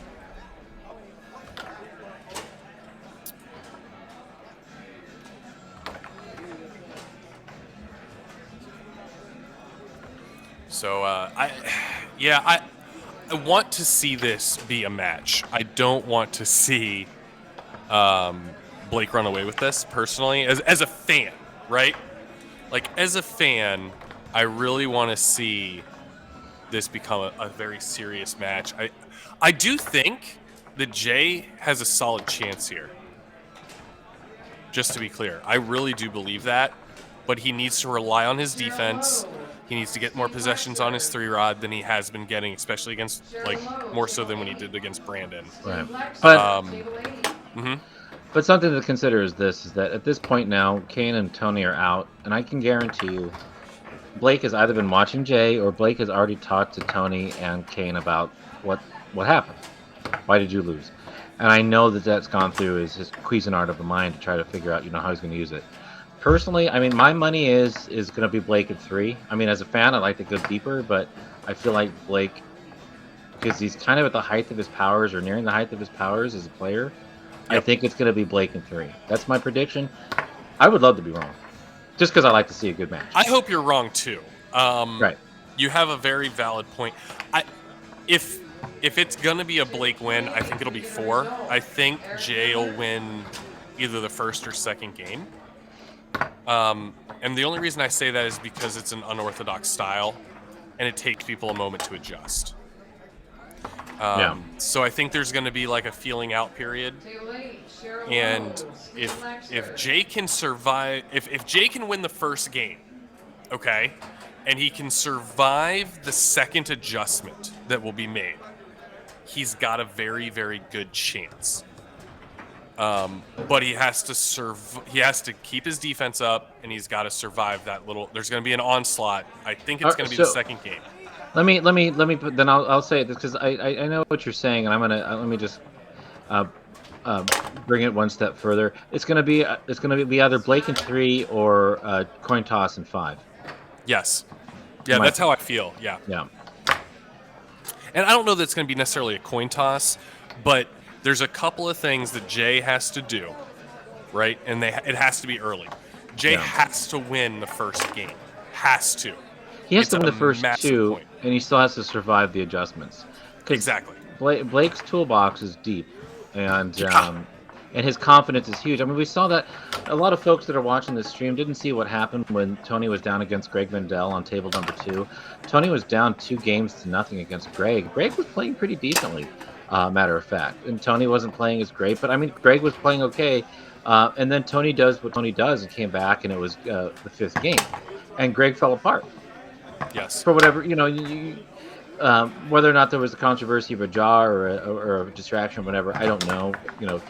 That's not the point. The point is that under pressure, Greg folded, and that's what happens, and that's the difference between the top tier players and the level right beneath it. Because make no mistake, Greg Mendel, I think, is a great player. He's a great pro. But you can see that differentiation between these two levels, right? And that's what we're going to see here. And that's why it could either be a 3 straight or go to 5. I can't hear what Blake's saying. I don't know. Blake's probably trying to play head games already. Oh, he's saying how they were talking about they did the flip, and he said he wanted that side. Oh. Is that a head game? That could be a head game. That's definitely a head game because he just beat. So. Right, he's been practicing on that side the whole time. Jay has, since he got there. Blake just beat Tony on that side, right? Yeah. So that is 100% a head game. Yeah. And if it isn't, I'm going to use it at the next event. Yeah.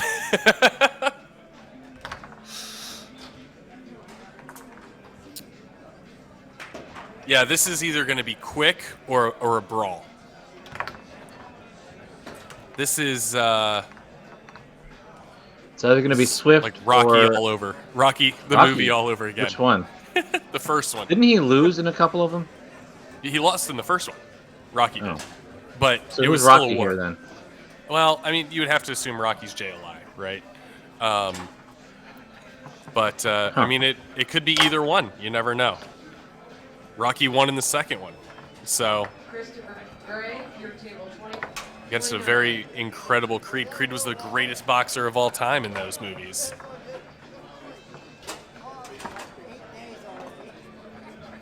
I guess I don't remember those movies.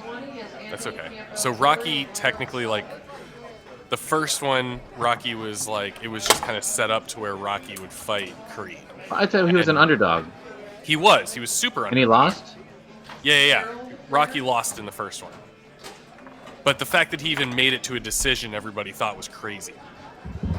Like, that was the whole thing. And then in the second one, Rocky beat him for the title. Can you guys hear me? Yes. I can hear you, dude. Okay, great. Just making sure. Yeah. Welcome to the party. Kira, Shell. We've got Welcome to the matchup, party, buddy. pal. Speaking of Got- 80s and 70s movies. Mark, we have our predictions. How's this going to go? Give us the game score, if this or that. I think you're probably going to go 3-1 Blake. And Okay. I would love to see Jay win. I mean, why not? Yeah. Jay versus Brandon in the final would be sick. And I like both these guys. But if we're talking again, we're talking about betting. If I'm betting Yeah. Blake 3-1. Yeah. We said I think it's either our collective consensus was either 3 straight Blake or 2 game 5 coin toss ish. We say ish lightly.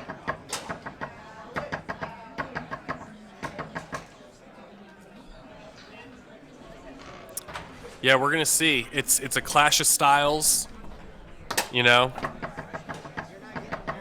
It's gonna be interesting. I think this started off with me listening in on the broadcast and being reminded of the gap between a pro and a master. Yeah. If Blake plays to Chasm. form, you're going to see it right here. Right. You'll see the difference.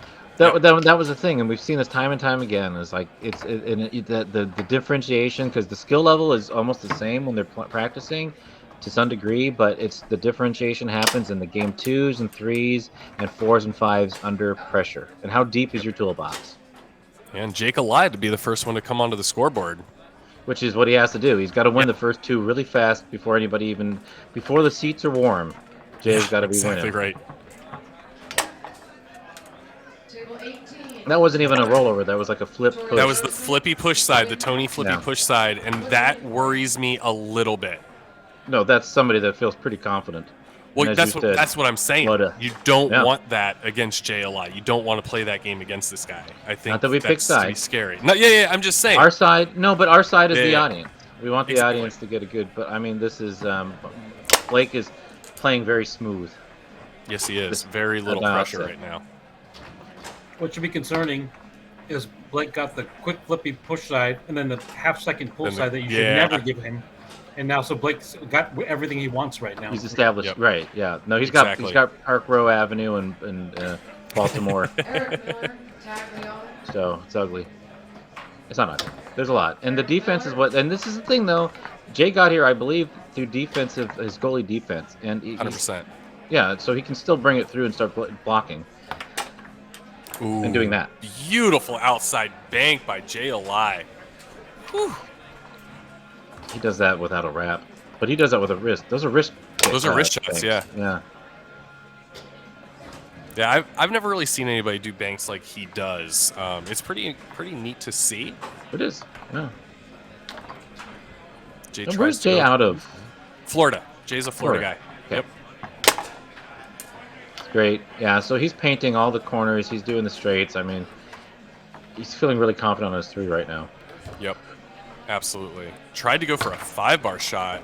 That's the second time that Jay's done that, and those are those things. Those are the possessions that you just shouldn't be doing. They look tentative, and they were tentative.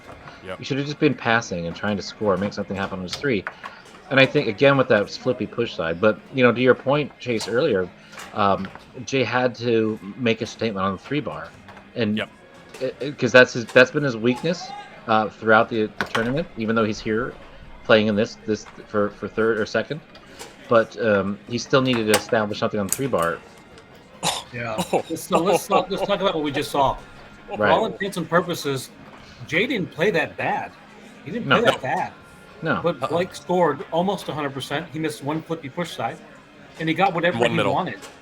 Yeah. It's like that's how the difference between a master and a pro. And Jay's got to stay really red hot because he doesn't have the toolbox. So if he was red hot getting here, he's got to be red hot to compete, or he's going to play good and get blown out. Jay will play good and get blown out. And I got to make this comparison because there's this great series on YouTube where they have, it's not foosball, it's food, and they'll have a home cook, a professional cook, and a master chef all cook the same thing, like an omelet or a filet mignon or something. And it follows them as each one cook it, and each one produces something that's edible and decent, but each one does so on a tiered level of nuance that the one before them did not, which comes from experience and background. And I know I'm talking about food, but it is so applicable to foosball because that's what you're seeing right now. You saw the player on the right cook a pretty decent filet for his family, which is what I would do, but then Blake over here has got his 4-star Michelin stuff. And both look pretty decent and good results, but one is operating at a completely different level. Yeah. Now I'll say this: Jay requested the side switch here. I think that's a really good idea. Because what happened at the beginning? Yeah, exactly. And so what happened early on is Blake chose the side. Blake chose the black side when they did the coin flip, and he just beat Tony on that side. Jay had been practicing on that side the whole time. And Blake immediately picked that side. So him switching back, I think, is going to be part, confidence thing and trying to get Blake off his game a little bit. I don't know if it's going to work or not. As a fan, we all want that to happen so that we can see more of this match. But I think this is a decisive switch. You got to do it.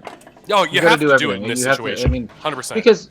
Because honestly, because I talk about toolbox, folks, and I'm not always talking about slingshot or a far wall hard pass. I'm talking about like everything you do on or around the table as well. And we're talking about timeouts. We're talking about switching sides. All these different things matter. They all add up. Yep. And this is one of those things. It is. It's about how many paints you have on your palette, how many brushes you have in your jar. Unfortunately, some people's canvases aren't as large as others. Yeah, I think this is a big time switch. I think this needs to, I want to see a little bit more. Jay's got to pass a little bit better to compete. Right. He had 2 5-bar possessions that he wasted with 5-bar shots. Yep. Is what it comes down to, and this is it. This is the inflection point. If he doesn't win this, because we said Jay has to win the first game. He has to win the first 2 games off the bat. He didn't get dominated, but he lost the first one. If he doesn't do something with the second one, and that looked like he just messed it up, but he came back, did a great reverse push. Good little push side, yeah. Yeah, that was good.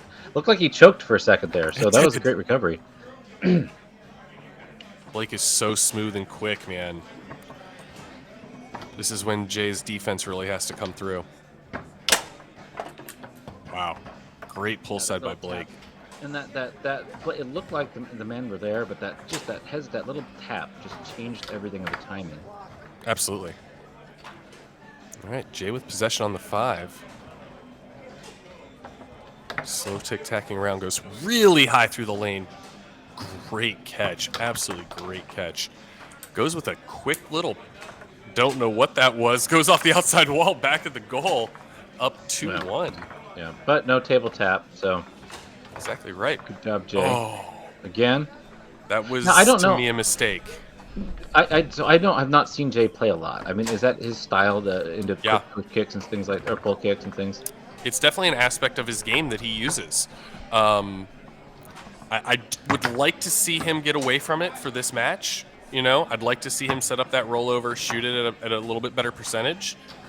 He picks strange holes, and that's what makes him so dangerous, is he reads things a little bit different. But Blake there to block it and progresses all the way up to his 3-rod. It's This is going to be tough. Jay really has to come alive. Yeah. Blake And that with was a quick push side. that was just effortless. Yeah. From the 2 to the 5 to the 3 to the back of the hole was beautiful. Oh yeah, it was. I mean, everything was smooth. Everything was clean. Like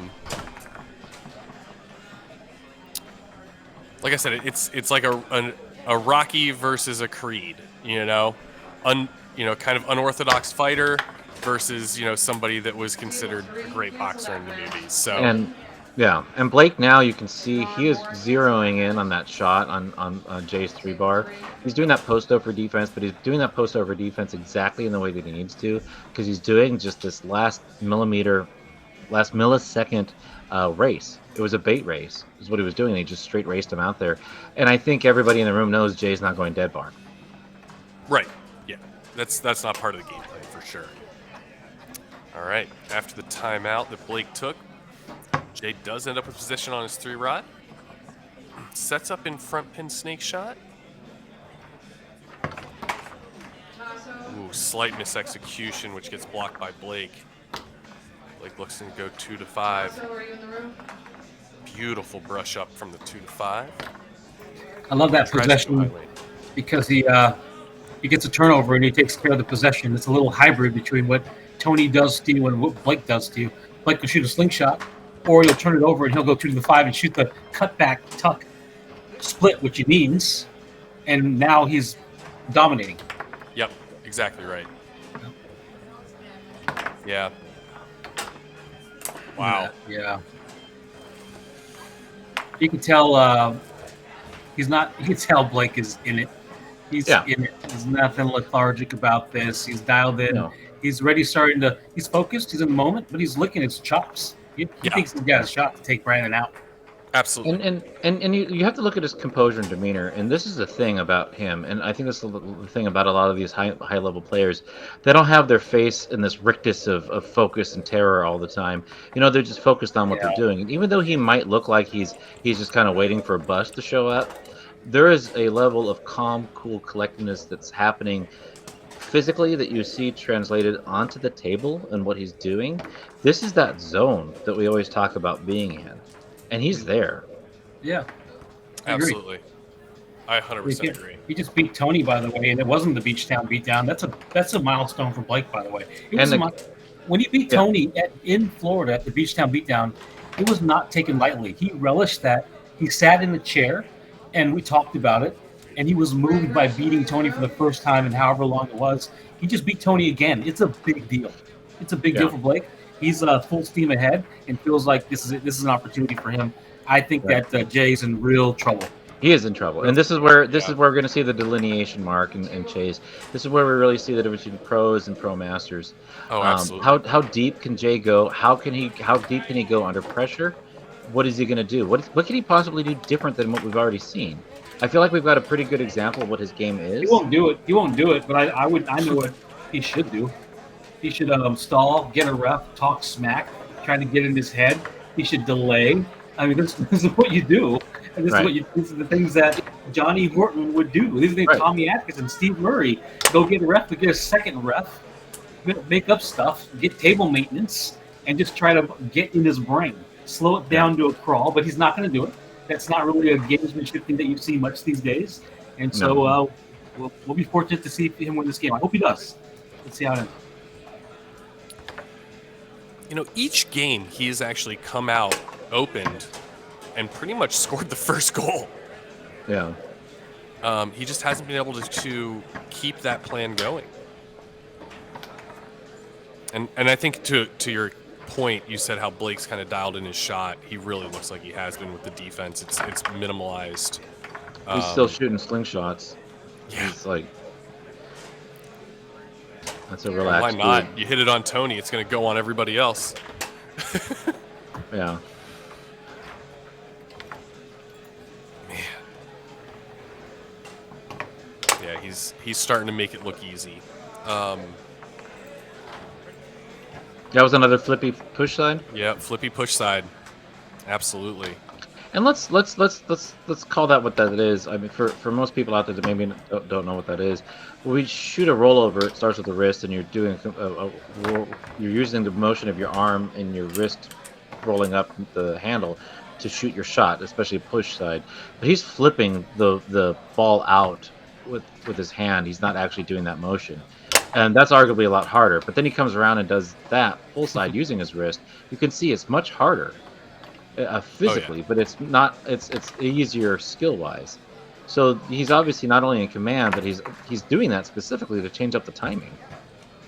Yeah, and I'll say this: it seems like that he is able to do that flippy push side and then immediately go quick pull side rollover, and to the point where he doesn't even think about it. I mean, it's just automatic for him. So. Yeah. Oh, yeah. This is looking kind of what I was expecting to happen. Yep. With the steamroll 3 straight, I don't know. There's still some time, but not with that kind of stuff happening, and not with Blake playing loose like this. But again, I don't know.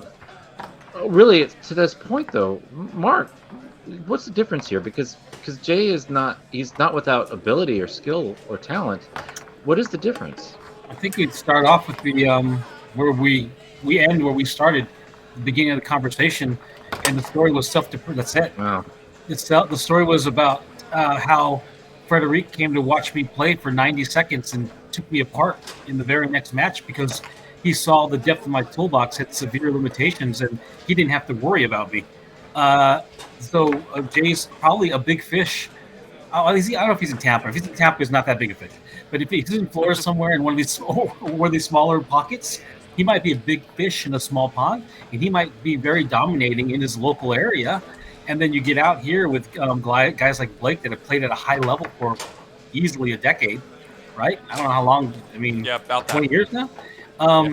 And you realize the gap in experience and execution and in mental toughness, and it's too big. It's too wide a margin. It just Jay has a lot to work on unforced errors, misexecution. It's just too much. It's overwhelmed, and you see it in all sports. You see it in professional basketball. You see it in football teams. You see it in collegiate wrestling. You see it at every level. Some guys are just the top of the food chain, and Blake's one of those guys. Absolutely. Yeah, his ascendance after the World's Tornado Championships last year, and also because one of the big things for me was seeing him win that King of the Ring at Colorado State. I know it's a specialty event, but it's not easy, and the fact that he was able to emit that kind of mastery that you need to be able to beat players that do have a certain skill level and ability level and are getting points spotted. That to me, that's a gradient. That's a curve, and he's past it now. So I'm curious to see this year how that's going to play out.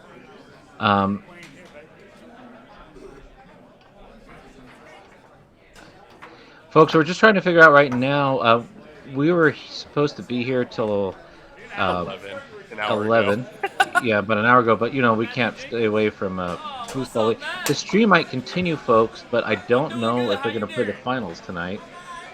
We're confirming. We're finding out that right now. We'll know for sure here shortly. I don't believe that they'll play them tonight, in my opinion. Just because of the time of night and Jim's not on the stage.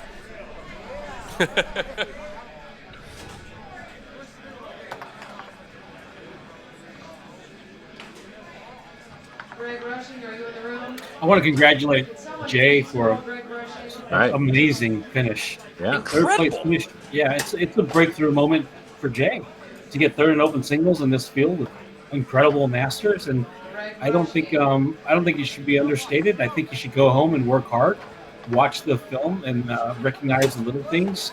It's not anything that can't be overcome or educated to, but the distance is clear.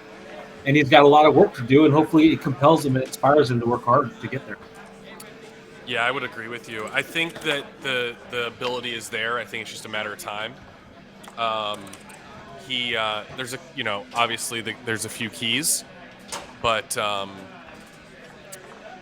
You know, he took down Tony. He took down King Gabriel. These are 2 top-tier players, right? Like, let's not discount that. But to finish the tournament, right, and to win it, or even in this case, get second, there's a gap. And he just has to work on a few very specific things. And I think that he can narrow that gap ever so slightly at least.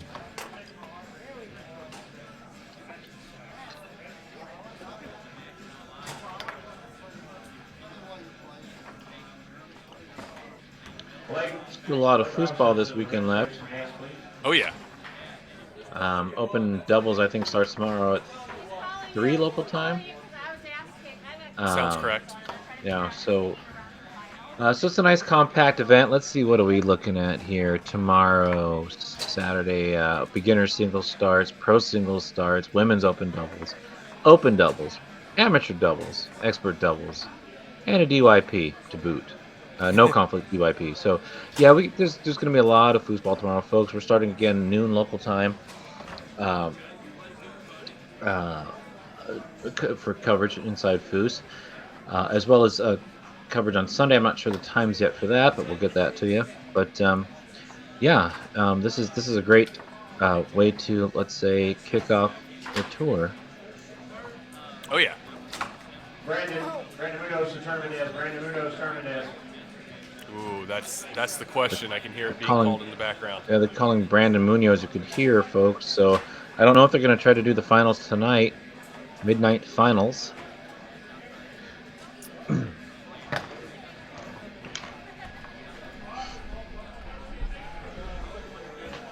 I don't know. Chase, weren't you at TKO 2 years ago or a year ago? Yeah. Mm-hmm. What did they do back-to-back finals for the open events, or did they just run it? They usually have it where it's a production, so I'd be very surprised if they held open singles final tonight. Very surprised. It's midnight, and don't they want some people to watch, not to be critical? Well, but, and they want Jim to do the intros and the recording and all that stuff. Well, Jim's not there. Oh, at all? Jim, no. Oh, no. Yeah. So they won't rest on Jim. But I still think that they want it to be, Yeah, they still want it to be a show, not looks just like let's play the finals. Donald Wilson is speaking to Brandon and Blake right now. I'm assuming. I have no idea. I don't want to make any assumptions. Let's ask Ashley to tell Brandon to go home for the weekend. Yeah, just call him an Uber for the entire weekend. Just head on home. An Uber. See you, bud. RJ Have a good one. Aquaponics says you can handle it. You as in Brandon Munoz, or us as in us? Jeez, the deflection in your voice there.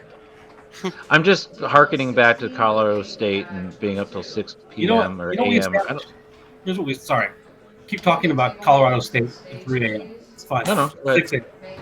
I'll just say the one thing we established tonight is all 3 of us are experts ranked pro. All I wanted to establish tonight.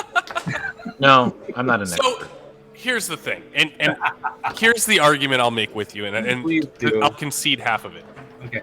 If we're bumping down all of the pro masters that you would probably consider not to be pro masters, and we're just kind of moving everybody down the chain, sure, I agree with you. But if you're just doing it to be like, well, I don't think they should be pros because of X, then I disagree with you. Okay, so let me contextualize it. I think there's a bunch of I think master should mean something. I've litigated this online. I think master should mean something, so I don't think you should be a master unless you want something. Leave it at that. But I also think master should play probably for free. I think there should be some attachment to being a master. So fine. The masters is one thing. I think there are a lot of people that should be reasonably ranked pro because they've dominated at the expert level. Yes. You dominate the expert level, and you should be a pro. Those are your pros. If you never dominated at the expert level or showed high level of consistent excellence at the expert level, you should be an expert. And those guys should all be experts until they do that. And what that does, it creates a normal curve where you have a very small percentage of masters, pros, a very small percentage of beginners, and you have a bunch of experts and amateurs in the middle that are I'll agree with because to my point, and here's the thing, and actually it's kind of towards your point. I actually never even won an expert event. Ever. There you go. So I got bumped to expert. I won pro doubles, and they immediately bumped me to pro. Okay, so here's the tragedy that if you look at pro as a milestone, then you got to this construct, and now you're infinitely ill-equipped to compete with the people that are going to smash you all the time. You're never going to win an open major, frankly, with that trajectory. And my story is identical. I made 2 names pro, and everyone's heard this. I won all kinds of shit, and I placed high in all kinds of shit. But I should have never been a pro, ever. I should have been an expert and been able to win. I won 2 expert events. I won California State expert singles 2 years in a row, and a bunch of high finishes in open, and then I became pro. That's my whole history. That's it. There's no reason why I should have ever been a pro. And I argue against this. So I could go win. I could practice like I did in 05 and win a pro event, and it means nothing to me because it's not real. So I think we're agreeing essentially that you got promoted way too quickly, and so did I. And Adam, who was 25 or 10 points from being a master, would be the first to admit it would have been a comical promotion. And he's a guy who's beat Terry Moore. I wouldn't say comical. I would say comical. I wouldn't say no, because I was competing. I was getting in the I don't know, top 7 in open singles at nationals, and doing well. Moy and I got 4th in an open doubles at a large state tournament. It was a regional tournament, but still, I was placing in those higher places. So I was there on the cusp. But pulling it together, it doesn't matter. Like, pulling it together is a thing. Like, was I capable of doing it? I don't know. In hindsight now, no, obviously not. But no, you'd have been a trash master. In the 90s, we had 100 masters. No. I think we had 200. Arthur Mitchell has the numbers somewhere. We had like 200 I've never masters. seen you play, so I don't have a horse in this race. But just by the way that Mark is acting, I'm going to agree with you. You've been a trash master. You've been a raccoon. You've been a raccoon master. There's no way. No. But anyways, folks, really enjoy you all being here with us this evening. Looks like we're going to be wrapping it up. The finals match in open singles will be starting tomorrow. Coverage starts at Inside Foos, I believe, at noon. What's going on the table 1? What is this going on table 1? This is just for fun. Pick up. There's nothing called on table 1. Yeah. Thank God. It looks like Brandon from here. No. Yeah. But it's okay. Wow. Brandon, wow. So he's just warming up. All right, I'm ready to go. Oh, the Verve is playing. So, thanks everybody for tuning in with us tonight. And we're going to be more. Mark, you're going to be on tomorrow, right? Yeah, I'm going to be on tomorrow. I think I might be on with Clay too. I may join you guys tomorrow. Yeah, I'm going to join in tomorw. That'd be great. We need a play-by-play guy who can moderate and be a mediator and I'm no Jim Stevens. So. No, you're not. Dude, listen, we're going to talk about paper pros. Clay Toomey. They're all. It's a whole contingency of garbage pros that can join you tomorrow. I love it. I can't believe you called me a raccoon, Mark. I'm gonna destroy you on the table next time I play you. I've always destroyed you on the table. What I've done to him recently, so bad. Let's end on this. Adam Gilson, incredibly super skilled player, second generation cruiser, grew up with the foosball table, amazing hand speed, cerebral, high quality play. Would have been a trash master. Would have been a trash master. That is so not Bottom of the barrel. I'm going to destroy you. You know what? Yeah, I'm going to. You're horrible. If it makes you feel better, he hasn't said one nice thing about me, so don't worry about it. That was the nicest thing you're going to get out of Mark. I like Chase. Anyways. Here's my compliment to Chase. Chase has the physical ability of a master with the mental game of a 5th grader. No, he doesn't. He doesn't have the physical ability of a master. You've never seen me play. I've seen you. But here's why Chase Riley really does have great skill. He's incredibly skilled. Hits the ball fast, lateral speed. Can do all those things. I've seen hundreds of those dudes. I can name them. Franco Del Pozo and Joey Smith. He's got the mental game of. He's got the mental strength of a Girl Scout cooking. I do love. Why are you bringing Girl Scouts to it? As long as it's a Samoa cookie, I love those things. They're so good. Those are good. All right, folks. Well, I'm Adam Gilson. That's Chase 5-year-old Girl Scout Fennell. I'm good with it. Mark I'm fine with doesn't it. know what he's talking about. Torres. All right, Until tomorrow, folks. Talk later. Appreciate you, everybody. Great evening. Thank you, Ashley. Good night.